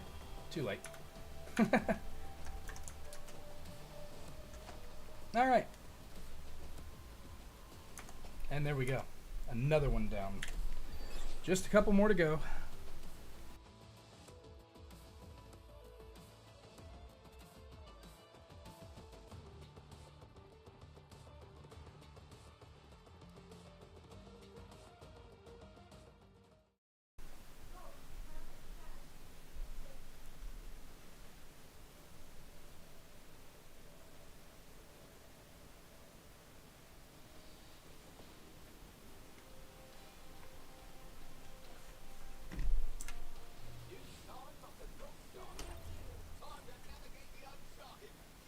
Alright, so just 2 more and then we get endless mode. I'm still not quite level 5, so these 3 are really doing work for me. I'm just going to keep using them. Together, we'll plunder the richest spoil.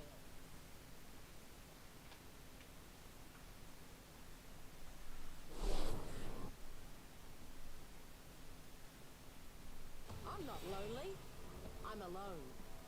There's a difference.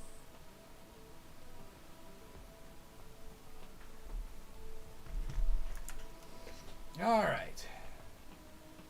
I got 6,000. Now look, 1 gate marked. No other gates marked. Just the 1 gate. I'm going to try putting a single stone hoof down. This should cover these 2 gates. If the other ones activate, I'm gonna be mad. Because they're not marked. It's just this one. This is the only one marked. If you look at the trails, this shows the trails going left and right from center to the goal. Alright, neither gate is lit. I don't know what happened earlier.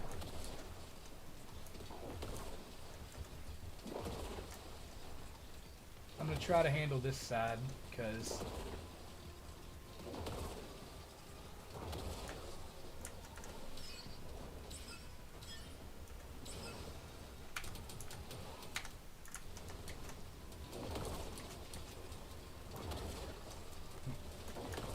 My pausing let too many of them slip through.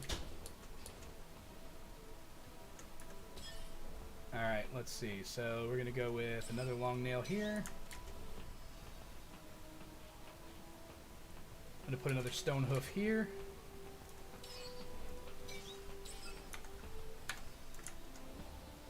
And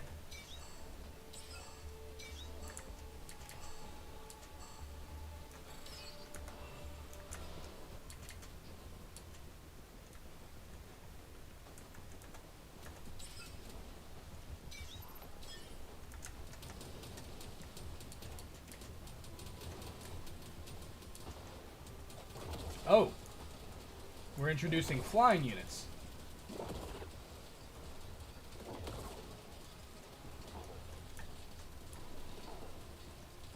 It'd be nice if I could just stop missing.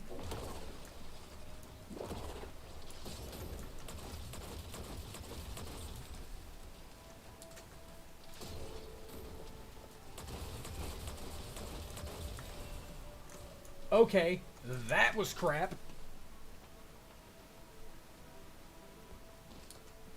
What were my guns even doing? Just completely ignoring them?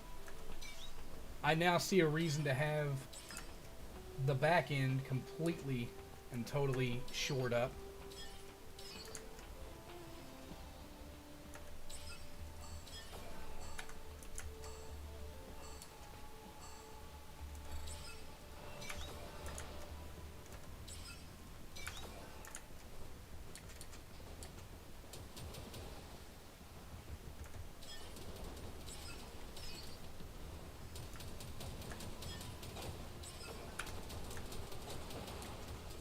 Yeah, good luck flying back here now, homie. You thought.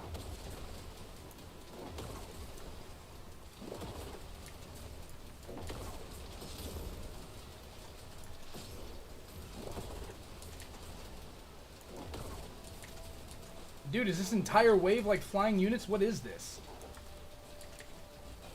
Oh no, there's a couple hydras too. Fun. There we go. Alright. I'm smelling what you're baking. Let me respond in kind. So this is where these stone hooves actually come, like, fall short. They can't, we haven't had flying units before now. Now that flying units have entered the fray, these stone hooves are only going to take care of your ground units. So the good news here is your ground units are essentially a non-worry. The bad news is you're going to have to manually do a crap load of work when it comes to the flying units. Unless you can get a lot of these higher firing devices up and going.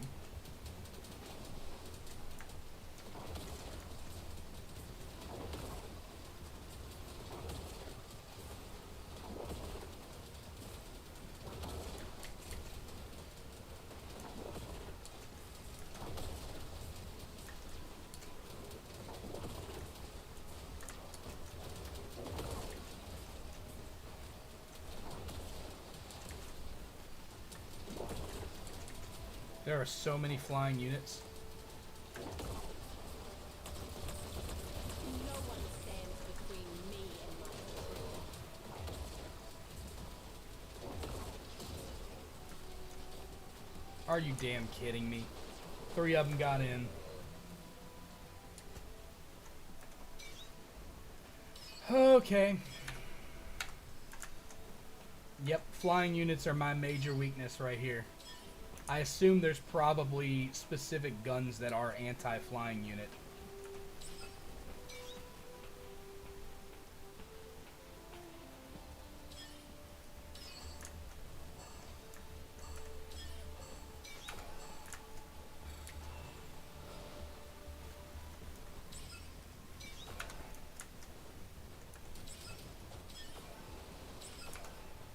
I'm just gonna take all of my back line up, dude.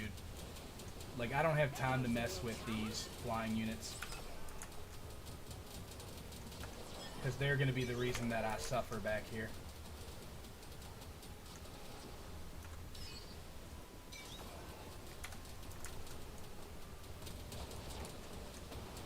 Finally, a foe word I saw eliminated.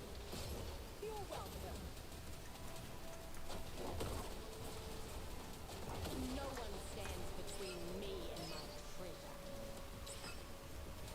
Wow, there's so much going on, like, it's not even keeping...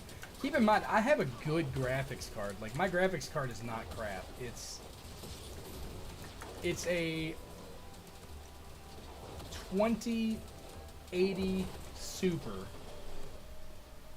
Yeah, it's a 2080 Super that is water-cooled with a 240 millimeter water reservoir block on it. So, and it's OC'd. I've got it OC'd. So I don't know why. It's got to be something to do with the emulator that it's struggling with, because no other game does this.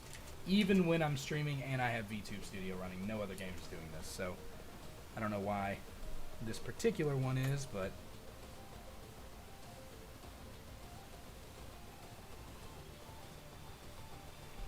Alright, I think there's just one more.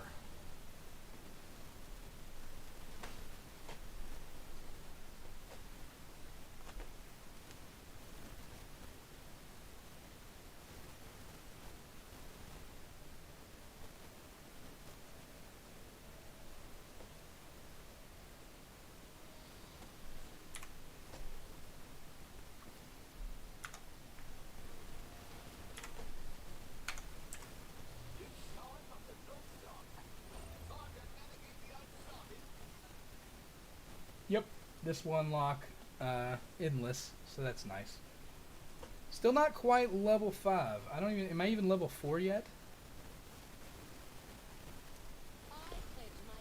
I suppose you have to actually run the team 1 and stuff like that.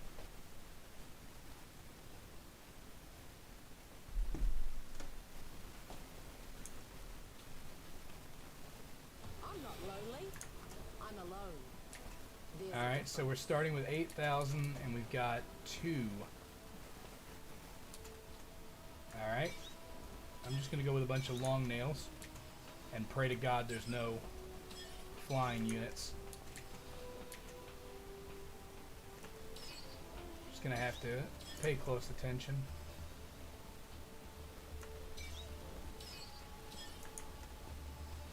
Alright, I still got 3,000, so let's just go ahead and do some backup here.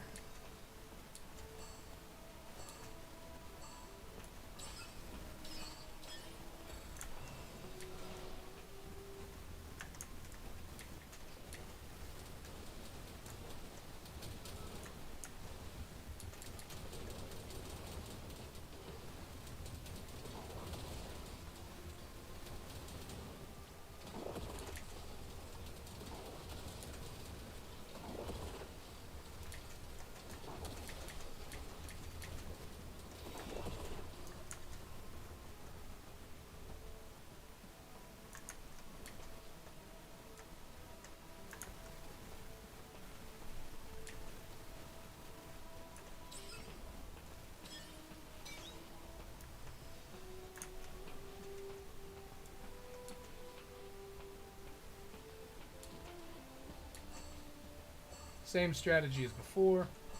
I'm going to dismantle this. I'm going to go ahead and come in here and drop a stone hoof. I'm going to back these up with a couple of understatements for the early waves. Cannon is loaded.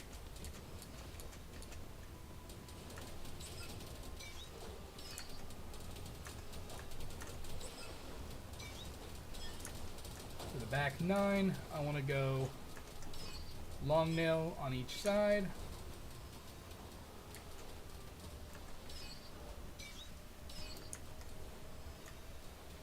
And just in case we get another one of those daggone flying units, there we go. I just got 12,000 polymer. Technically I've got 14,000. So let's go ahead and do a 10,000 upgrade here. Then I've got 4,000 to play with, so I'm going to upgrade my long nails in the center. 2,500 here. I've got enough to play something else, but I don't have anything I can play, so for now I'm just going to hold that 15k. When it gets up to 25, I'll do the inside long nail here.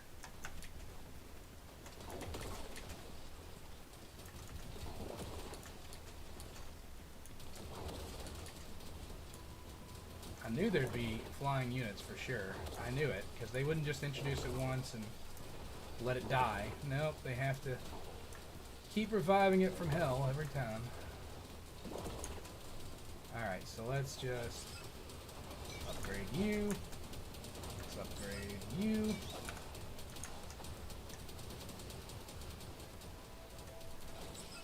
I'll be darned if those flying units make it into my base this time. I'm not letting that happen.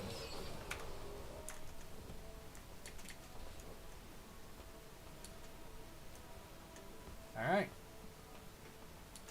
18.5. Let's go ahead and upgrade you. Now, I'm going to go in and start doing third level upgrade for these ringing nails. Long nails. Ringing nails, the auto rifle from Destiny 2 that didn't come back. Let's see. I can't do any more upgrades right now, so that'll have to do.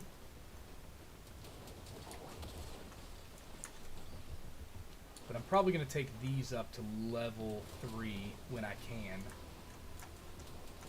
Yep. Here's this one. I just want to make sure those flying units are not a problem because I don't have a weapon equipped that's specifically designated to handle those. And look, they're coming in from the sides now. That's a problem.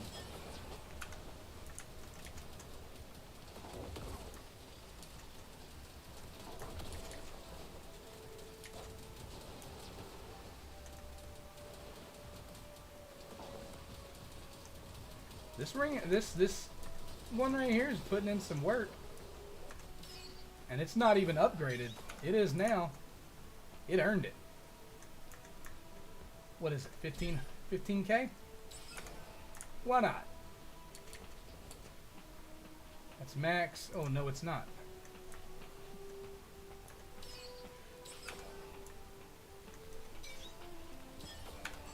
Alright, so those are both maxed. And now that's maxed.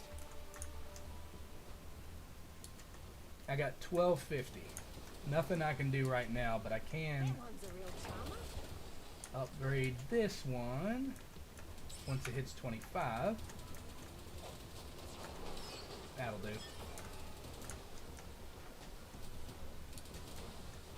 Finally, a foe worthy of my cannon.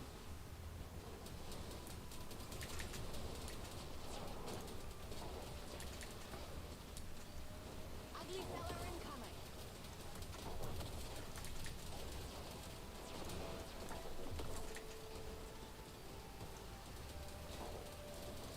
That one's a real charmer.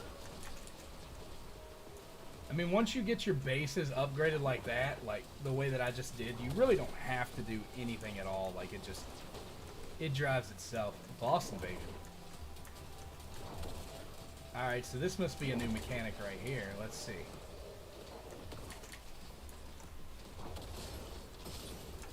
Spraying is praying.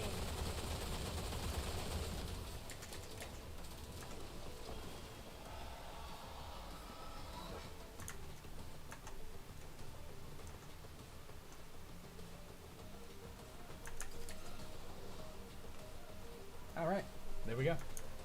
And I still have 18,750. I could upgrade all of these and still be good. But we're done, so. Woo! Alright. Yeah, I haven't even made it to... Apparently those don't give XP, like, hardly at all, I guess. I don't know. That, or it's just... It's like,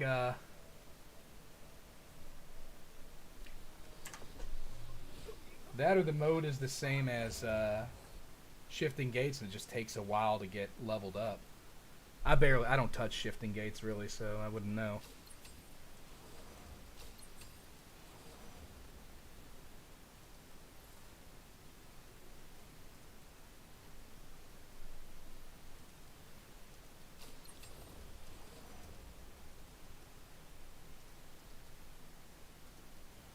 Alright, we're at 22 out of 30. Let's ascend some of these towers.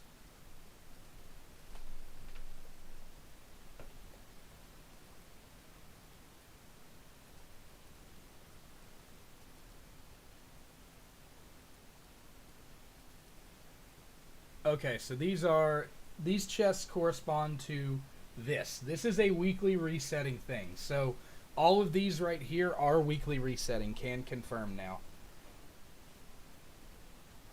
But in theory, that means you've got what, 1, 2,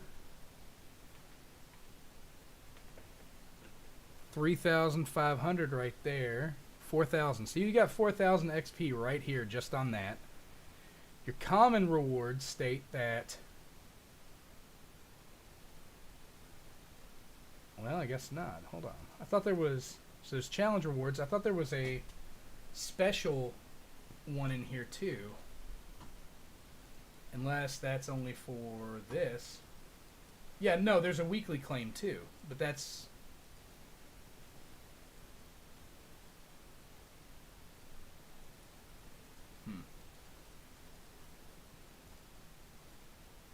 Well, let's see what happens.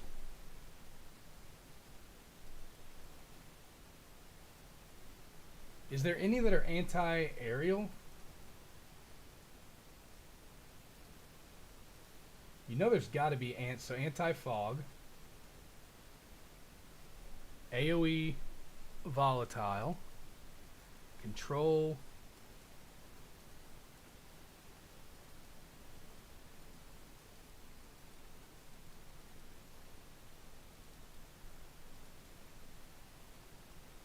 It's kind of crazy. I don't see any anti-air ones. The only thing I could think of is that you could consider the long nail, which we're using, which is anti-shielded and bleed. Anything with a rate of fire of 200 is probably going to be the best bet here. At least as far as I can tell. I can't really see a better option than what I'm already using, so might as well just go for it. If I can hit 15 waves, then that's pretty much done as far as this goes.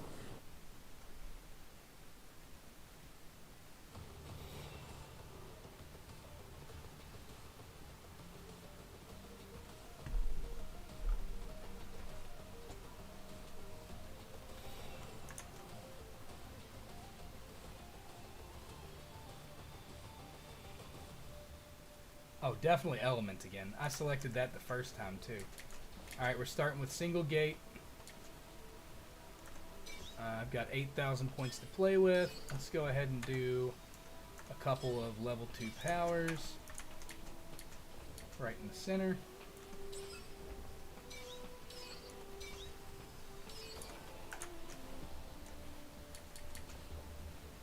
Those 2 towers plus me should be able to handle everything coming. There's no path from either of the other gates. It's all coming from center, so... It debated me earlier, so I'm still being cautious.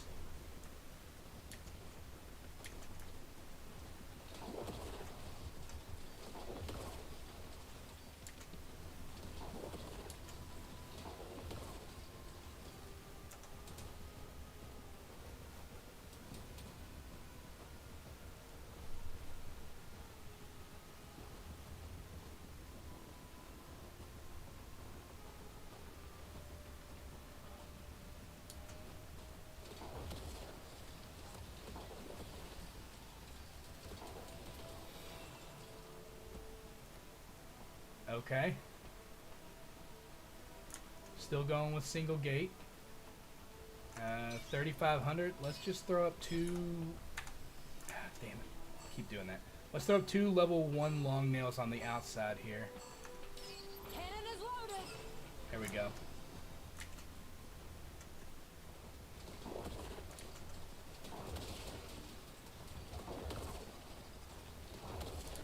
Did that just use a mechanic that maybe they forgot to mention?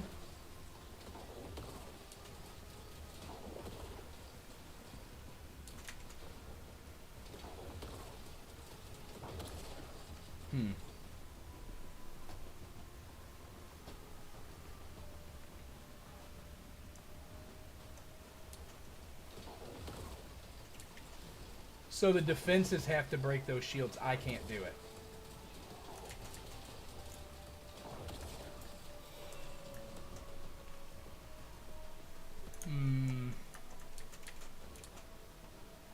We're still only on 1 gate, 3 waves in. I guess I'm too used to how things were going with the other one, so maybe that's what it was. Like, the normal mode is probably not like, or the actual mode for Endless is probably not like the normal mode where it's like ridiculously stacked. It probably is a slow burn and slow build up on gates and stuff.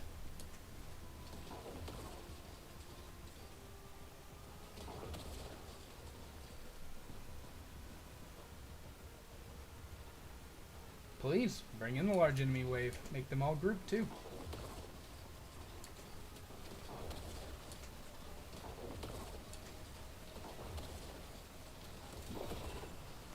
Towers gain plus 30% rate of fire or deal plus 30 damage. Ooh.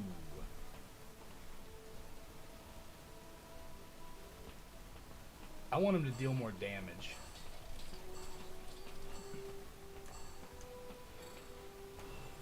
Okay, so now we're looking at 2 gates. Let's go ahead and throw Stonehoof here.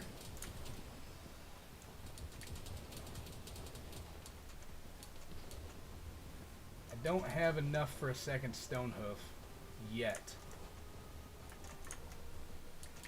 There's only 38 adds in this wave left, so...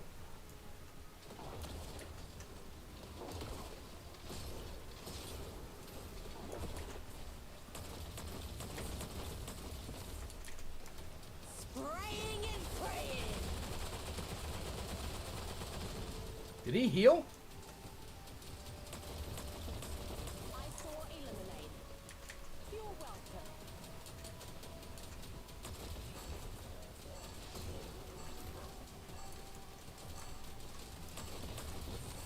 You met the wrong pirates.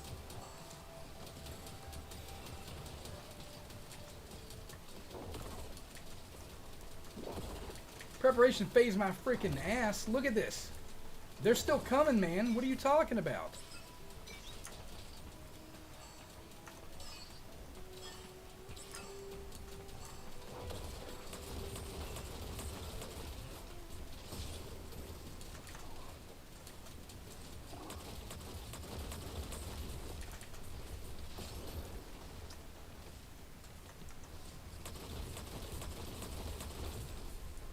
No one stands between me and my treasure.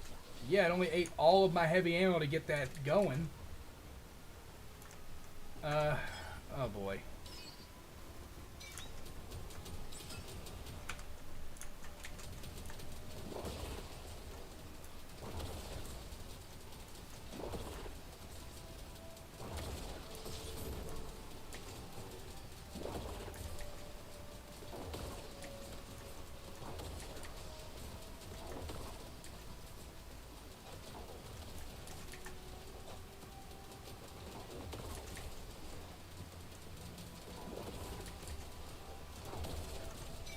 Points are coming way slower now than they were.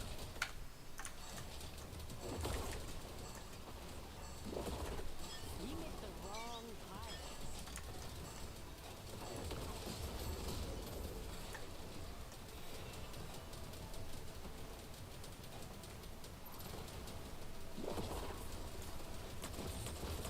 No one stands between me and my treasure.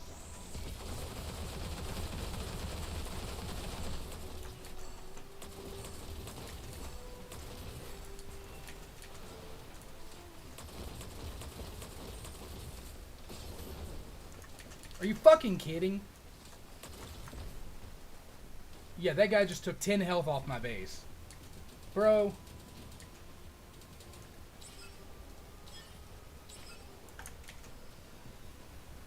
Yeah, those tutorials, they didn't do crap to get me ready for any of this, dude.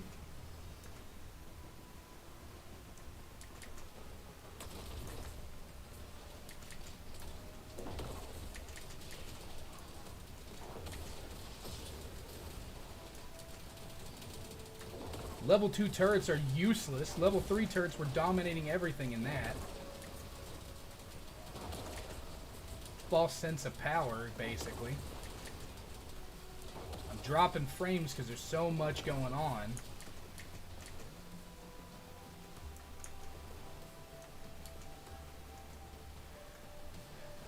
Well, that's entirely my fault, isn't it? Because there's a super weapon here I should have used that I didn't use in the last wave.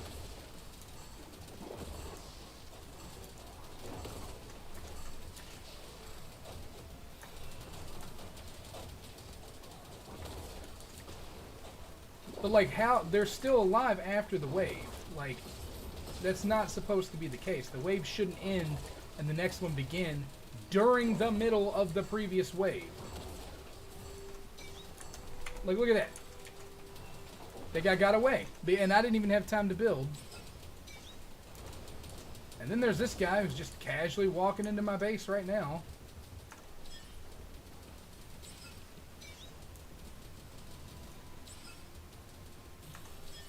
I'm going with a stone hoof back here. I have to. A little bit more AoE coverage. Finally, a foe worthy of my cannon. How long until the super weapon? 78 out of 100. Cool.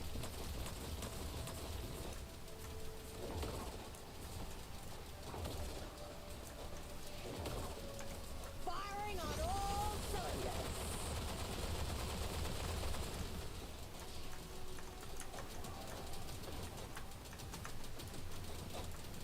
Is it not going to let me pick up the super weapon, apparently?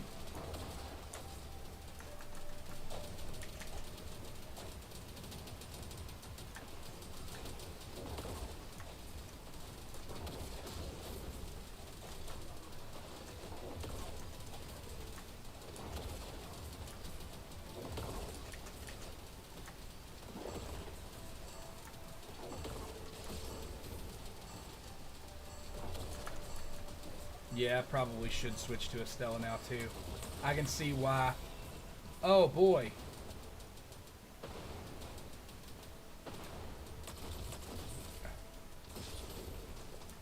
Come on. If he makes it to the gate, it's done.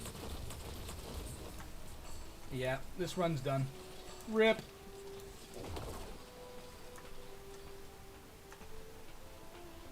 To say that I am pissed is an understatement.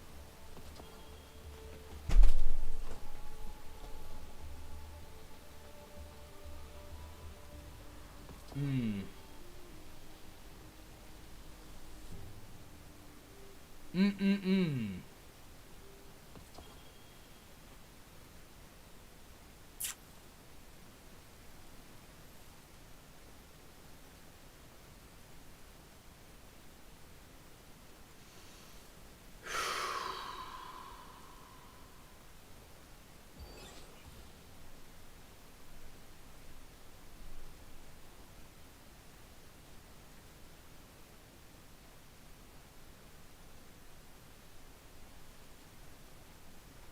Well, at least that leveled me up to 4, right?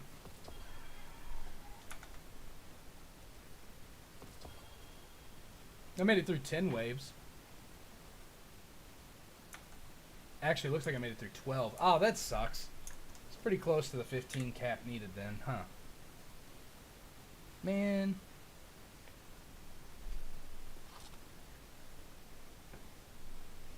Yeah, the basic novice mode does nothing to prepare you for the real McCoy. That was hectic. I'm definitely about to switch to Estella, I think.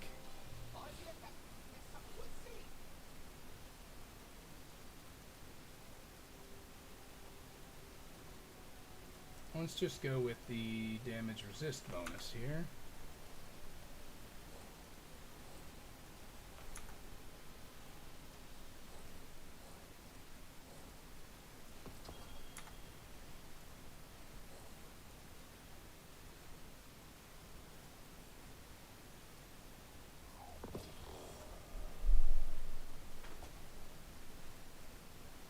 Clear round 15. Oh, it said I cleared 7. I don't know what it meant when it said I did 12. Maybe it was just saying I got close to 12.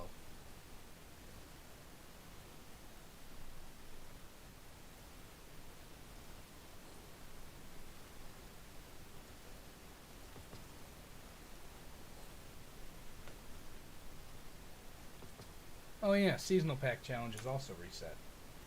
Forgot about that. Alright. There's more people in the tower here today than I've seen in a long time.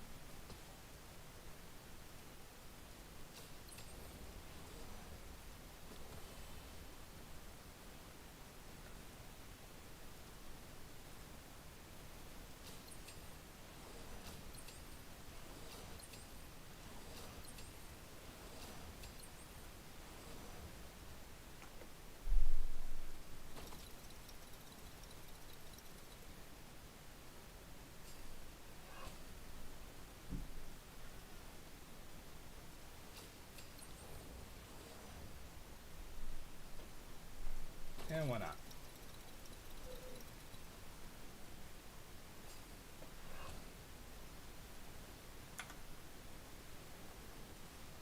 Alright, so now I've hit the 25 out of 30.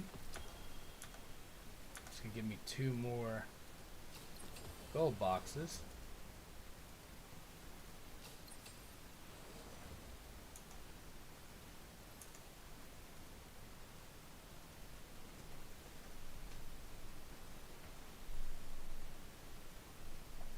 Alright, now we're talking. Got some real tower upgrades. Look at this one, the muskrat here. What does this do? 14 rate of fire, arc damage bonus. Charges up and fires a large arc orb that explodes and leaves an electric field behind for 7 seconds. So it's Jolt. Paralysis field, arc damage bonus. Okay. Looks good. Salsa M26. Fires 10 missiles that randomly hit targets. Okay. They got some selections, like in terms of like how many of these you can get. So it looks like I'm missing one legendary, 1 mythic, and 2 exotics from having all the towers. Oh, and apparently I have one of these. Never mind. I'm missing 2 exotics and a mythic. And since I'm already here, well, you know, I put it over the edge for this, so boom. Deals damage to target, inflicts bleed for 6 seconds. When targets are defeated by lacerate, there's a chance to generate a charm on the ground, generating a significant damage bonus to light bearers who pick it up. So here's the thing. You want to get these chests, you want to pick up these duplicates, and you want to get all of these towers. The reason being because the duplicates for the towers you can use to level up the towers, but the cost itself does not increase. So you get these duplicates, you level it up, now it's 2 stars, but guess what? The cost, same as the 1 star. I know that because we've been playing with the Understatement XC100 this entire time, and it costs 1,500 despite already starting right here at level 2. So, definitely want to go that route. Let me just, I'm going to try this again. Now that I kind of know what to expect, let's see. So it's recommending for this.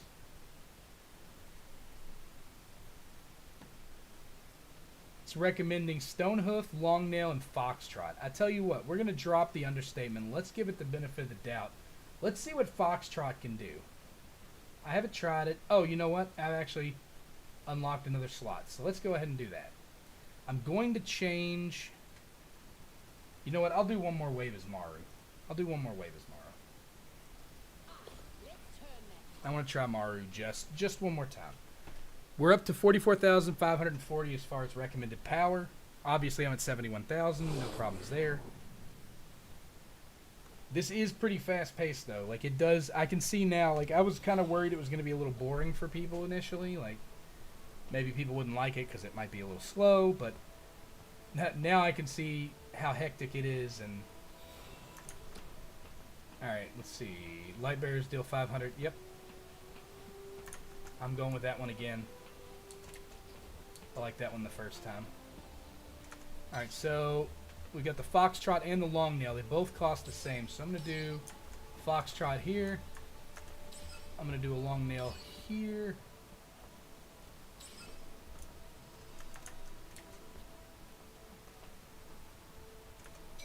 Let's do a Foxtrot here. And a Longnail here. It still gives me 3,000. I think I accidentally put a long nail here, didn't I? Yep. Let's do a foxtrot.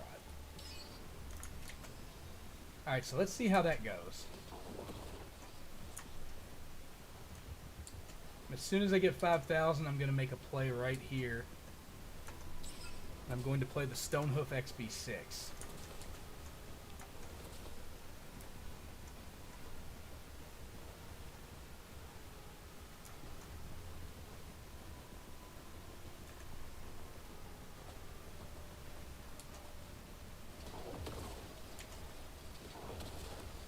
A little bit more.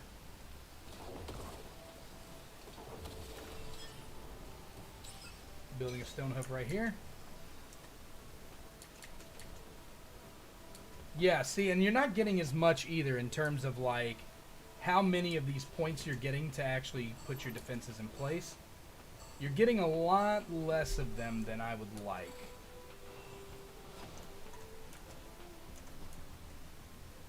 Alright, so these are shielded up foes. Anti-shield goes down.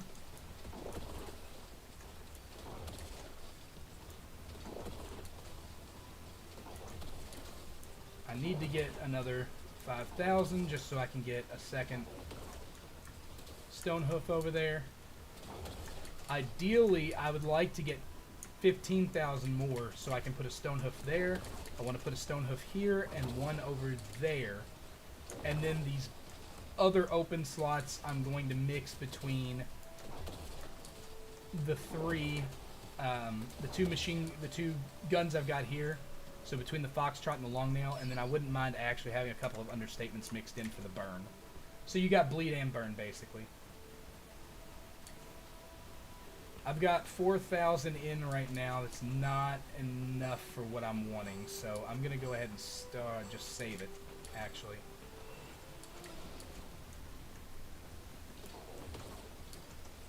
By the way, the super weapon is not that strong, so 12 out of 10 don't recommend it.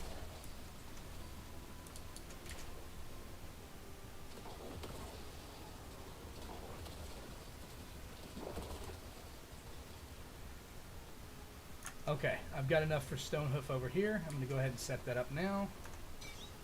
By the way, it's better to get these Stonehoofs on each side set up first instead of, like, you don't want to go for the back ones until the later waves.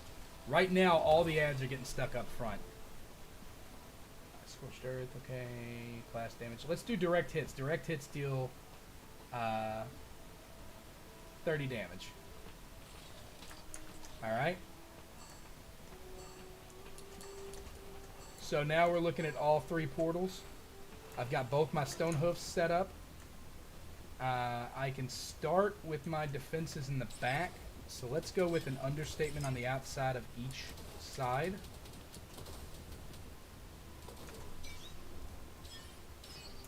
That's going to give us 14k left. I need some defenses back here, so let's go with a long nail back here. It fires faster.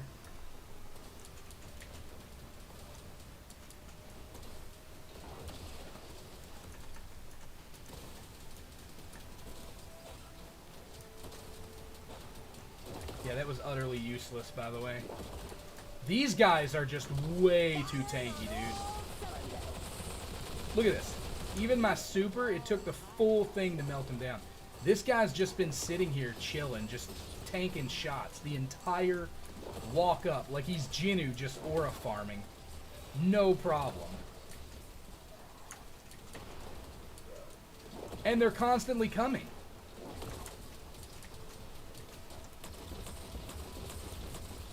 He's not even taking damage right now. Now he is.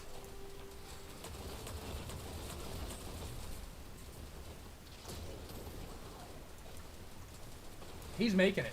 That guy behind him is making it. There's no way.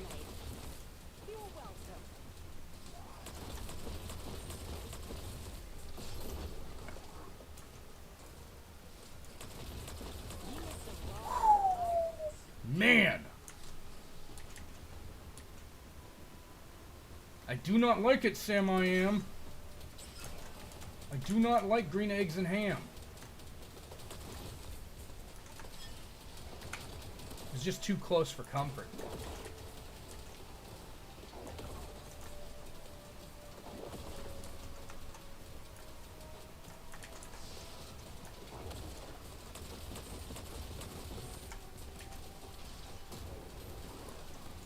No one stands between me and my dream.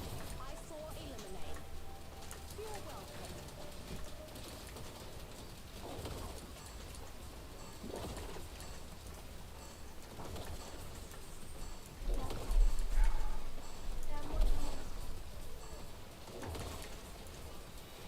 Oh, and then it just throws this fucking thing right in my face, doesn't it?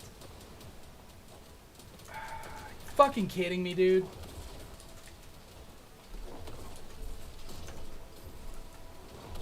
Cannon is loaded. Spraying is praying. Nah, it's a fail right here. Wave 6. Call it. I can't do nothing about it. Stupid fucking bullshit. Why in the fuck would you do that?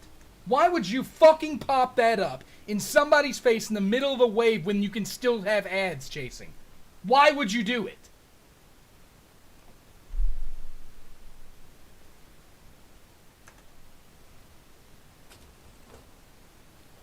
Like, I feel like I'm taking crazy pills.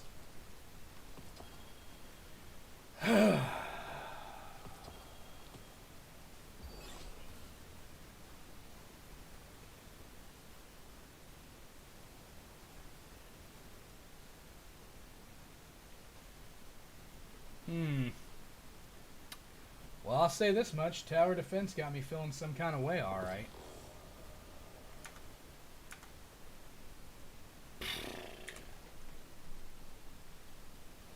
I think the planning here is really good. I think the execution leaves a little to be desired. Like I said, in the novice mode, it's slow paced. It's nothing like the actual, like what you end up getting. But I digress.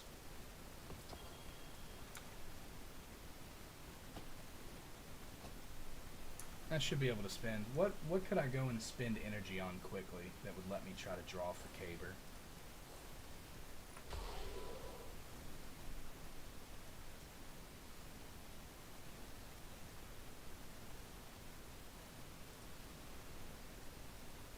Once I get a Bellowing Giant, I've got all of the Black Armory weapons, so then I can activate the actual set bonus here. That's good.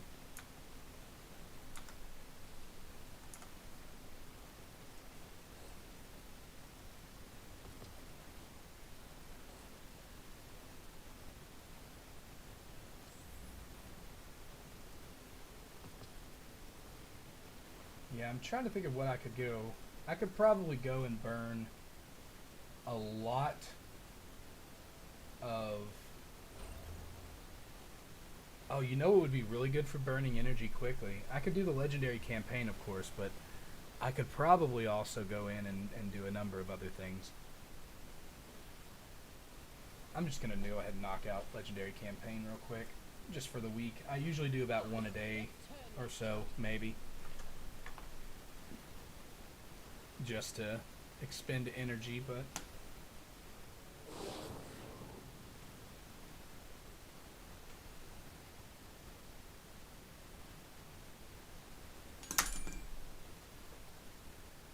I'm not lonely. I'm alone. There's a difference.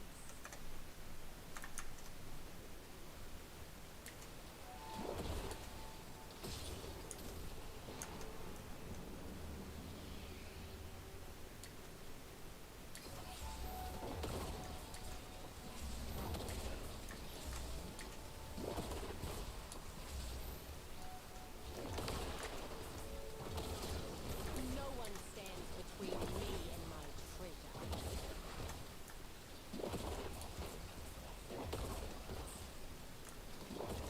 Okay, I'm about to stop playing this game because I'm getting sick of the frame drops. Like, what is this?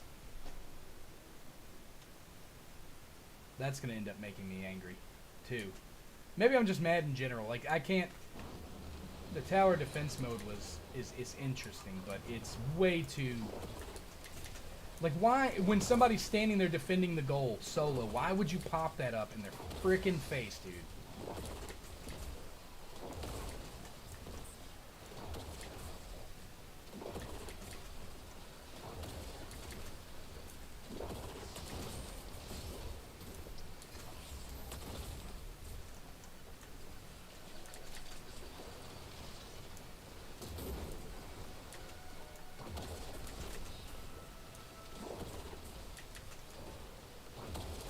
I saw a lemonade.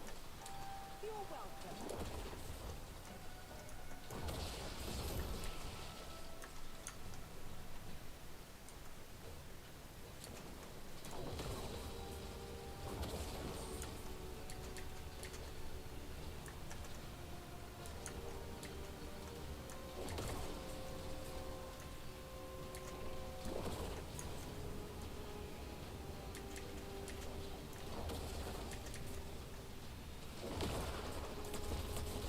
No one stands between me and my treasure.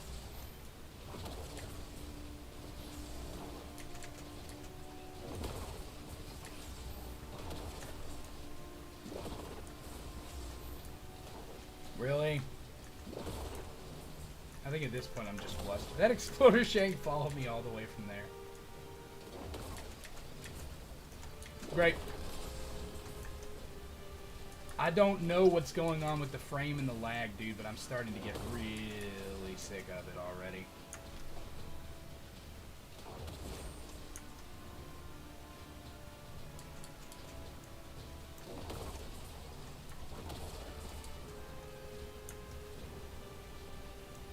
$128 gigs of RAM in my PC, and it's still struggling. It can't be. And no other game does this, so it's gotta be D-Rising and Moo Player.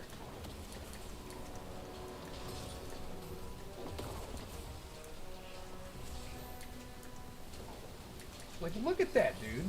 Every time there's more than 3 things, and it has to actually render some shit.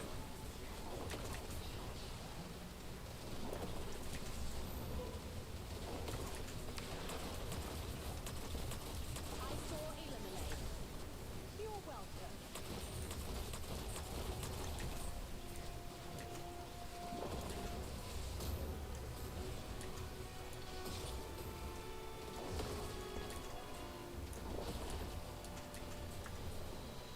Dude, fighting through the lag and the frame drop is just, like, insane. I'm gonna have to shut it down after this one.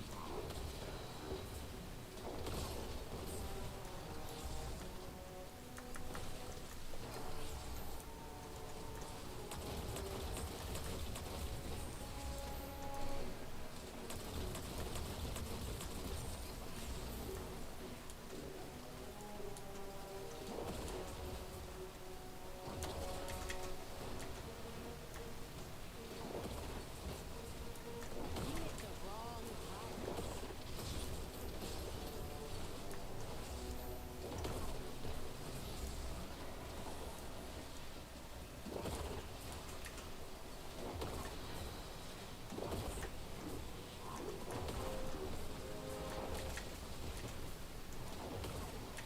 No one stands between me and my treasure. You hit the wrong house.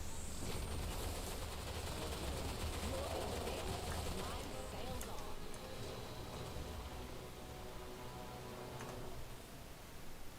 Yep. Quick and easy, like plundering a wrecked ship. Oh, hey. Annihilation ensured yields. It's not a terrible roll on that.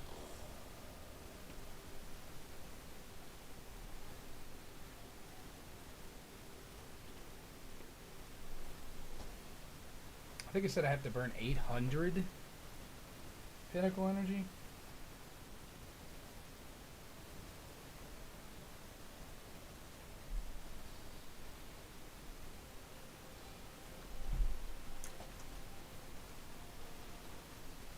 I don't know. If it keeps lagging, I'm not gonna do it today for sure.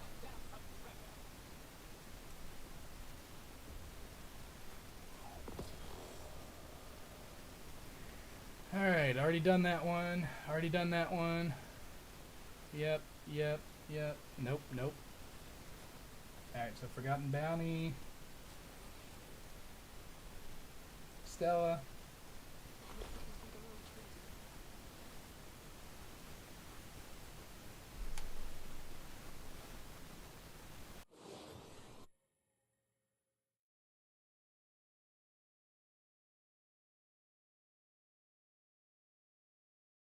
It's fine. I won't mess this up.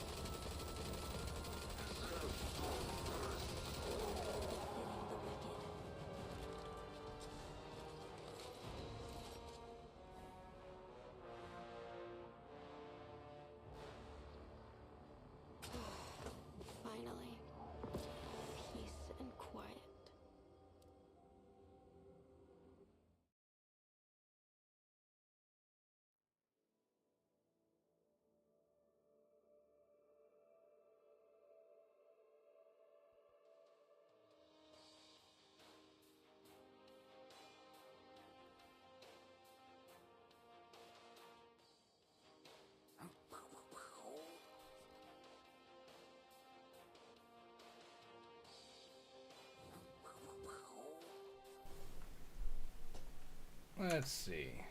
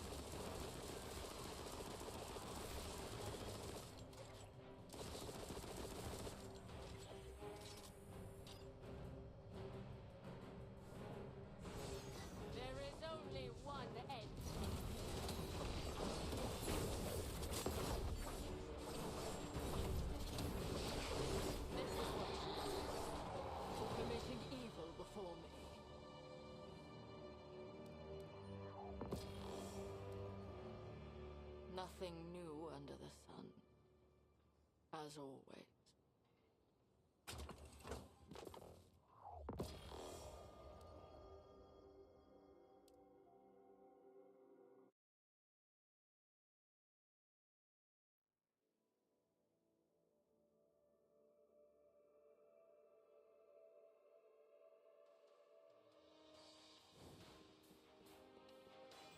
Are you ready? Let's go. Woohoo!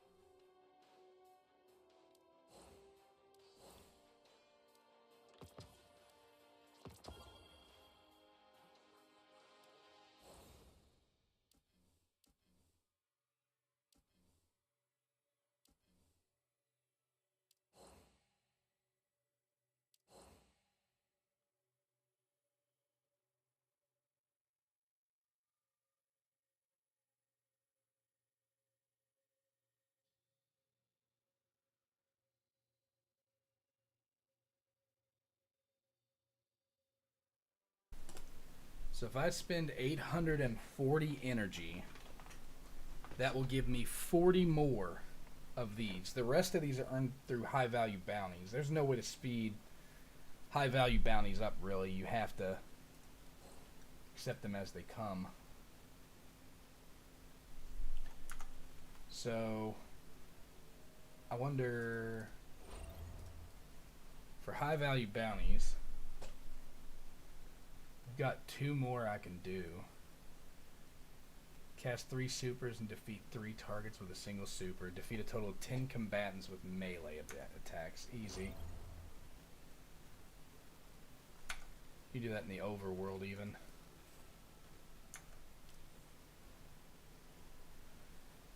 Yeah, I'll probably just do that.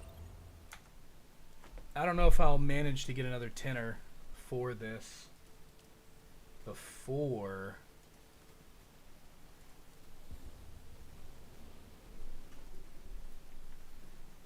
let's go Red Sea Rift.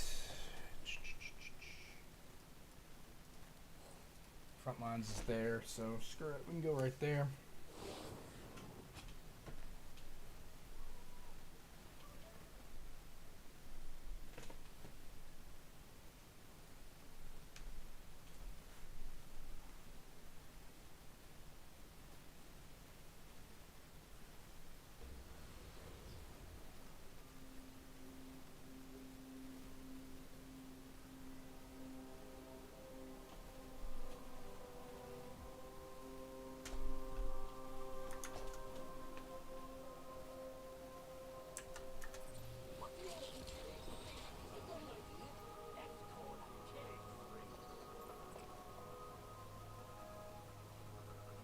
Yeah, I don't know what happened. Like, randomly the performance of this started just dipping. I'm trying to see if I can get another tenner in before I actually log off. Like, I'd like to try to get another tenner in.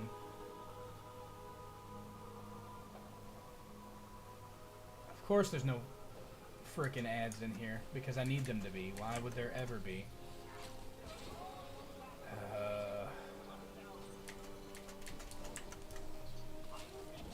Wish they'd bring skimmers over here. Or they attack sparrows. I don't even know why I'm...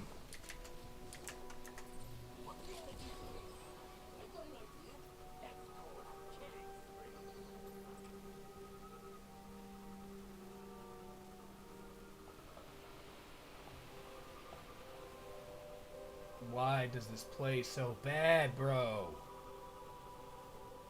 Just release it on PC already, dude. Like, for real.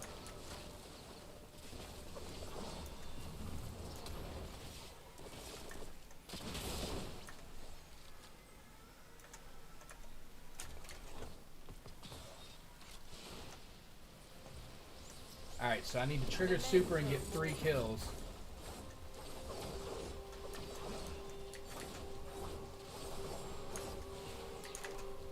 Alright, that finished that one. And the last one is just melee attacks. So that's going to be my, what, 8? Yep. And and I need to kill 10 of them.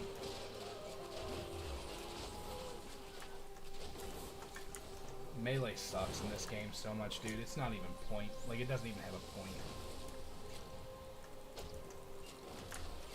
Like, look at this. 1, 2. 1. Even trash mobs require 2 punches minimum to kill. That puts us at 5.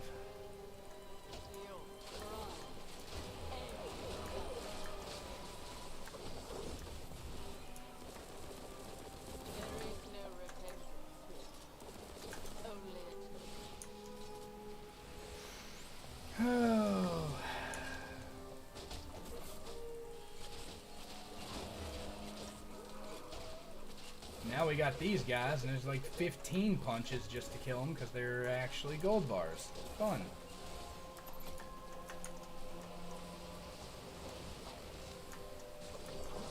Oops. Habit took over. You think I'm above meleeing an exploding unit? You got another thing coming. Oh, there we go. Alright, cool. I'm done. I don't think that was enough to get me any more Kabr pools, but...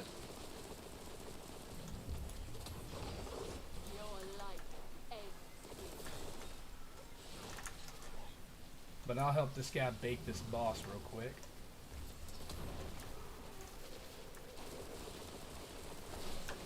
Funeral bells have sounded.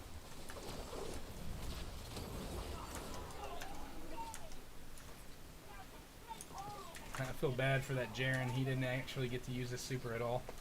Whoops. Nothing Sorry, brother. new under the sun. As always. Should be coming close. So I've got an upgrade packed here. Another damage resist bonus. Well, I still don't have any notice that anything's ready, so let's see. Resolute's visit, acquire. 20 for getting him. Dude, get out of here. Why? Plus 20 for each of his nodes. Draw him 6 times. We'll give you 120. Bro, I still don't get it. I can't. Yeah, so I only had 12 high value bounties that I could do, so I can't even get that. But if I can get 10 more today, which I think I can do, I need to burn 60 energy. So... I mean, really, there's only one place to do that, right? Quickly.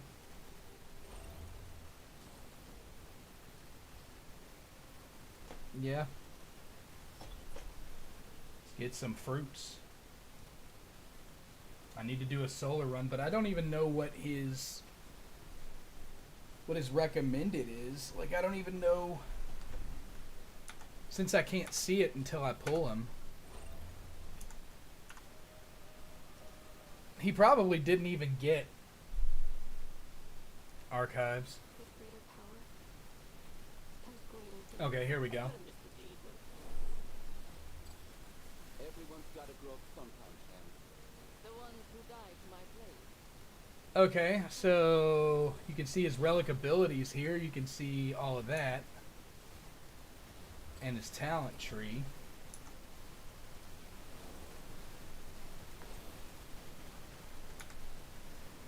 Why not? So, this is Kabr the Resolute. His primary weapon is the Piercing Scout Rifle family, and his power weapon is the Piercing Linear Fusion Rifle, making him another arc-piercing hero. So this is our third arc-piercing hero.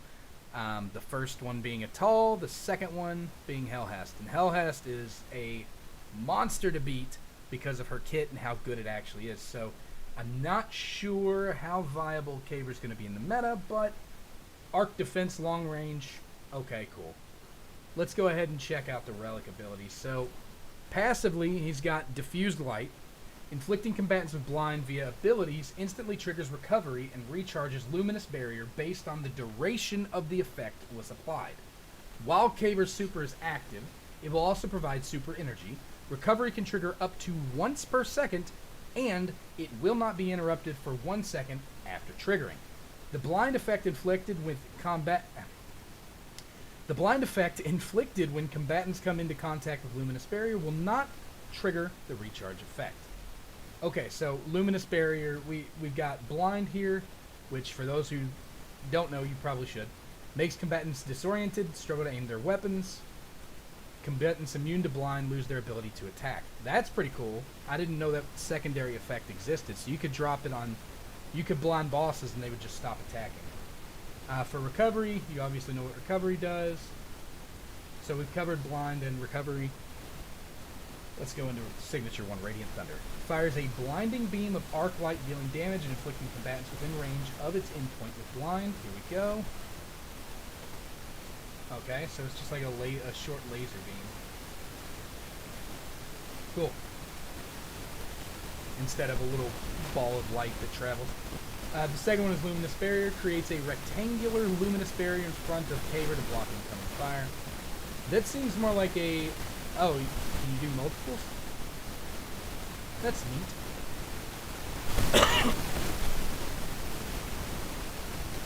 Yeah, so you can do multiple shields, it looks like now.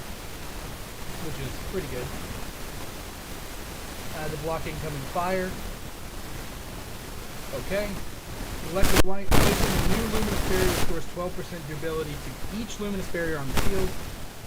When the duration of blind effect inflicted on a single target by Radiant Thunder reaches 2 seconds, it deals an additional 300 arc damage. While within 6 meters of a luminous barrier, Kabr gains additional precision target acquisition and his precision hits deal plus 10% damage. With Permeating Light, which is his weapon mastery, when the Scout Rifle, Linear Fusion Rifle shots pierce the luminous barrier and hit combatants, they also deal an instance of arc damage equal to 30 and 10% of the weapon's damage. This effect can trigger up to once every 1 second. This is a damage increase. Newly summoned luminous barriers gain 1 stack of drifting energy. When Scout Rifle Linear Fusion shots pass through it, they consume drifting energy to trigger an instance of Chain Lightning, which chains up to 4 combatants. Each combatant hit takes arc damage equal to 100% and over 50% times the instance of added damage that are inflicted with blind for 1 second. And the last one is a cooldown restriction. Oh, drifting energies procs are not affected by Permeating Light's cooldown restriction. Okay. Level 5 is just another flat damage increase. So, as per usual. The kit seems pretty good, but decent. I don't know if good is the word. It's an improvement over this Kabr for sure, but this Kabr and that Kabr are basically the same. The only difference is, did we actually look at oh, I didn't actually look at Kabr Super, at the new Kabr Super. So let's see what that is. Times Defender. Creates an expanded barrier that follows Kabr as he moves and enters his super state. While in a state, he can charge and fire high energy beams of light, dealing arc damage and inflicting blind. But he didn't move, did he? So it's the Aegis. It's basically the Aegis. Alright. So let's go and look at the other Kabr. Let's compare his super. So his super is just a bunch of punches. It's not a bunch of punches. It's a bunch of shield fires. So you use it to fire a powerful arc beam, striking and inflicting combatants with blind. It's literally, his kit is nearly identical in terms of things like that. So he fires a shield, it blinds everything, puts down a barrier. This one's just a square barrier, you can shoot through it, and it gives any bullets fired through it arc damage. You get chain lightning from it. Where does the chain lightning come from? Weapon Master. Yep. Chain lightning comes from Weapon Master. So the kits are, they're not identical. There's small differences between Kabr and Kabr. Also, this is the Thunder Shield, and this is the Levin. Yeah, so there is slight differences between Kabr and Kabr the Resolute, for sure, but... And then there's the talent tree. So let's see what he's got for talents. Chain Lightning triggered by Permeating Light also inflicts combatants with light engraved, causing them to take plus 15% damage from Kabr for 6 seconds. Repeatedly applying this effect extends its duration. Okay, so Chain Lightning adds Permeating Light. Triggered by Permeating Light also inflicts light engraved. Whenever Spread Light is triggered, it replenishes 15% energy for Radiant Thunder. Luminous Barrier's charge time is reduced to 18 seconds. Radiant Thunder deals plus 30 damage. Times Defender charge is reduced to 60 seconds. Wow. A roaming super with 60 seconds? That's kind of interesting. The number of drifting energy stacks that newly summoned Luminous Barriers gained is increased to 2, and up to 1 stack can be triggered every 25 seconds. Okay. I mean, honestly, I don't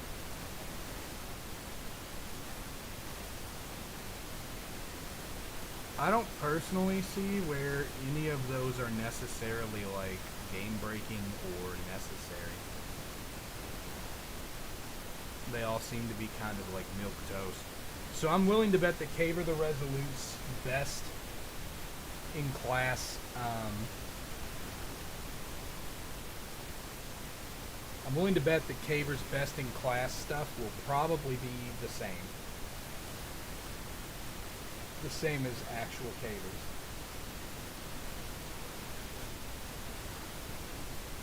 Let's see. Hellhest. Yep.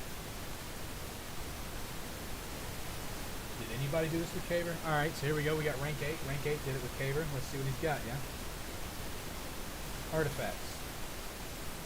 Nourishing Pact. Summons. What?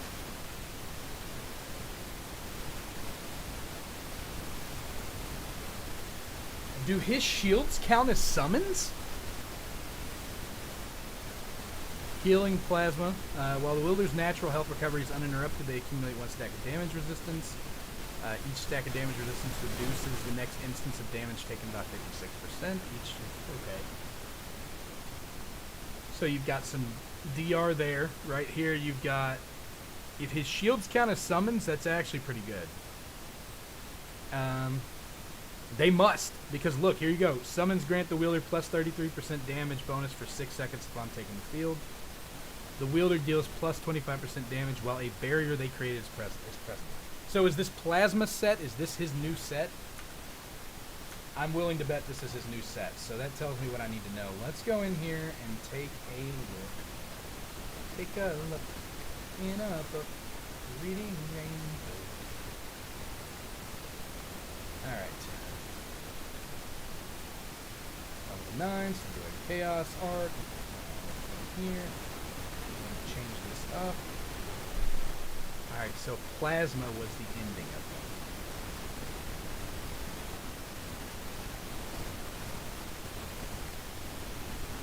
Okay, here we go. So they do have recommended for him. Inflicting combatants with debuffs heals the wielder's summons. Okay, so they count as summons. His shields count as summons. Isn't that intriguing? Alright. So he can take any of the summon mods that you use on other characters. That, I mean, it looks like it's the case with the original Kabr too. I never actually built him, so I didn't know, at least not fully. I think I just kind of threw whatever on. Here's Healing Plasma. I don't know if the damage resistance is worth it. Guess I could go for that. Alright, so we got Calming Token, Stationary. So you're going to be stationary a lot with him, so Calming Token could be pretty good, especially if you're getting plus 10 accuracy, plus 46 precision damage. But, I mean, again, he has access to the summons mods, so...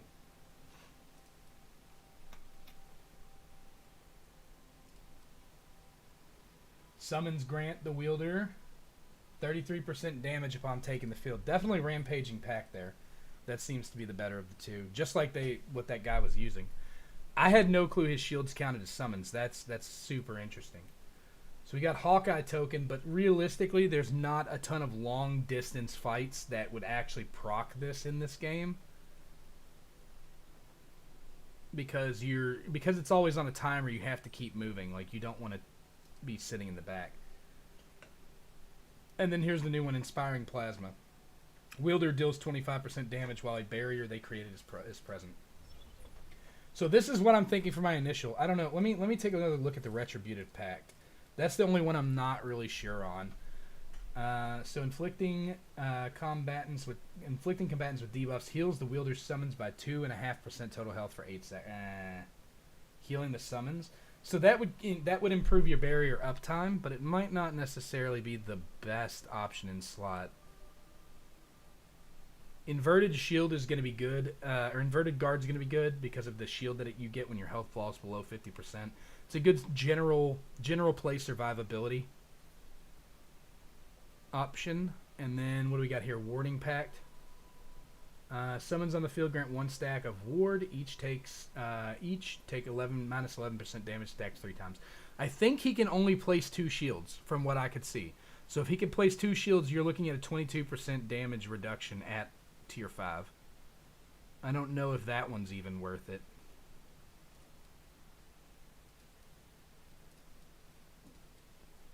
Healing Planetismal is a pretty general one too. Recover 10% total health after casting abilities. That one could work as well. Then there's Unrelenting Ground. Take minus 32% damage while stationary. Yeah, that's a possibility.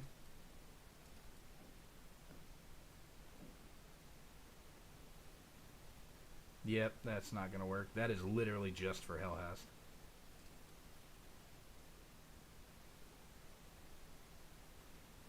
This one might not be too bad. Dealing precision damage grants a plus 38% damage resistance against sources within a 15-meter radius for 8 seconds. That could work. The game recommends Warding Pact. I don't know about that. It plays way too high into the summons, especially when you can only have 2 shields out. Maybe.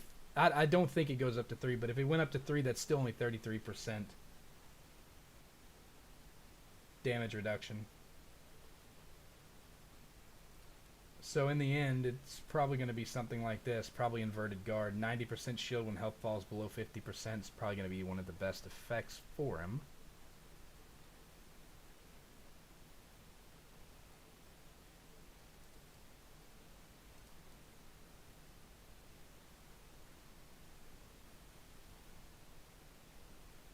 Yeah, 2.5% seems awful low. 2.5% health. I mean, I guess it increases your shield's uptime. I'm going to keep that on here. But I think what I'm going to do is use a mod. I should have a couple of these mod choice kits. Oh, Lord. Hold on, I gotta clear some of this out again.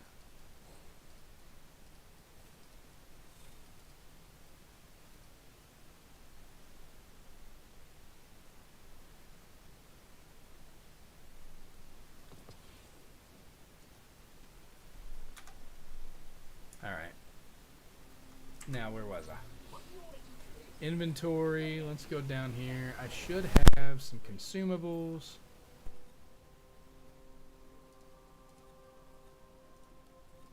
Here we go. Actually, I don't even need to do any farming for it. I've got 8 elemental choice chests, but I'm really going in just to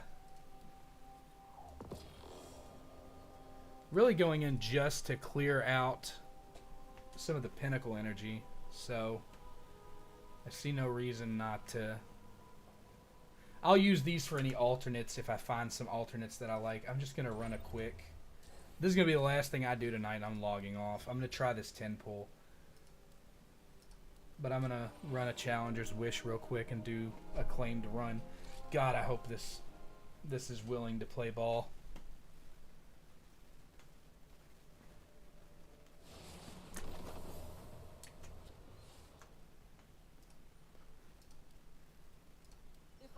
You already know it's an arc run. That means Ning's coming out.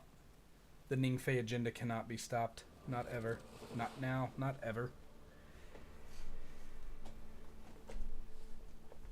Yeah, in terms of like how good he actually is, Kabr, I mean he certainly reads better than original Kabr, but I don't know that Kabr SP is going to be necessarily all that good.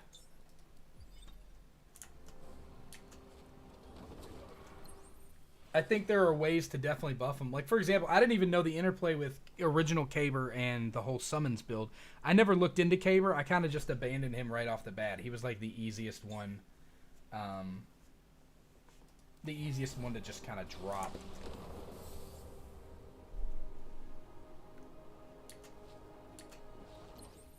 Well, him and Ikora. I only built Ikora up because I had reason to in order to compare her to Maru. Otherwise, I wouldn't have built her up either. Smart money's on me.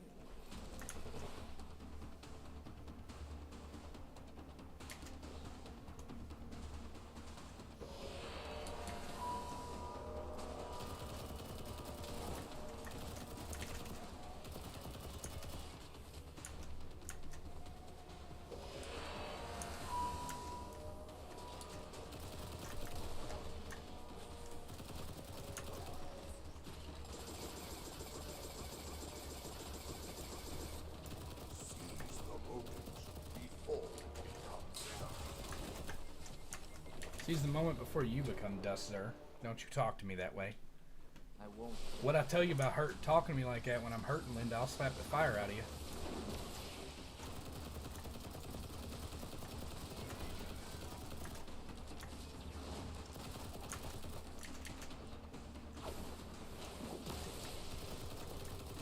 Eye of the storm open.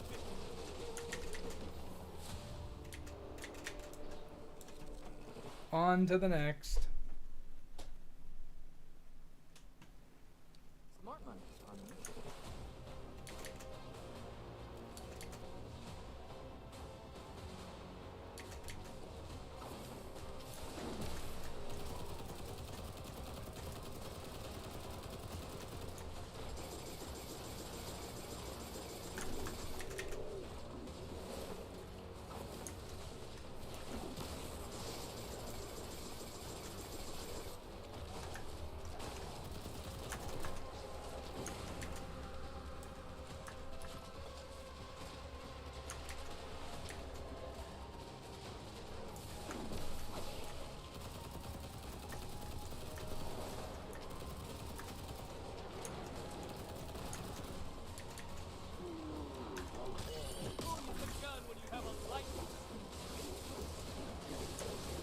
Yeah, go immune.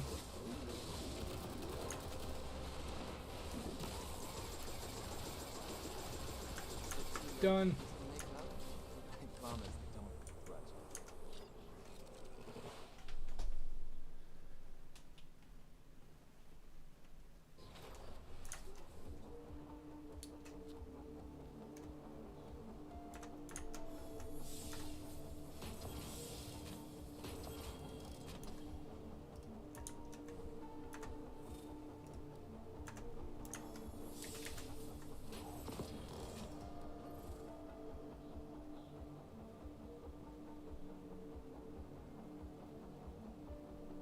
Okay. So there is Inspiring Plasma. The wielder deals +9 damage, so that's going to be good when it's done. When it's enhanced and stuff. Hopefully I have enough materials to actually manage that. And that should give me enough to put me over. Bizarre is fine, but be sure to spend your glimmer wisely.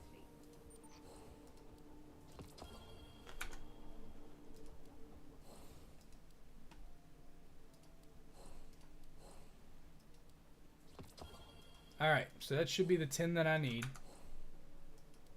to claim my next 10 pull. Now, we've already done 10. We did 10 early on because we got the 20 needed and we did the 10.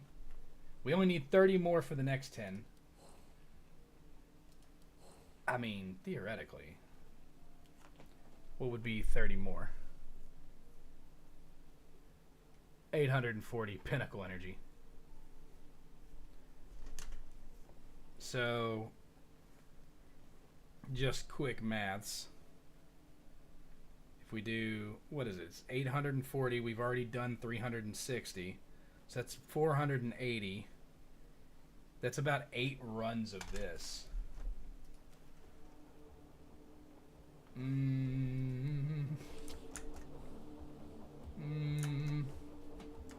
I can make 8 runs happen real quick. These are pretty quick. I'm a minute and 52 in anyways. Let's say rapid fire. Yep, let's do that. Upgrades.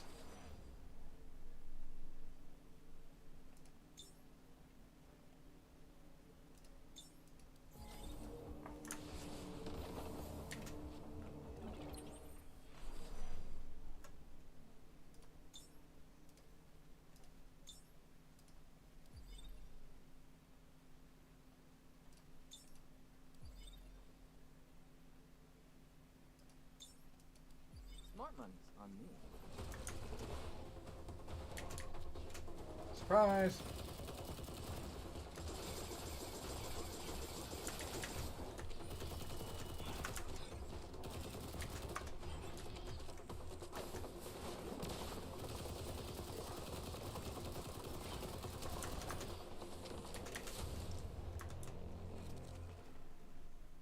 These are pretty quick to go by. Oh, whatever.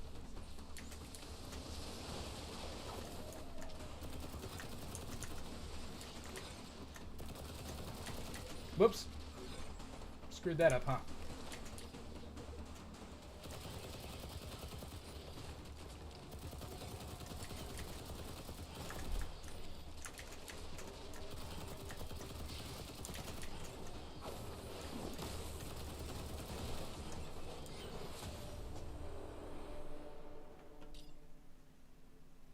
I'm here. You're welcome.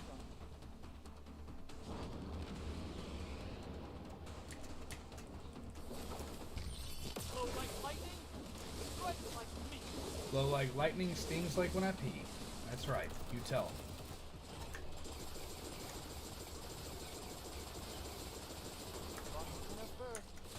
God. I keep forgetting that I'm wanting to stop playing because of the lag, but... Alright, so 7 more after this.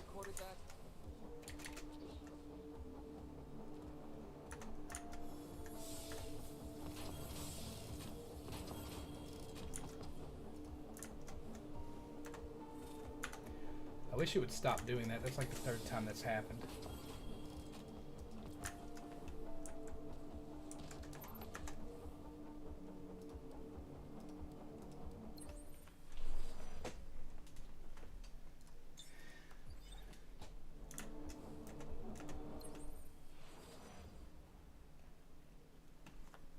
Let's see here.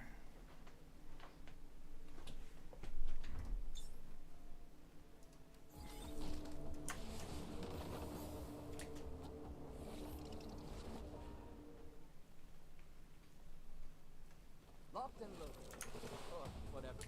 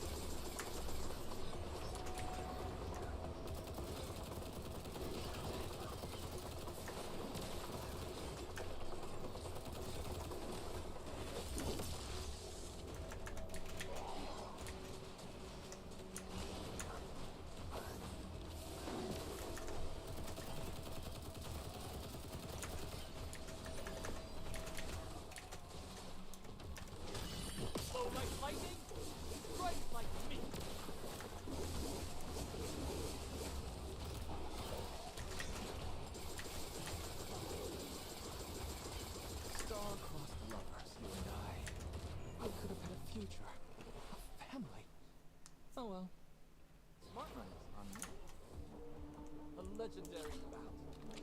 But my victory was inevitable.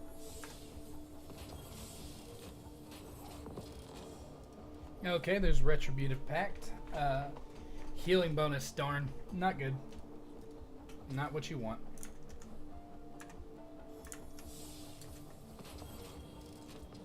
Alright, 6 more runs. No more buffs. Should be able to bust this out pretty quick.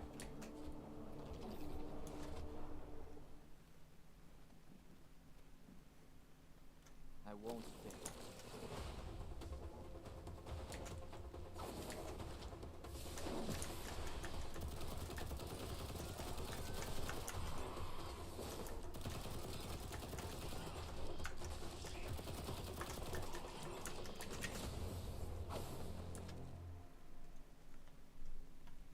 Locked and loaded. Or whatever they say.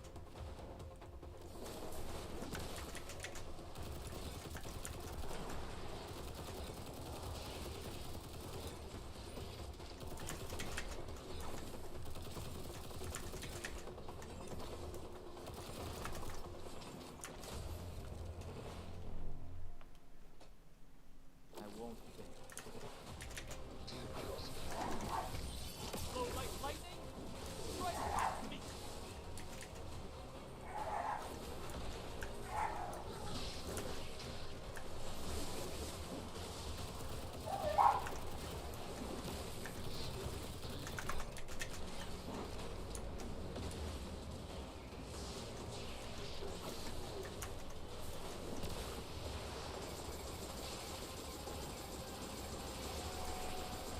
Star-crossed lovers, you and I. Goodbye.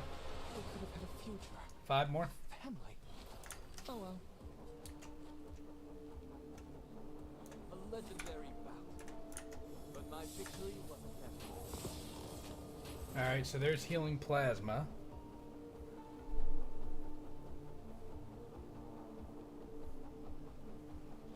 Okay. I think that's almost all 4 of the ones. That's 3 out of 4 there.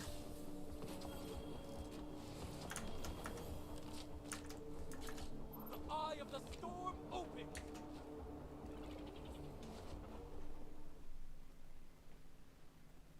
Smart money on me.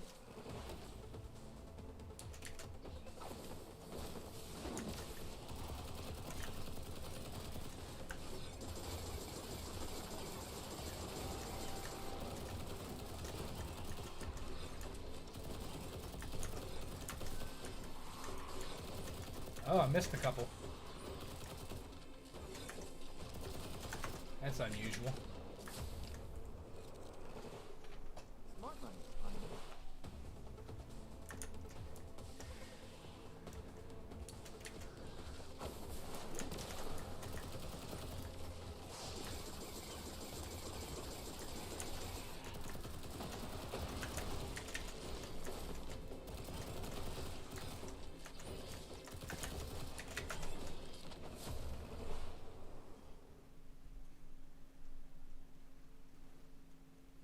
Locked and loaded.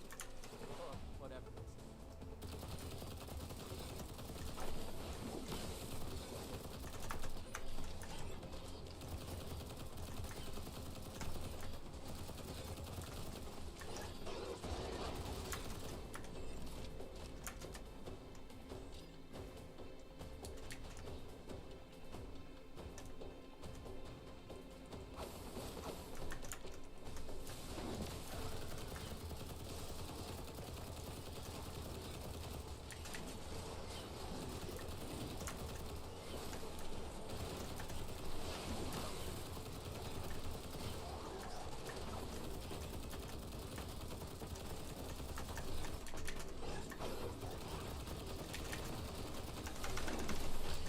Slow like lightning. Strike like me. I promise I don't hold grudges. I'm here. You're welcome. Please tell me someone recorded that. 3.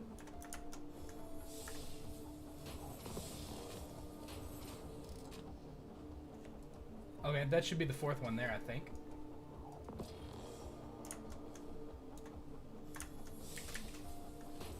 My inventory's full. Whoops. Well, I'm not gonna stop right now to fix it, so I'm just gonna keep claiming. I think my mailbox is plenty big enough, right? I don't know. Doesn't matter. I'll get it after the next wave.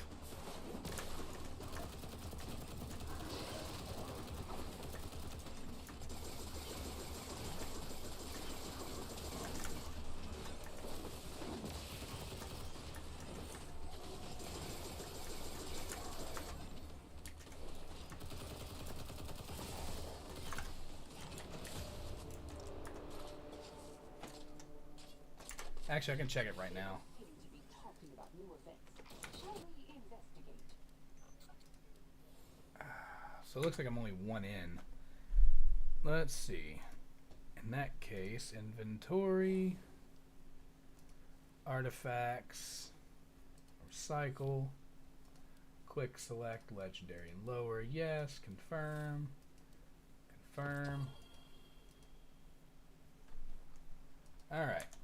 So what does that take me down to? That was only 20 of them. Quick select, mythic and lower.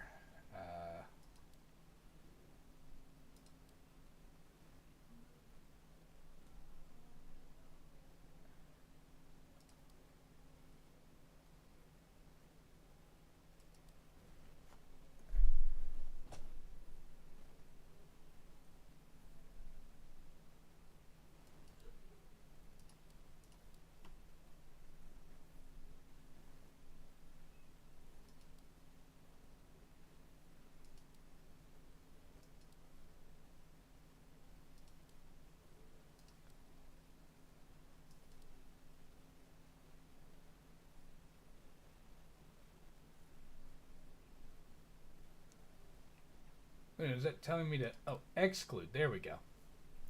It's like, wait a minute.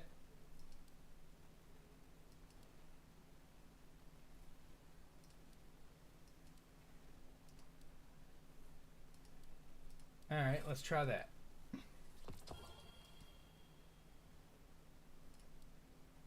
And that put us at...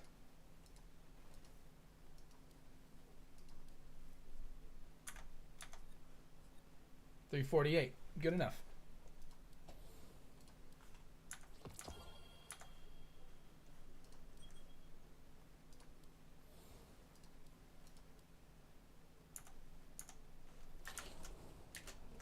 All right. Little detour. But I'm still working on it.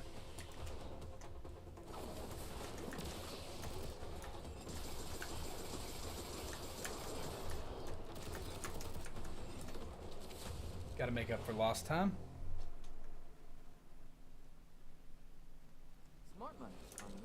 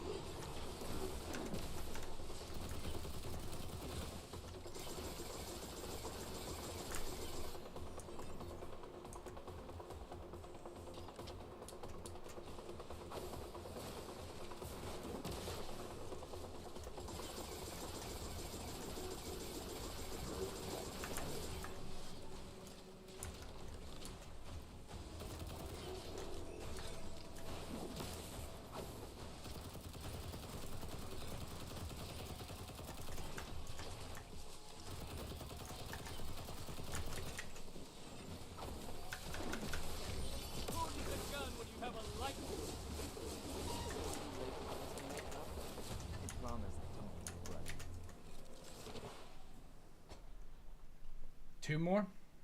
Locked and loaded. Or whatever they say.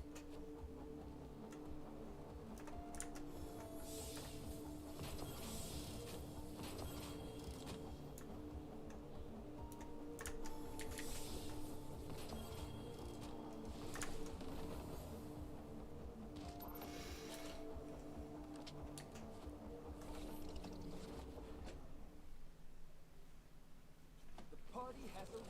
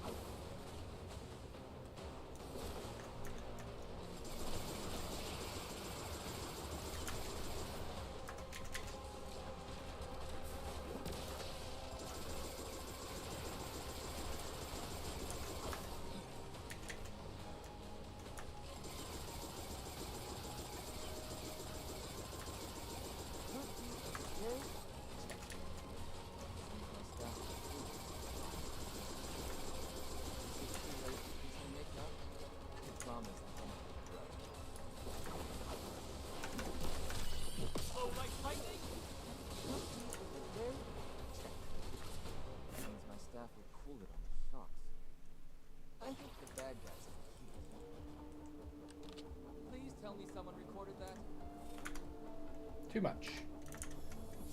Scroll wheel keeps passing up.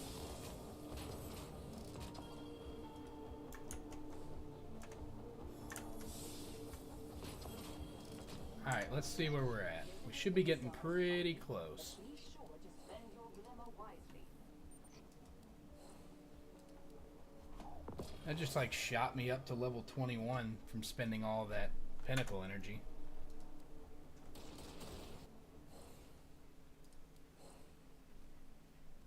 Challenges. Alright. 720 out of 840. So we got one more wave. Let's go through one more wave.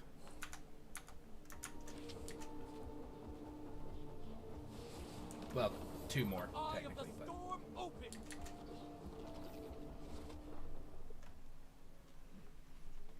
I guess it'll be 20 pulls here if I complete this. So that will put me at half pity.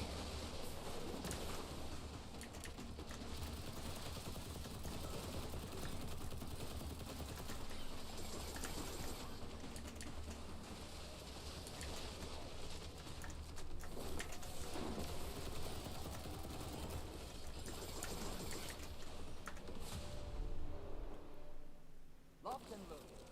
Or whatever this is.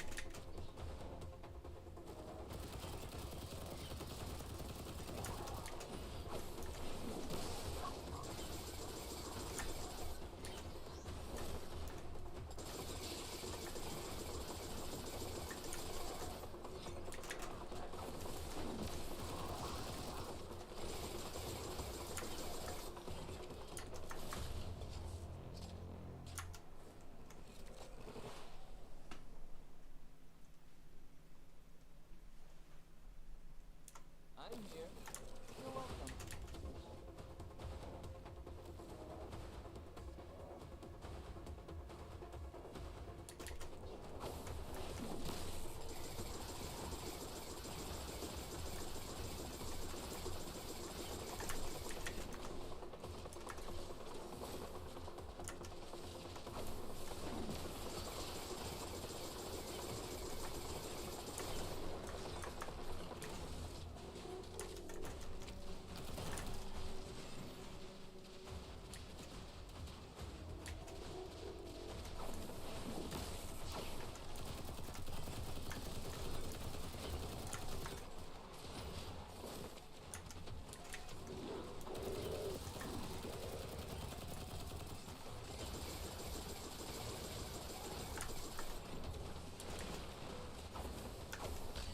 Who needs a gun when you have a light? Stars and lovers, you and I. We could have had a future. A family. Oh well. Smart money on me.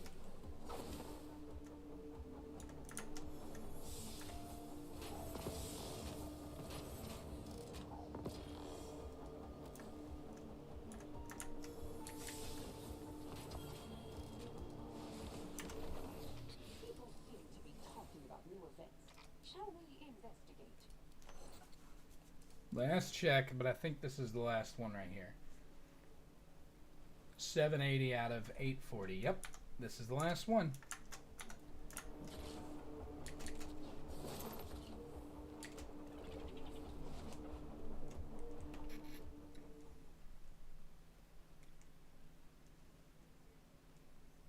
Thank you for that.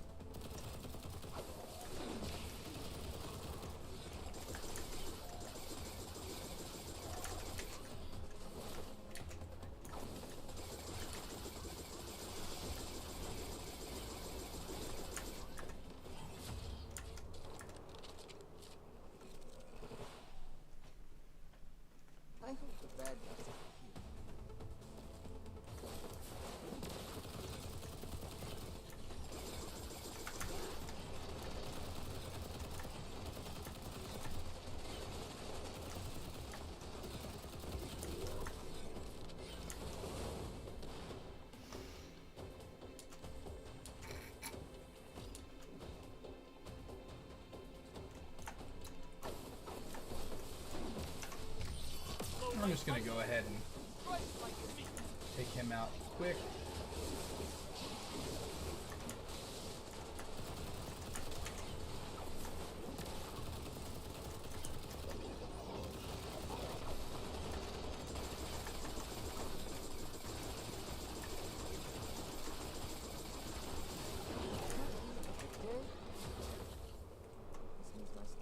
And we're done.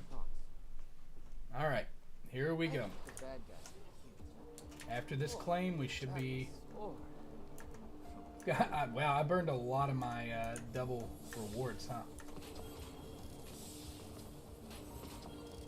To make this happen. I mean, I needed to farm these out anyway, so it doesn't much matter, but... We'll go ahead and save and exit, even though it's going to get wiped tomorrow.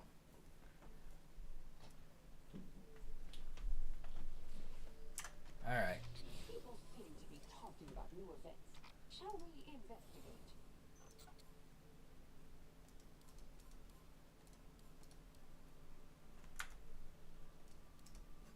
I've already dumped more energy into this season than I did the entirety of last season. In a single day. Just because I'm trying to get those free draws. Alright. Let's see. That's 10, 20, and 30. Let's see. That should do it. Alright. I have 20 draws, so the moment of truth. We are at guaranteed in 50. I've already put 10 in. This is 20. So that means I'm at half pity as of this 20 pool. So here we go. 10 in. Nada. And another 10 in. And nada. Alright. Well.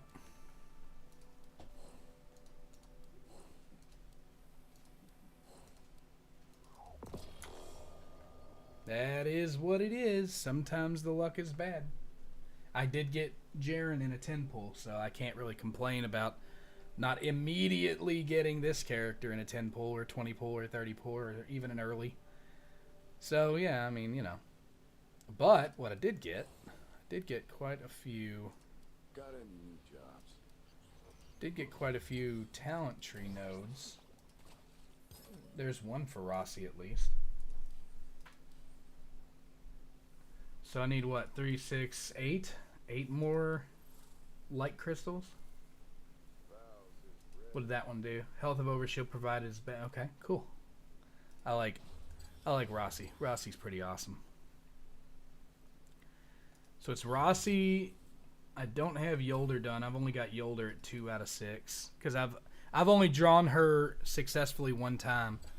I'm at 2 out of 6 on Hellhest. I just didn't have the means to pull Hellhest, unfortunately, at the time. So, yeah, I've got, what, 8 more for Rossi to finish his tree.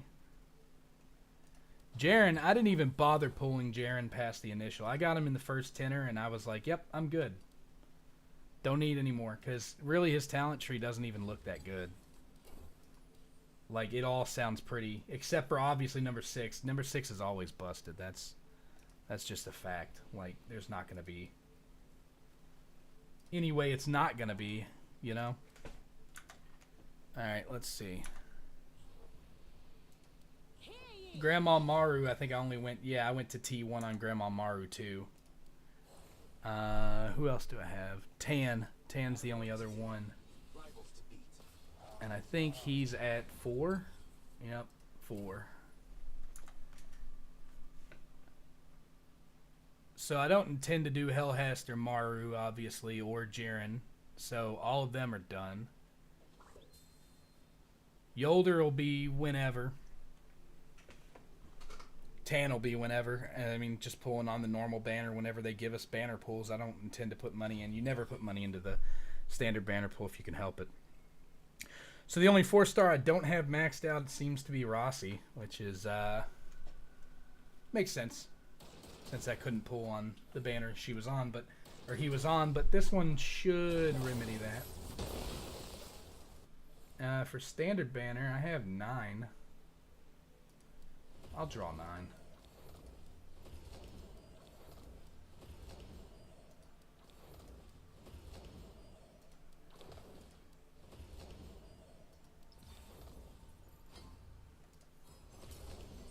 Uh-oh. Oh, it was a purple. Hey, there we go. Alright. Wouldn't it be funny if I pulled Kabr right here? Alright, better make that 5 out of 6 on tan.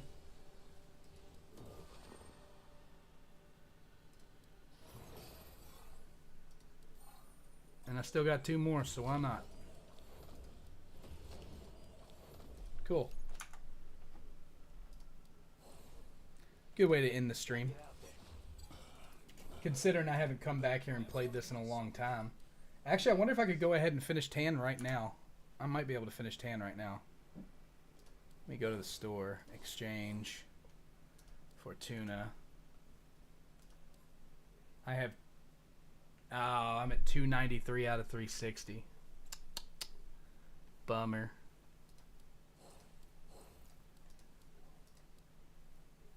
Speaking of, I've got a bunch of dust, so let's go ahead and get some of these capacitors I burned back, huh?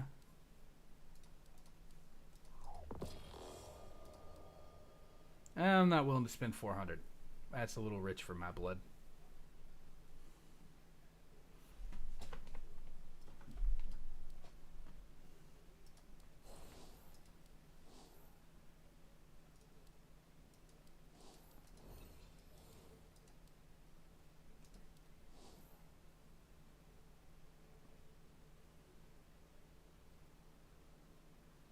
Oh, I guess it's trying to tell me about this random one-off thing I got.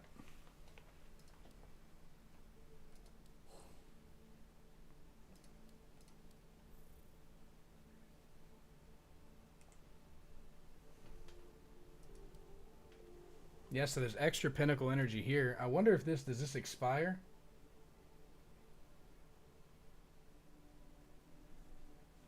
Clears daily at 7 a.m. Isn't that craptastic? That's just like, let it last a week. Or make it blue penny energy. Like, blue penny energy doesn't have a limit. I mean, I get it. They want you to play. That's why they're offering it. But still, like, I'm just saying, man. Like, there are options here. Oh, speaking of, I did manage to buy all the other catalysts for weapons today. So, before I log off for the night, guess I should go through and see what does and doesn't have a catalyst equipped. Take care of that real quick.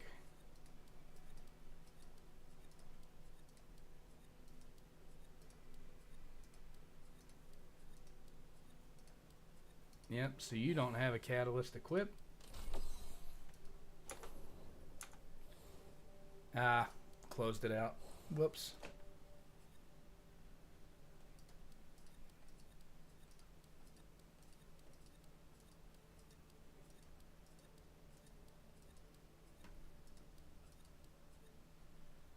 You don't have your caddy equipped.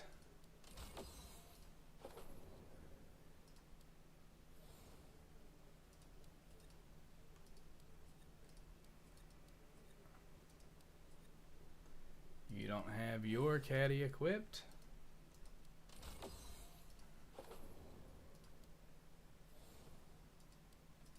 I think that was the last of them, because the only other catalyst I have at this point is I should have a catalyst for symmetry, but yeah, there it is. I have symmetry's catalyst, but I don't have symmetry yet. So since Crota's not out, but yeah, there we go. I did get some, so we'll go ahead and make some of those. 14 more left for the week.